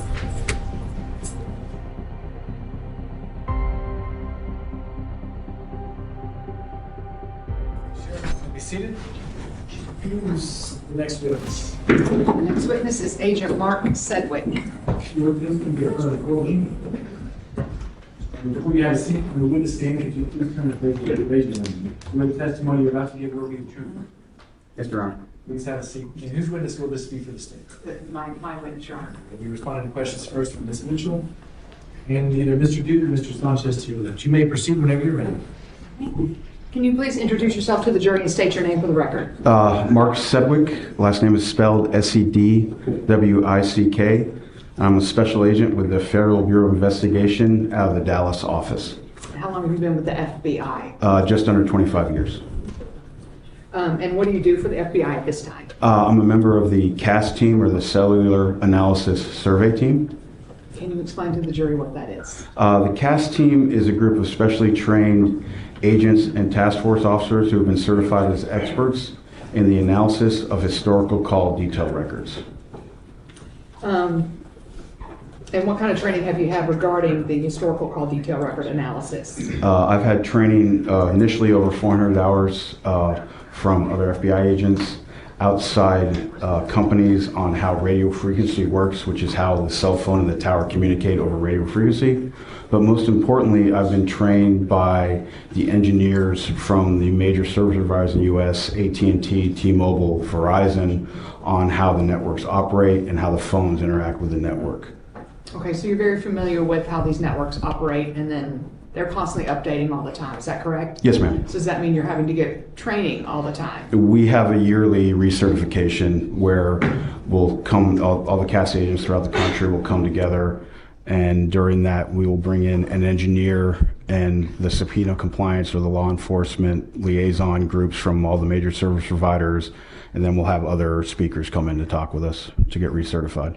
How long have you been on this CAS team for the FBI? Since full-time since 2014. Okay. And is this what you do almost exclusively or no? I do this exclusively investigatively, and I'm also a member of the Dallas SWAT team for the FBI and the division. Okay, all right. You were asked to do an analysis being part of the cellular analysis survey team regarding a case against Darrin Lopez. Is that correct? Yes, ma'am. Okay. And what were you asked to do? I was provided records for the cell phone associated with Mr. Lopez, and also a Google Gmail account associated with Mr. Lopez, and I was asked to plot the location data associated with both of those accounts to show where the device was during a specific time frame. Okay. And again, we can't say where the person was, right? We can only say where the device was. Yes, ma'am. Whenever I talk about it, I'll refer to the phone number. I'm only talking about the device.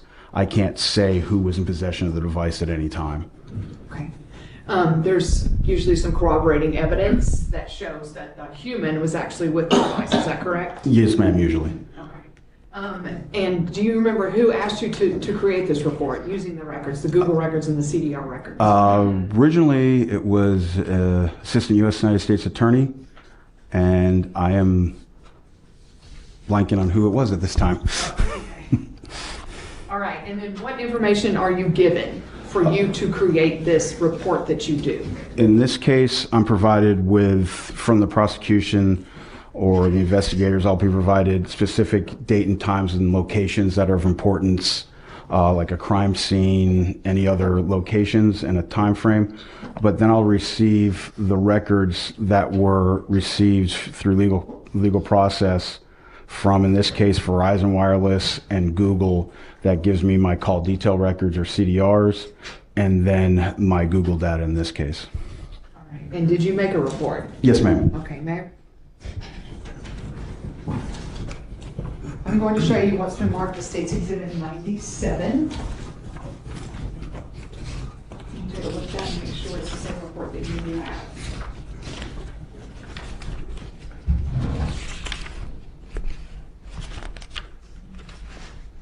Yes, ma'am, it is.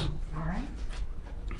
And you created this report? Yes, ma'am. Okay, and this is just a copy of this report? Yes, ma'am. And you keep your records at the FBI? Yes, ma'am. Okay. At this time, Your Honor, I'd like to offer to evidence State's Exhibit 97, the CAST report for all purposes.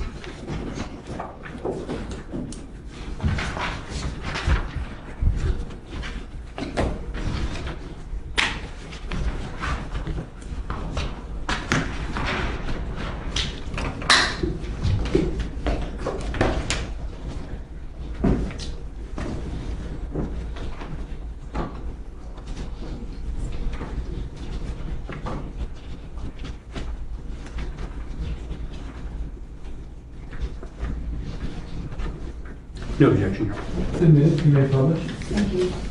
Thank you, Your Honor.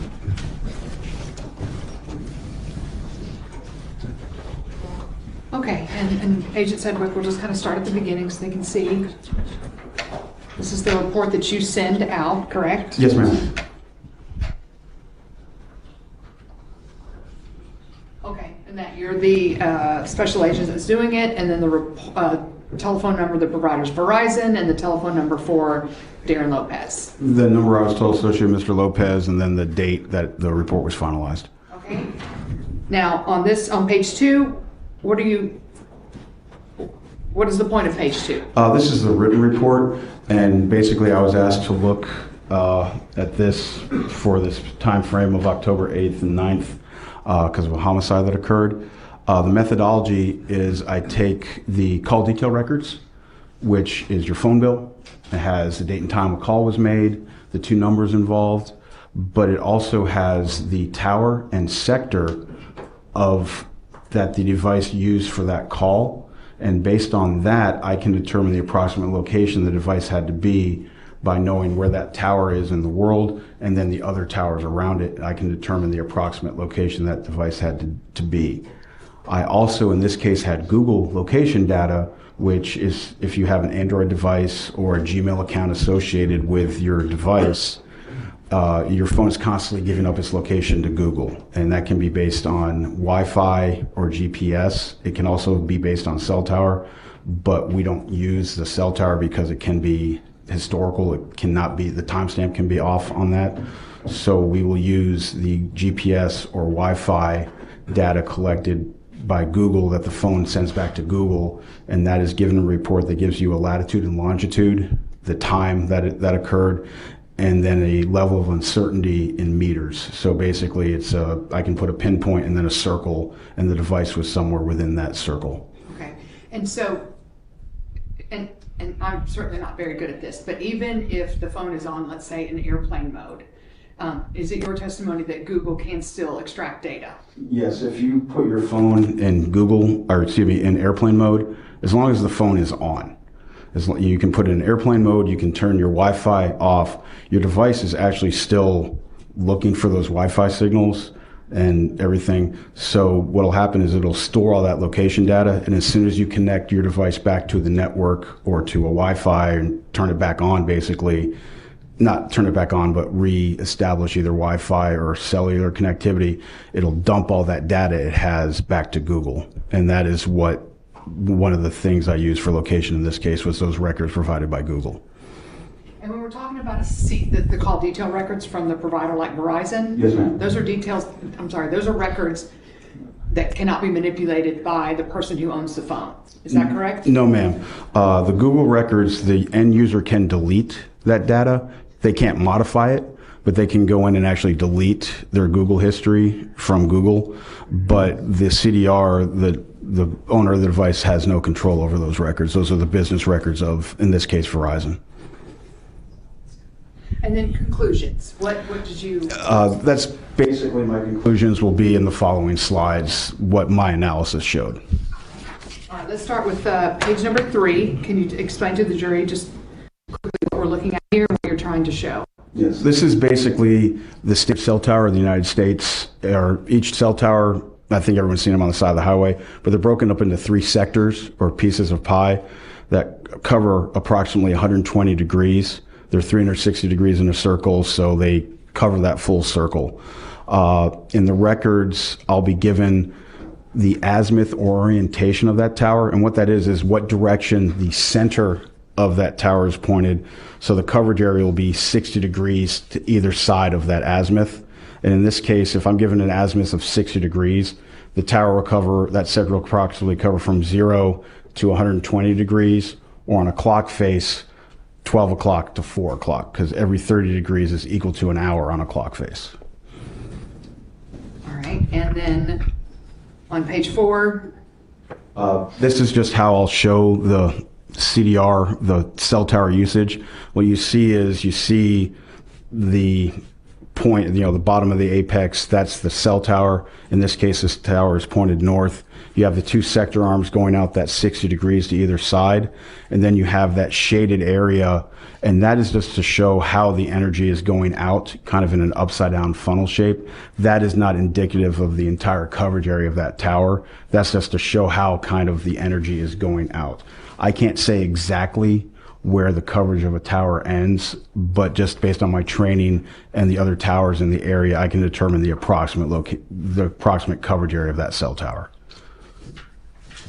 All right, and here we have, again, what we were talking about earlier, some of the information that you're given to by either agents or law enforcement, other law enforcement agencies that they kind of want to give some context to. Is that correct? Yes, ma'am. So I was provided the records for Verizon for telephone number 615-630-3046 associated with Darrin Lopez, and also the Google data associated with that phone number through the email address associated with that phone number.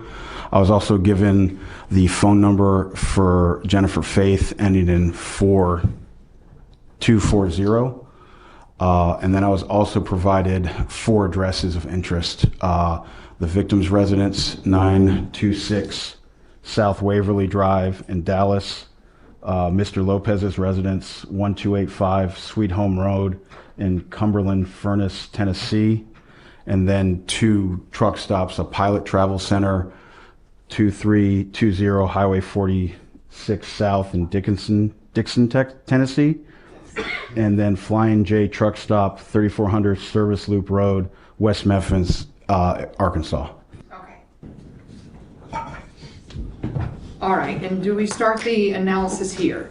Yes, ma'am. Okay. So I was basically asked to look where the device was on October 9th, in the morning of October 9th, and then where it was, or if did it travel into the area. So I basically started my analysis on October 8th, 2020, 1:07 p.m. to 1:16 p.m. And what you have here is there are several Google locations between 1 and 1:16 p.m. of 20 to 77 meters, but they're all basically centered on his residence. So that device is somewhere very close to his residence. And then there was there were no phone calls, but in that 7-minute time frame between 1 and 1:07 p.m., the 2 devices associated with Mr. Lopez and Miss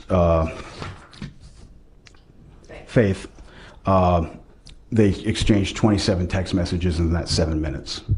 And Verizon, T-Mobile and AT&T will provide you the cell tower and sector off a text. Verizon does not provide that. So I can see in the records that the text occurred, but I have no location data for those texts.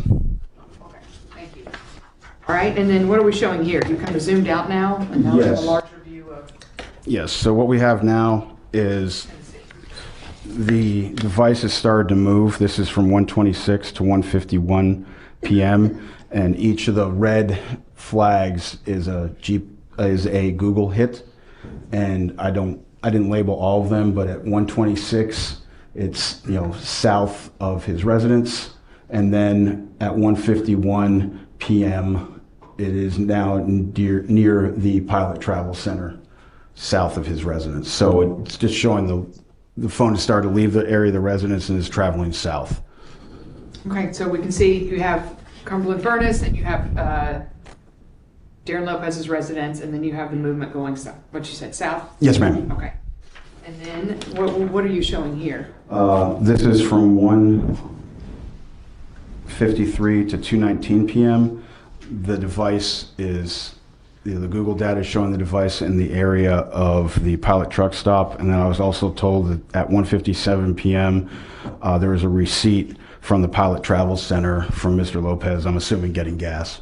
Okay, and again, because you can't say where, if a human is moving, you can only say the device is moving, correct? Yes, ma'am. So putting the device at the Pilot Center around the same time that you show a receipt from the Pilot Center would be corroboration. Yes, ma'am. Okay. All right, and can you continue? Yes, Explain to ma'am. the jury. So now we are from October, again on the 8th, from 2:21 p.m. to 4:37 p.m., and just showing the device is moving east. And you can see that there are gaps in the Google data. I can only plot what Google provided, but there are some gaps, but it shows the device traveling east towards Memphis between 2:36 and 4:37 p.m. So I'm just showing west, that the device is still traveling west at this point. Okay, and the time is just continuing to go move forward. Yes, ma'am. All right, and here we've got another specific stop. Yes, ma'am. From 5:14 to 5:17 p.m., I have Google data that puts it in the area of the Flying J truck stop, and there was another receipt 5:10 p.m., so 4 minutes before there was a receipt, before there was any Google data, but shows the device in the area of that Flying J truck stop. And again, we continue to move. And where are we going now? We're still traveling west. This is between Memphis and towards Little Rock, between 5:39 p.m. to 6:55 p.m., and the device continues to travel west. All right. Page 12. We've now moved to October 9th. There is a gap with no Google data. This is the next data. This is 1:47 to 1:50 a.m., and it shows the device off the Google data south of Dallas at this point at 1:47 to 1:50 a.m. Okay, so now we're traveling on 35. Is that correct? Yes, ma'am. Or In the vicinity of travel of 35. And yes, ma'am. kind of south of Red Oak, Bun Heights, DeSoto. Yes, ma'am. All right. Okay. Can you go over this for the jury? This is page 13 of the report. Yes, ma'am. Now the device, we've jumped in time to 2:09 a.m. to 2:12 a.m., and we have several hits near 35 north of West 12th Street, just north basically of the Dallas Zoo. And so the device is continuing to move into Dallas at this time. All right, and we see that the victim's residence is In the denoted here. Yes, ma'am. With a V and an R. Yes, ma'am. And then can you continue? Page So 14. from 2:13 a.m. to 2:18 a.m., the phone leaves kind of the area south of the Dallas Zoo, travels along Clarendon Drive, and it moves by 2:18 is just south of the victim's residence. Okay. And what are we looking at on page 15? These are, I've got several Google hits in the 2:19 minute time frame, so this is just 1 minute, but it basically shows the device doing a drive-by of the house, and at 2:19:48 a.m. it's just north of the residence, but it's at this time it's in the neighborhood of the victim's residence. Okay. On page 16, now we're now into October 9th, 3:40 p.m. to 5:09 p.m. Yes, so what happened was there was no Google data between 2:19 a.m. and 3:40 p.m. I can't say why there was no Google data, but there was no data. But at this point it shows the device starting at 3:40 is near Jackson, and then is traveling west, and at 5:09 is at the Pilot Travel Center that it had stopped at earlier on the way to Dallas. Okay, and as far as no Google data, is it possible there'd be no Google data because the phone was completely shut down? That would be the most logical, or the end user could have deleted that data. But one possibility is the device was turned off. And at this time, I also have a outgoing call at 4:32. Excuse me, 4:32. I'm sorry, 4:32 p.m. And that shows that it's kind of pointing to the area where we have Google data 3 minutes prior. So that's consistent with the Google data and the cell data, putting it in the same general area. Okay, and this is 4:32 p.m.? Yes, ma'am. Okay, and it's an outgoing call? Yes, ma'am. Outgoing call to 615-630-3046. No, that's the target number, the 3046. I didn't put who that call was to because it was a number that wasn't provided to me as being important to the case. So I didn't specify who that call was to. And then 17, what are we looking at here, page 17? This is 5:10 p.m. to 5:28 p.m. There's Google data that puts the device near the Pilot truck stop. And then there's also a 5:11 p.m. There's an outgoing text at 5:18 p.m. from the phone associated with Mr. Lopez to the phone associated with Ms. Faith. And there's also an incoming call from another number at 5:11 p.m. with the phone utilizing a tower and sector that has a coverage area that includes the pilot truck stop. And getting to the end, page 18. The phone just between 5:36 and 6:02 p.m. starts traveling north from that pilot truck stop towards the residence. Okay, you can see the residence denoted here. Yes, ma'am, in the yellow tab. Okay, and you also note that there were texts going on to phones associated between Darrin Lopez and Jennifer Faith. Is that correct? Yes, ma'am. Between 5:41 and 5:43, there's a text from the phone associated with Ms. Faith to Mr. Lopez. 5:43, that phone texts back to Ms. Faith's phone. 5:43, the phone associated with Ms. Faith texts the phone associated with Mr. Lopez. And then 5:43, the phone associated with Mr. Lopez texts the phone associated with Ms. Faith back. And then on 19, you have the phone back at or very, very near the residence of Darrin Lopez. Yes, the Google data from 6:05 until 9:59 p.m. At 6:05, it basically makes a left-hand turn and starts traveling towards the residence, and then is in the area of the residence from 6:14 to 9:59 p.m. And then there was a call at 9:43 p.m.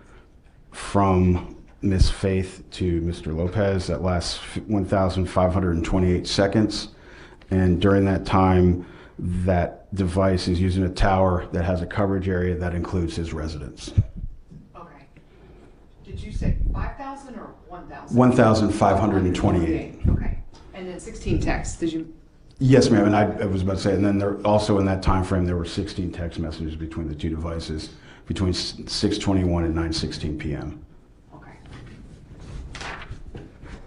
All right, can you explain your toll analysis? I just took the records associated with Mr. Lopez, and between June 24th and January 11th of 2021, just looked at the call volume and text volume between the two devices.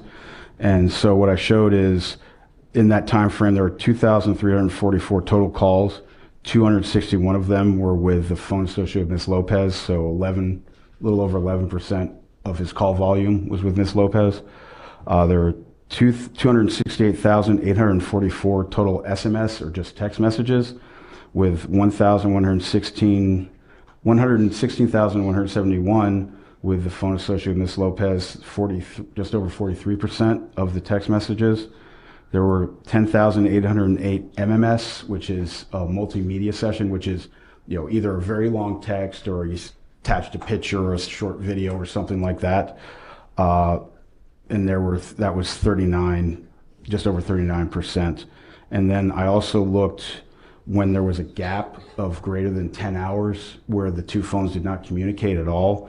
And the only time that occurred was from October 8th at 1:07 p.m. till October 9th at 5:18 p.m. was the only time where there was more than 10 hours between when these two devices communicated with each other.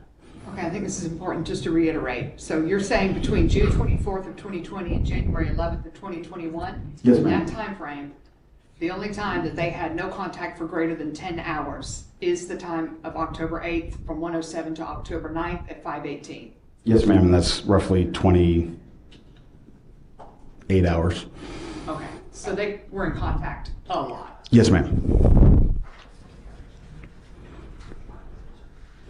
All right, and then you created this report. The final report came out 9/22 of 2021. Is that correct? Although you did your analysis, I think, sometime in January of 2021. Yes, ma'am. What the process is, I'll do an initial analysis, and then when requested by the case agents or it's coming up for some kind of court proceeding, we have a peer review process. So another cast agent will take my work and redo it in a different mapping software. So if there's any errors, it's caught, and basically it's generally a typo check for the most part before I finalize my product. And was that done in this case? Yes, ma'am, it was. Okay, at this time, Your Honor, I'll pass the witness. Thank you, Mr. Sedgwick. Yes, ma'am. Thank you.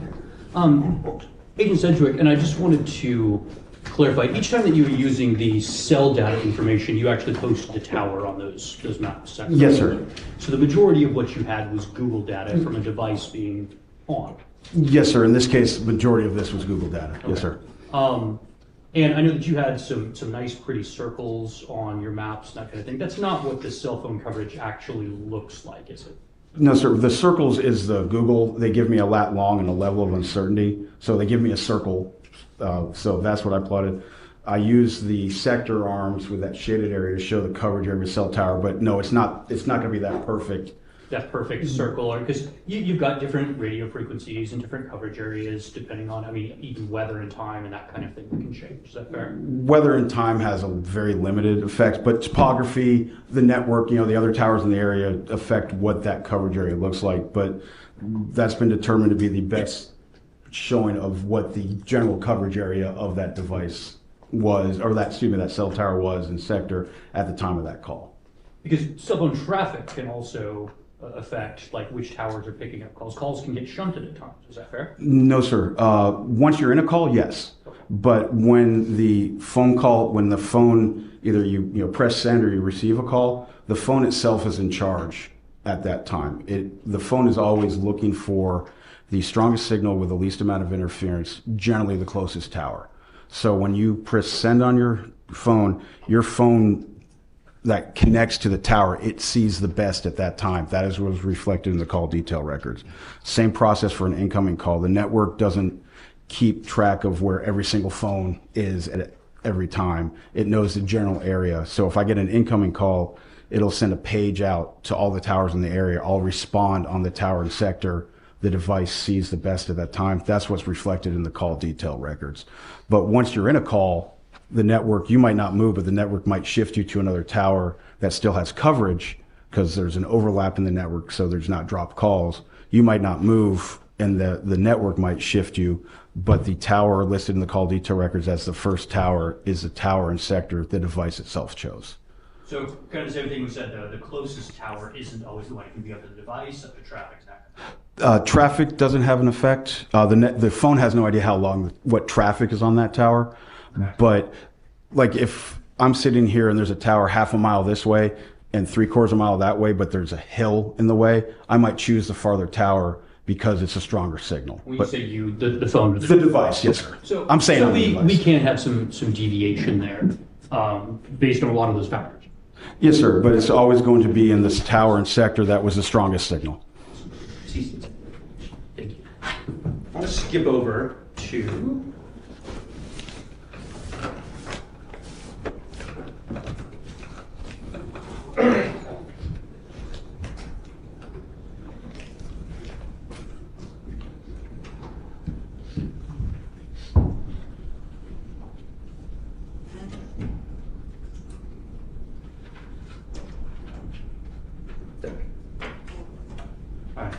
and I'm going to go to page 11 of your report. 11? Yes, sir. So we have been following the device now from Mr. Lopez's residence along, which interstate is that? 40. Okay. That's Interstate 40 that, and been following him along at this point through Mr. Lopez's device, through his phone number. As you stated, you're tracking devices, not people. Yes, sir. In this point, it's the Google data on the device. Okay. And all of this is Google data. We're not seeing, again, that cell phone tower. So the majority of what you have here is the Google data. Yes, sir. The vast majority of this case, it was Google data. All right. And so off of page 11 there, you've got within 3 meters at about 7 p.m. that device is in West Memphis, Arkansas. Is that right? At 5:39 p.m., it's in West Memphis. Okay. And then at 6:53, it's outside of Little Rock. Oh, outside of Little Rock. Okay, thank you. So at 6:53, we're outside of Little Rock. And at that point, that is where you lose that information for a good period of time. Is that right? Yes, sir. Okay. And the next place that we pick up that device is a good bit south of Dallas. Is that right? Yes, sir. Okay. In fact, we have the Faith's residence here. Yes, sir. Okay. And the device is now a good bit south of Dallas. Now, we don't have this map here, but we have now come all the way down through Dallas on 40 would have had to catch probably I-30, come down through Dallas to then end up south of the city, right? Yeah, obviously I can't say what route. I mean, that's the most logical route, but I can't say, We obviously. have no idea what route. Yes, sir. Right, we could have gone down through Louisiana and come back up. We could have gone over through Oklahoma City and dropped all the way down. We could have hit New Mexico and made a circle if we had enough time. Yes, sir.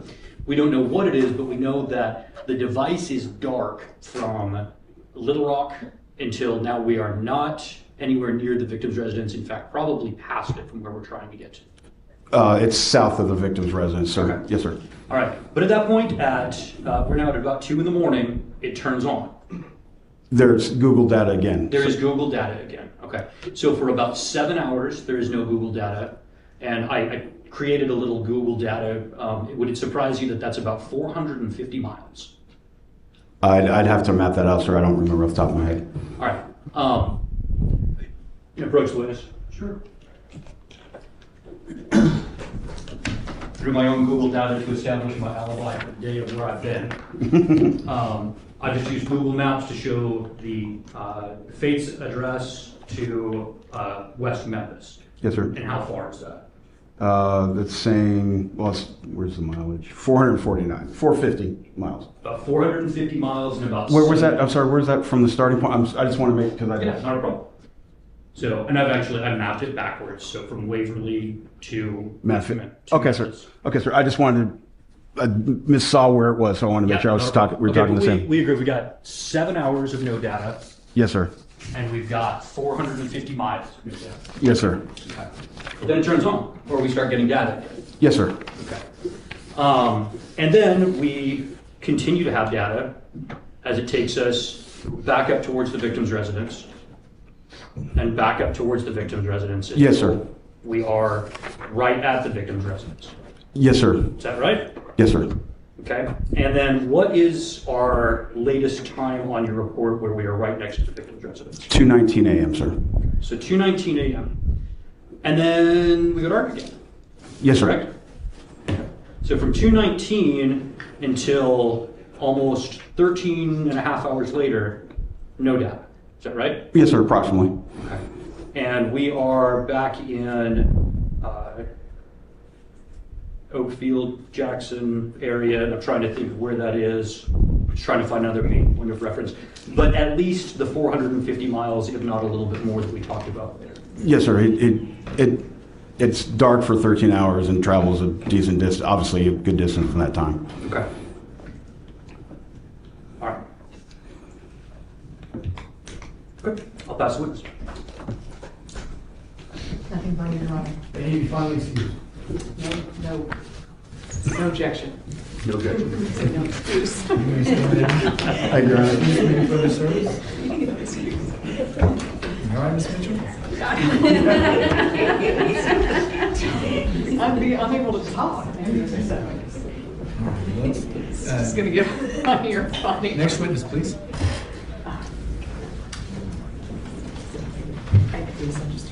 Come on. State calls Agent Stacy. Before you have a seat on the witness stand, please turn and face me and raise your right. Swear the testimony you're about to give will be the truth. Please have a seat.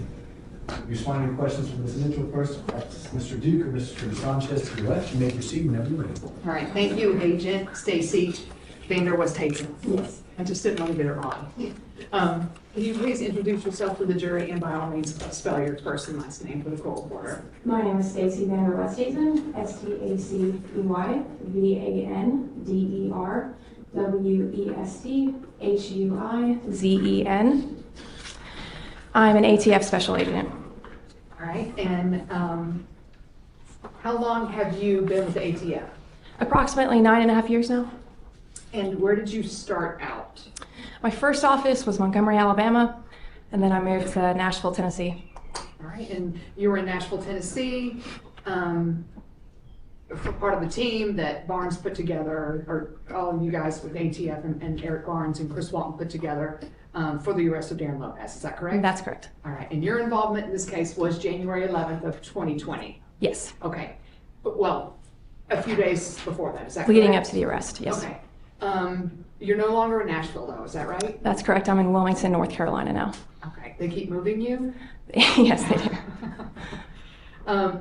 At the time of this, what was your role at ATF? At the time, Alcohol, tobacco, and firearms, correct? yes, I was a field agent at the time, still am. All right, and what does that mean? Can you tell the jury, what does that mean? What do you do? We investigate violent crimes involving drug trafficking, firearms trafficking, anything of that nature. And did you have anything else that you were assigned to? I was a part-time member to the ATF SRT, our special response team. All right, and what makes that different than just being a field agent? At the time, I was a crisis negotiator to the team on Team 3 out of Dallas, Texas. I was a part-time member, and all we do, we're a tactical team. We respond to high-risk events or just events or incidents, properties that are difficult to get to that a regular field agent might not be able to get to through their office. Okay. And at this point, leading up to the arrest, you guys are talking to Eric Barnes and Chris Walton, but mostly Eric Barnes, is that right? Detective Eric Barnes? That's correct. Okay. And at this point, and the jury has heard from other testimony, there was an arrest that was to be made on Darrin Lopez. Was that your understanding? Yes. And it was your understanding that a search warrant had been executed, or a search warrant had been asked for and signed off on to be executed on the residence of Darrin Lopez after his arrest. Is that correct? That's correct. All right. Leading up to this arrest, what were you doing? I was asked to help with surveillance the days leading up to the arrest and for the search warrant for SRT to travel into. And what were you doing for the surveillance up to the arrest? We would go out early in the morning, try to see what time the children were leaving. We didn't want to execute the warrant while the children were in the home. Okay. And by children, I think they were teenagers, but still, they're underage. Correct. Okay. And was it your understanding there was 3 girls? Yes. Okay. You were also given information where the house is located, I guess. Correct. Okay. And also any vehicles. That's right. All right. And what vehicle, do you recall what vehicle you were kind of looking for? The Nissan pickup truck and a silver Scion. All right. And again, you're trying to see when the girls are going to be out of the house. Yes. All right. So, and what do you do to try to figure that out? It's a mobile surveillance we would set up outside of the house and different entry points, which way the kids could leave or he could take the kids to school. We didn't know what school the kids attended. We were figuring that out at the time, just to see what time was the best time for us to enter the property. And it was kind of tricky at the time, right, Agent? Because this was during COVID, and so the schools were all doing different things, right? Yeah, that's correct. And so you guys had to figure out what school was having students in and students not, right? Yes, what days the kids would attend. Different kids, depending on their last name, would attend different days. It was different all in 2020, 2021. Okay. Do you happen to, right before January 11th, come across this black Nissan Paint? Yes, we did. We located at a high school in the back, parked in the student parking lot. And this was literally just you driving around looking for this truck at different schools? Me and another agent, we were driving around. We couldn't locate the truck, and so we surveillance. Okay. So you find the truck at a high school, indicating what to you? We believed at the time that maybe one of the daughters was driving the truck herself to school. Okay, because it's in the high school senior parking lot. Correct. Okay. And what do you do next? I just related back to our surveillance team, to our advanced SRT team. For them, when they would travel in, they would do their own surveillance on top of this pre-surveillance we did to better understand how to execute the warrant safely. Okay. And so suffice it to say, there's nothing you can do really at this point. You've got the truck and you spot the truck, but you can't really do anything except, I guess, relay the information back or see if this young girl comes out. Yeah, that's correct. Okay, so what do you end up doing? We just waited for the SRT team to come in to set up the briefing and for the ATF Dallas office to travel in to meet with our Nashville Group 1 office. Okay, and when they did come in for the briefing, what was decided, or did something happen before the briefing? We briefed the morning before, January 11th, the day Mr. Lopez was arrested. We briefed our offices because Dallas ATF traveled in and they met with our Nashville Group 1 office. Our ATF advance team traveled in to do their pre-op surveillance that morning and that day. And while they were doing their surveillance, they came upon Mr. Lopez and effectively effected the arrest. And how did they come upon Mr. Lopez? I think they just mobile surveillance of the area. Okay, and he was in what? The Scion. So he was not inside the house. They didn't go inside the house. No, no. They were watching, and he came out of the house. Is that correct? That's correct. Okay. And then what do they do when they see that he is in the Scion coming out of his home? I believe they just took him into custody, but had local law enforcement involved. Okay. And as far as you know, there was no resistance by Mr. Lopez. As far as I know, yeah, I wasn't at the actual arrest, but I think it was effective, safe. Okay. And I think you said you were, where the briefing was done and where you were was about an hour away from his home. Would that be about right? Approximately, yeah. Okay. Do you get word that the arrest has been made? And search warrant in hand, y'all need to get to that house to do the search warrant of the house? That's correct. Okay. And so do you take off immediately? Yes. Okay. You and who else go to the house to search the house? All the agents that briefed that morning for our pre-op surveillance, pre-operational briefing, we all made our way to the property. Okay. And one detective was there, who the jury hasn't previously heard of, but one of the detectives was there named Jabari Howard. Is that correct? That's correct. All right. And he was at the house with you, not inside the house, but he was at the house with you. And he's a DPD detective, Dallas Police Department detective. Those agents arrived. I arrived a little bit earlier to meet with SRT. We still had to clear the house. So the rest of SRT, we linked up, we cleared the house, made sure it was safe and secure. Nobody was at the house. We checked the outbuildings, and then we allowed the rest of the agents, as well as DPD, to come onto the property. Okay.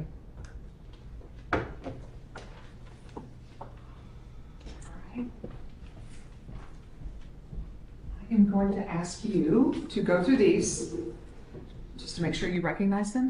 Okay. Okay, I'll flip them over, yeah.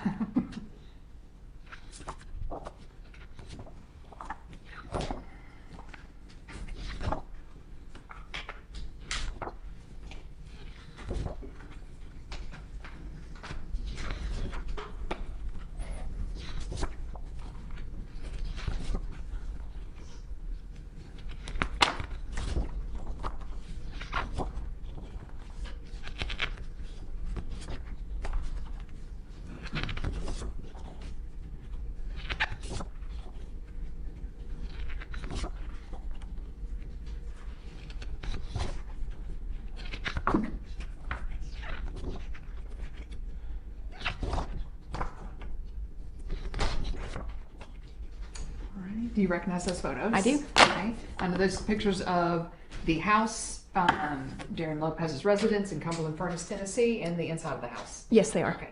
And I'm sorry, I wanted you to look at States Exhibit 139 through 162. And at this time, I'm going to ask to offer the evidence for all purposes, States 139 through 162.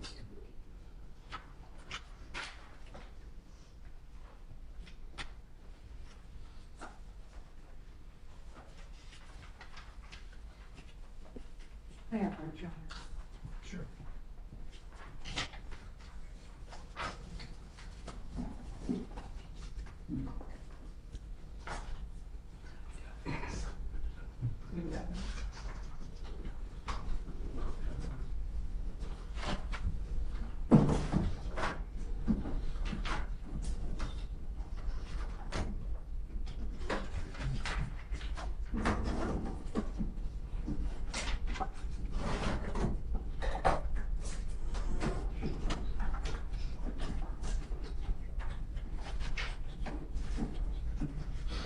No objection. There it is. You may publish. Thank you.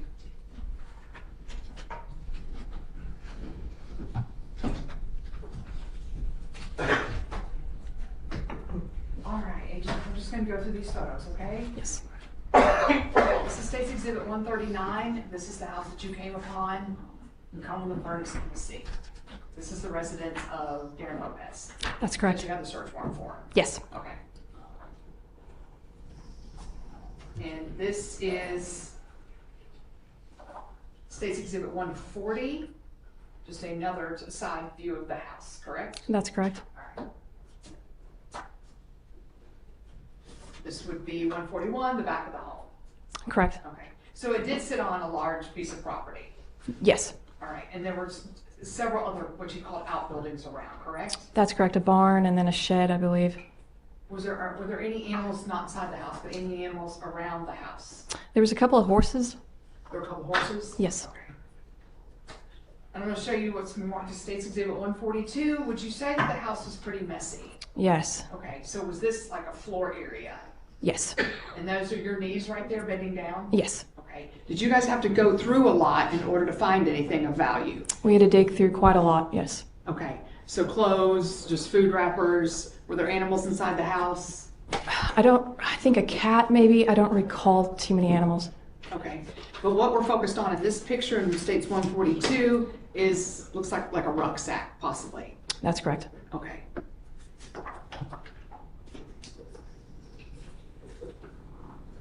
And then 143, again, this is just an area. Here it looks like another rucksack or the same one. But there's just stuff everywhere. Is that correct? Yes. Okay, and this one states 144. You find some bullets on another kind of bag. Correct. In some part of the house. Is that correct? Yes. And this is just another photo of it? I believe Or so. another bag? Yes. And 145. Okay. Now, going back to State's Exhibit 142, with this rucksack, we can also see that there's like a Belvita box or something here, correct? Correct. Okay, and in State's Exhibit 146, it's that same box, same rucksack, but you pulled out a handgun. Is that Correct. Yes. Okay. Do you remember, was it just on the floor? Was it under the bed? It was inside the backpack. I believe it was wrapped in that t-shirt. No, the whole rucksack, I'm sorry. It was near the bed area. Okay. Yes. And that's you kneeling down. Those are your knees, is that Yes, correct? that's me. All right. And then the clip that goes with the handgun, correct? Correct. All right, and this is just another view That's right. of the handgun Yes. and the magazine on States 147. And then here you take a closer view and what appears to be on the gun. Blood at the time. Okay, and can you tell the jury what kind of gun it is? It's a Smith & Wesson. Okay, and can you read the serial number? Can you read those letters? Victor Alpha Sierra 0598, I believe. And that's State's Exhibit 148. You also take a photo of the butt of the gun. Somebody does. Do you have any idea why? Just No. taking every angle? Yeah, our photographer or whoever's in charge of the camera will usually just take all angles of a firearm. Okay, and State's 149. And just another view of this clip in State's 150. In that same rucksack. And then we have, you guys found some letters. Yes. And some packages. Okay, and can you tell, if I can zoom in, but can you tell, it's to Darrin Lopez, happy birthday, I love you. Can you tell who the return address is from? Jennifer Faith. Okay. And then, can you tell who the package is from? Jennifer Faith. In Dallas, Texas, correct? That's correct. All right, then we have 152. Again, the house had lots of stuff in it, right? Lots of clothing and food, but you do find what looks like a gun box. A gun box, yeah. Okay. And possibly the gun box for the Smith & Wesson in States 153.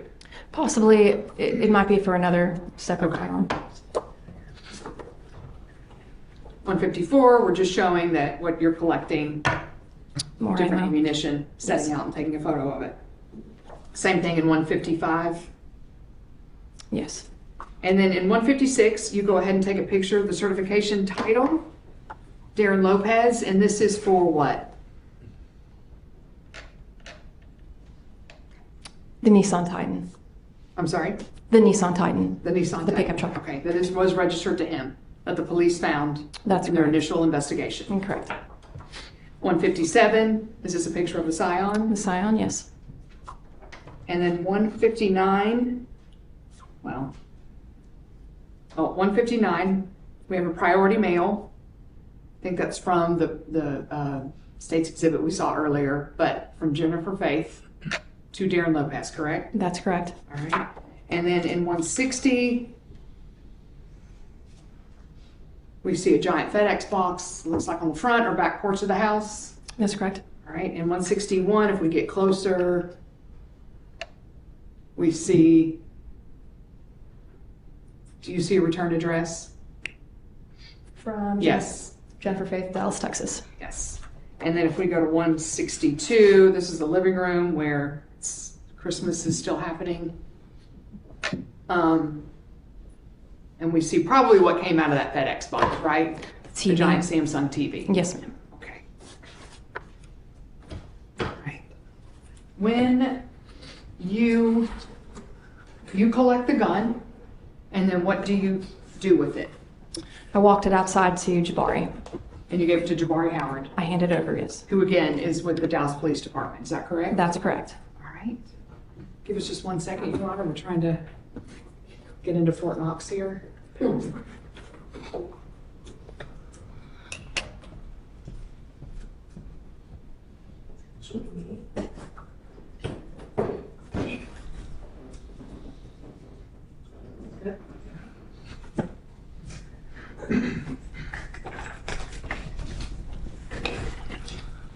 All right. I'm going to show you what's been marked previously, and for record purposes, it states 164. Okay. Do we have any gloves? Do you have a pair of gloves, Caitlin?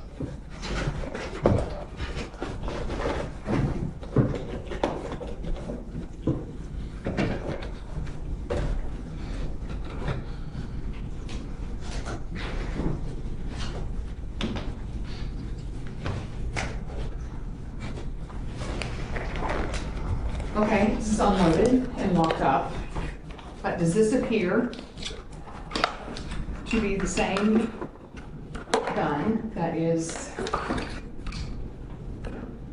was in the photos? Yes, it is. Okay, is it marked as Smith & Wesson? Smith & Wesson. Okay, and Same. can you, from this angle, read the serial number? Victor Alpha Sierra 0598. Okay. And the magazine that you collected as well, is that correct? That's correct. Okay. All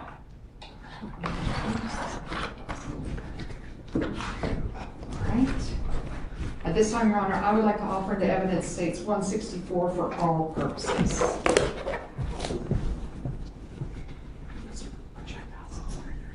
Again, we have no objection. 2 minutes. All right.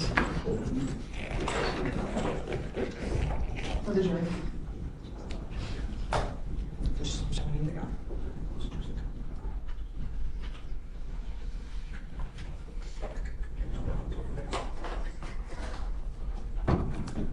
Okay, and Miss Agent, I'm so sorry, Vander Westhazen, after you deliver property to detectives for DPD to take back to Dallas, what did you do next?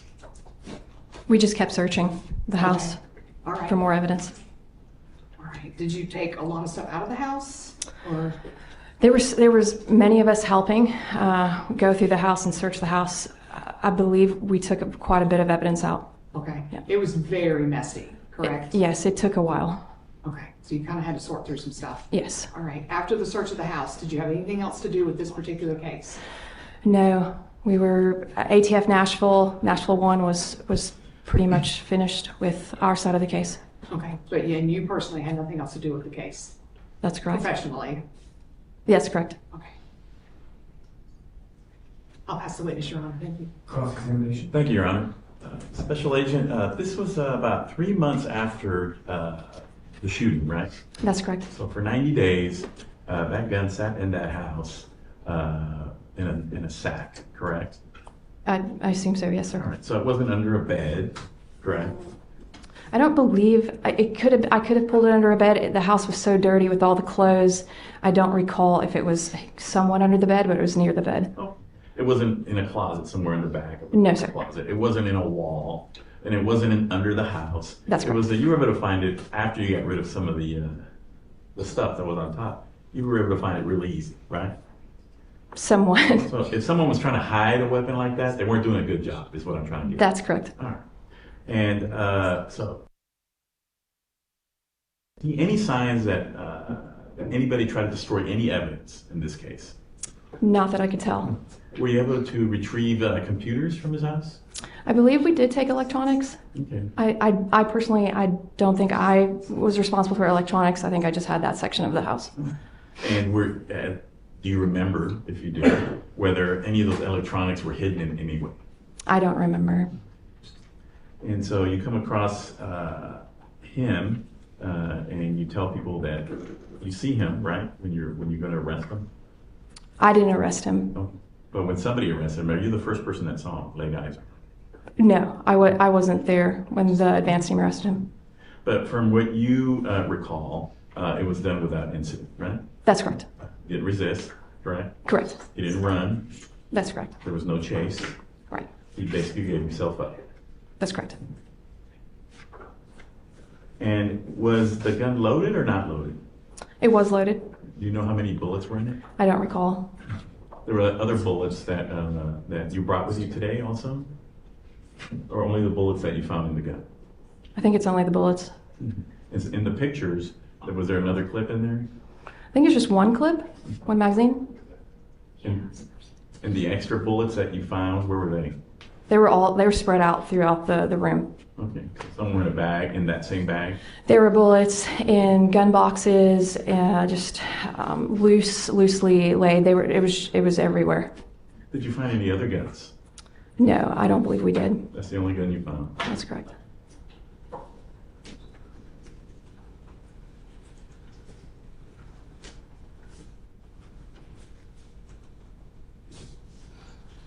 Do you know who was in charge of taking the electronics? I guess the Jabari DPD. I passed the witness. Nothing further, Your Honor. It should be fun.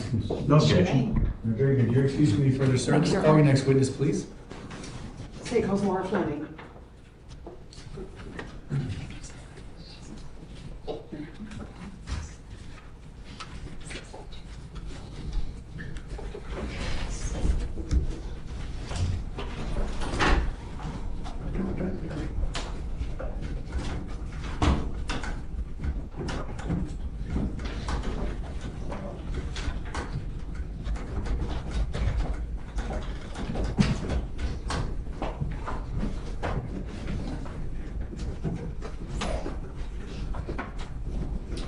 Afternoon.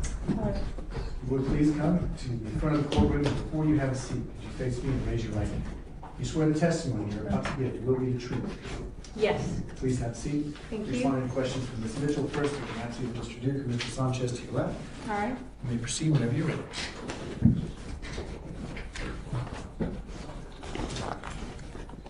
Okay.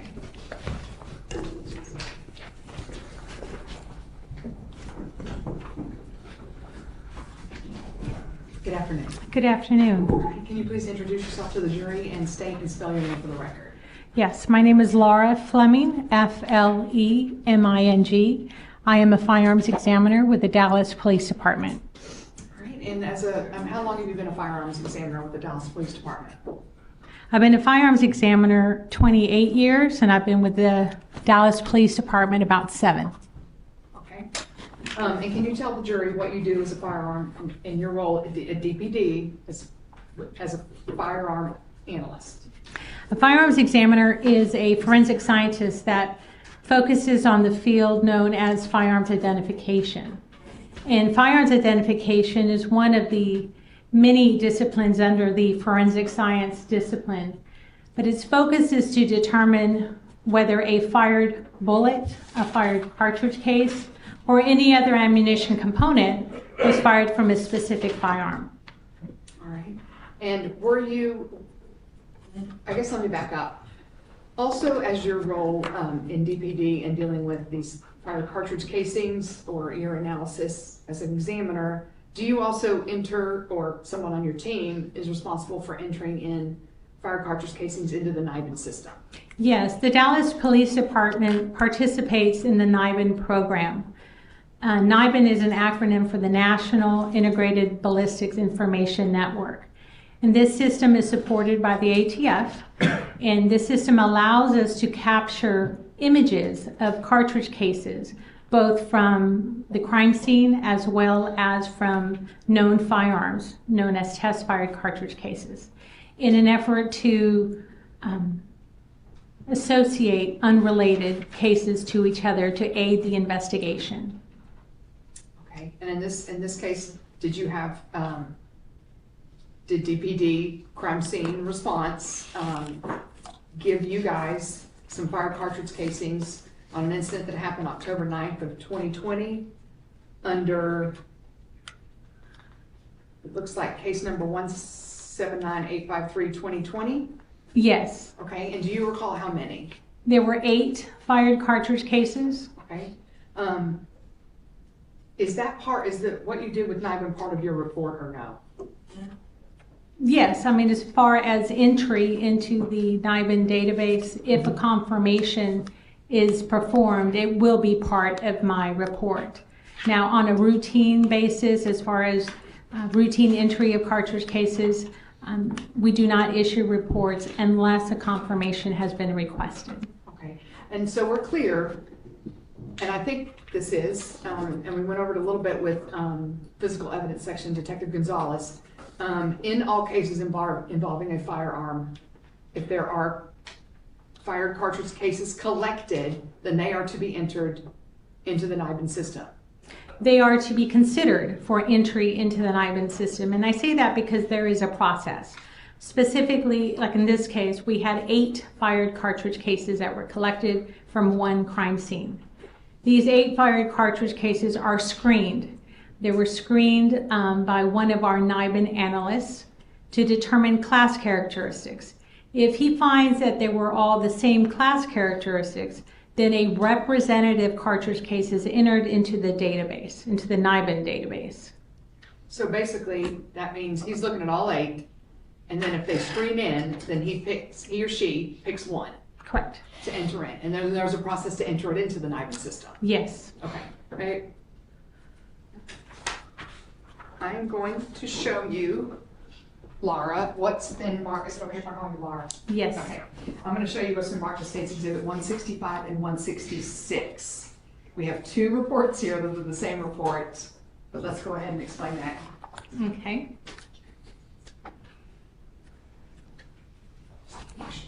Same report with you, okay?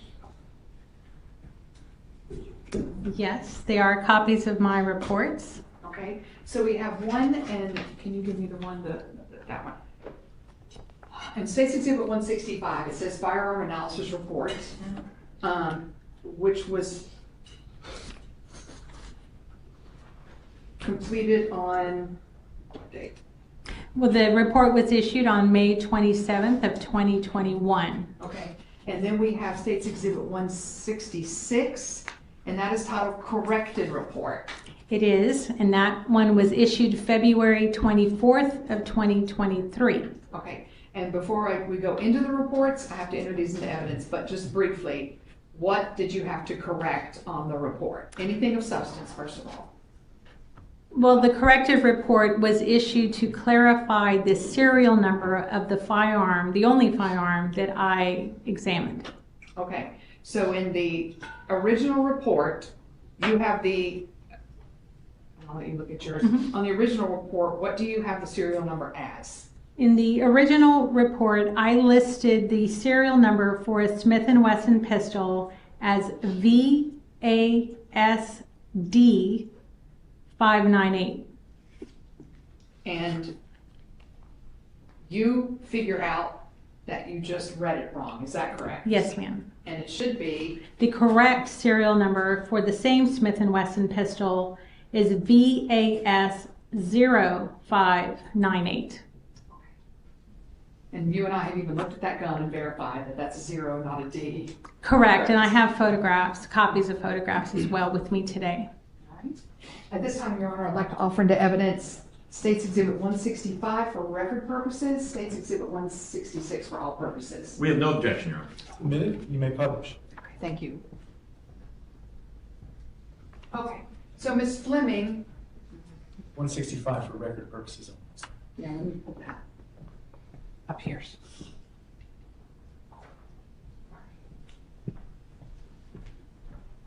All right, Laura, I know you and I have been over this over and over again, and you are so much better at firearms than I am. So I'm kind of looking to push play and let you talk as much as I can. But on this report that has been entered into evidence, can you tell us what this first report is? An analysis. Can you just kind of walk us through your report, I guess is what I'm asking. Do we want to start with page 1 of 2? Yes, that's fine. Okay. I mean, initially, item number 7, as listed on the report as one federal brand 45 auto caliber fired cartridge case, was submitted to the NIBIN unit. Okay. It was screened by there were 8 cartridge cases. It was screened by one of our NIBIN analysts, and item 7 was entered into the NIBIN database. Okay. Then eventually a firearm that's listed on my report as F1, which is a Smith & Wesson 45 auto caliber pistol, was submitted to the NIBIN unit, the Dallas PD NIBIN unit, for NIBIN entry. It was test fired and entered into the system, and a lead was found to the item 7 cartridge case. Okay, let's back this up just a little bit. Okay. So you put the number 7 fire cartridge casing into the NIBIN system. One of our NIBIN analysts did, Analysts but yes, did. our And they department. do this by how? How do they put it into a system? The NIBIN unit is actually divided into 2 stations, and one is an acquisition station, meaning that it captures pictures or images of the head of a cartridge case. This area of the cartridge case covers breech face marks and firing pin impression, which are all representative of the gun that it was fired from. Once our NIBIN analyst determined that all 8 of these had similar class characteristics, one was selected as a representative of the group. So that was item number 7. That was entered into the NIBIN database as images. These images are retained in the database, and they are correlated against other incidences, not only in Dallas PD, but in our region. We are linked to all NIBIN users in the state of Texas, as well as some departments in Louisiana and as well as Oklahoma. So It does a search of those areas. Would that be an example on page 11 of 17?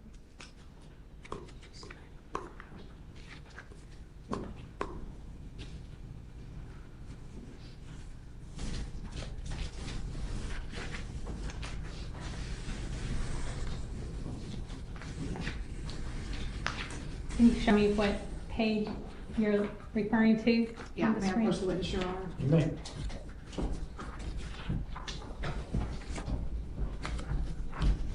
Sorry, 11 of 17 down here.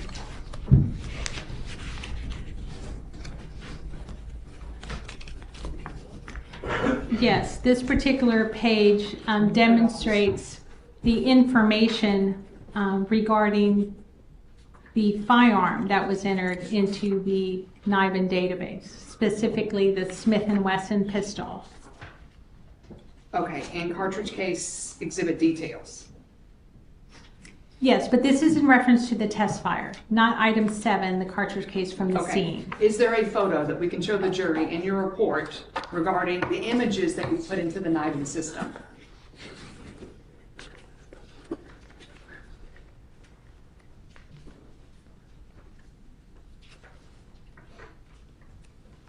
It would be in my original packet, which is page 15 of 22.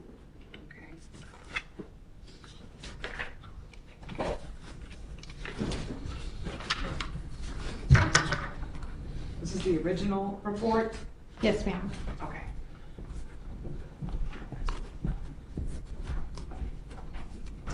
And let me just compare to make sure. Yes, it's Where's the real time? 15 of 22. Okay, you can find that in here. Yes. for me. This one right here. Okay. Yeah. I'll put this up on the screen, okay? Okay. Like I said, this page represents the information, case information specifically to item number 7, which was a cartridge case that was collected by DPD crime scene. Okay.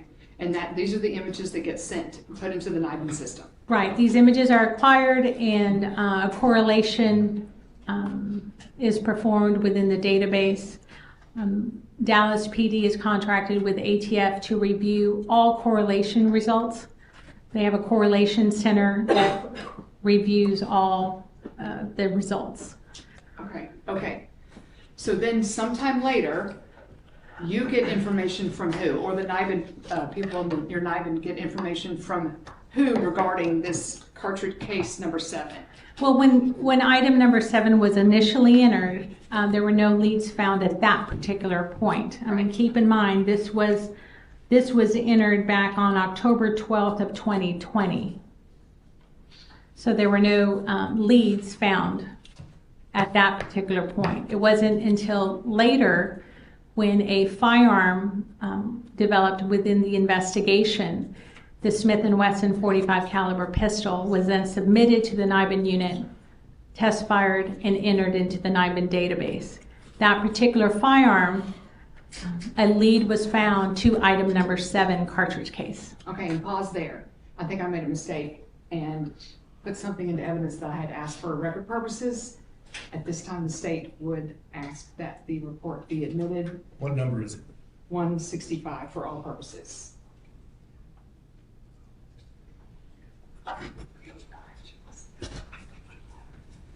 No objection. All right, and so to make the record clear, you showed a picture from 165. What picture did you show from that exhibit that's now admitted for all purposes? It's page 15 of 22. Okay. Exhibit information, IBIS tracks, HD 3D match point of the number 7 cartridge case. Go ahead. All right, and apologies to the court. Okay, Mrs. Fleming, you, there was a lead, and at that point, what do you do? At that point, when we, the NIBIN unit, receives a lead notification from ATF, I will review those images, as well as my colleague Charles Clow will review these images to determine whether or not we are in agreement with the findings or information that we have gathered from ATF as far as the lead is concerned. If we are in agreement, then we will distribute this information of the potential lead to our investigators or detectives assigned to the cases involved. If our detectives wish to... Well, let's break that up. I'm sorry. You will let the detectives know if... a lead is found. Okay, and in this case you did? Correct. Okay, and you talked to the lead detective or Swanton, is that correct? I'd have to refer to my email, but I emailed many individuals because I know there were other detectives involved in this particular incident. Okay. Detective Barnes, Detective Howard, as well as Walton. Okay. And the gun that you received from Detective Howard? I believe so, yes. Okay. But I went a little ahead. So you talked to them about going ahead and doing a confirmatory report. Right. I sent them an email notification essentially saying this gun may be connected to this specific cartridge case number 7 through a NIBIN lead. If confirmation is required, please submit a request for analysis to perform that type of examination. Okay, that's important to kind of make sure it's very clear. The number 7 cartridge case from the scene at 926 Waverly Place in Dallas was put into the NIBIN system via images. Correct. Then there was a lead, and there was a lead generated. No, not at that point. Number 7 is entered into the NIBIN database when the incident occurred in 2020. Yes. Then a few months down the road, a firearm was found and submitted to the NIBIN unit. Yes, the firearm was test fired and entered into NIBIN. Okay. Then a lead was found. Gotcha. So the firearm that you received from Jabari Howard, that was test fired and put into the system. Yes. And at that time, there was a lead that was found that said there may be a connection between this particular gun found in Tennessee and the scene at 926 Waverly Place. Yes. Okay. And then you asked them to do a confirmatory report. I asked if they needed, Analysis. right, I notified them of the lead, and if they needed confirmation, then they were to submit a request for analysis form, which was done. Okay. And then what is your analysis at that point?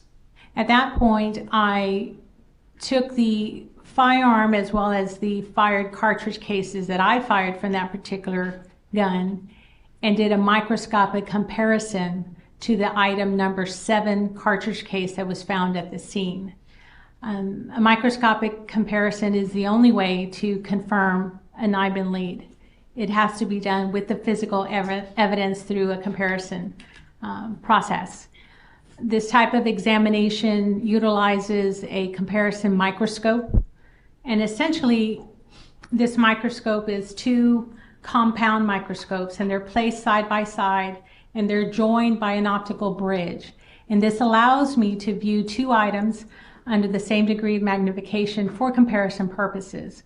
And when I'm doing this type of examination, I'm focusing on many features within the cartridge cases. I mentioned a little bit earlier of class characteristics. Class characteristics are measurable features of an item. They're predetermined prior to the manufacturing of the particular firearm, which is in this case a tool. In reference to firearms identification, some examples of class characteristics are things like caliber.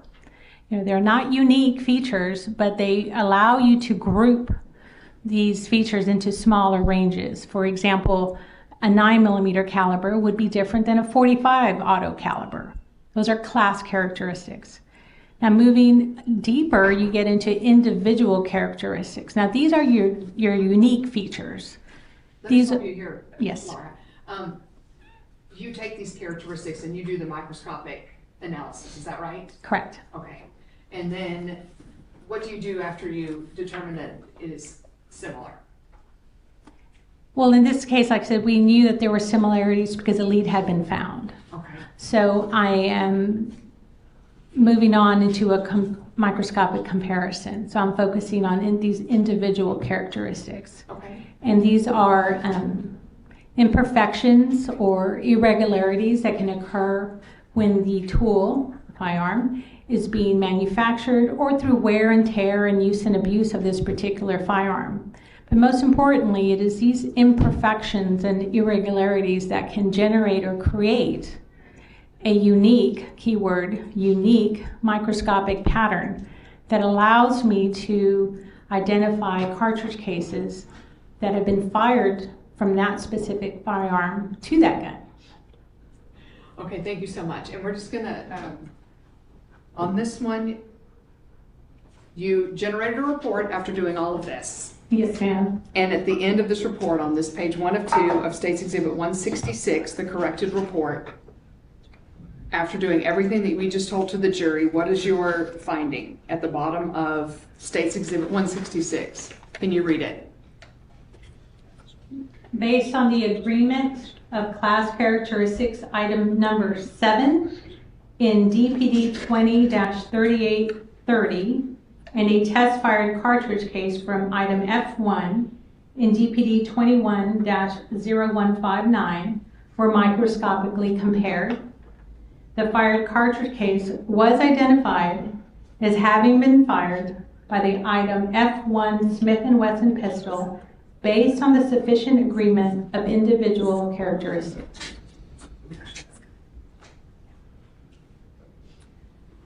Okay, so in the end, the cartridge casings that have been entered into evidence, or the one cartridge casing number 7,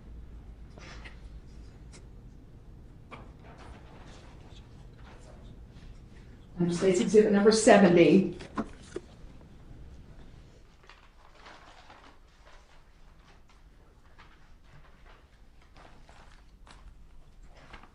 Looks like it's not. this cartridge casing, the one found at the scene here in Dallas, microscopically matched to the Smith & Wesson that was delivered to you months later? Yes, that is correct. And I do have my markings on this packaging identifying the case number, my initials, and case item number, as well as the date. Is that the conclusion to your report, except for the correction on the serial number? Yes, ma'am. And I would like to add that all of my microscopic examinations, comparisons, and results are also verified by another firearms examiner as part of our quality assurance program. And that was done in this case as well. All right, Laura, I appreciate it. I'll pass the list. Cross-examination? You need these? Ms. Fleming, so what you did in this case was you tested and looked at one cartridge. Item number 7, yes. You didn't look at the other cartridges. I did not. And when somebody comes back and looks at your work, it's somebody who works in the same agency as you do. I'm sorry? Somebody who confirms your results. Right. They're confirming my microscopic comparisons, which in this case would have been the test fires generated from the gun to item number 7. Is that a coworker? Yes. That's all I have. Nothing further, Your Honor. Make sure you find the excuse. Yes, Your Honor. No objection, Your Honor. Very good. Thank you very much. You may stand down. Please make sure you don't have any exhibits with you. I want to make sure you don't take anything that has a state sticker on there. Okay, thank you. Ms. Mitchell? May I approach, Your Honor? Sure. Thank you, Laura.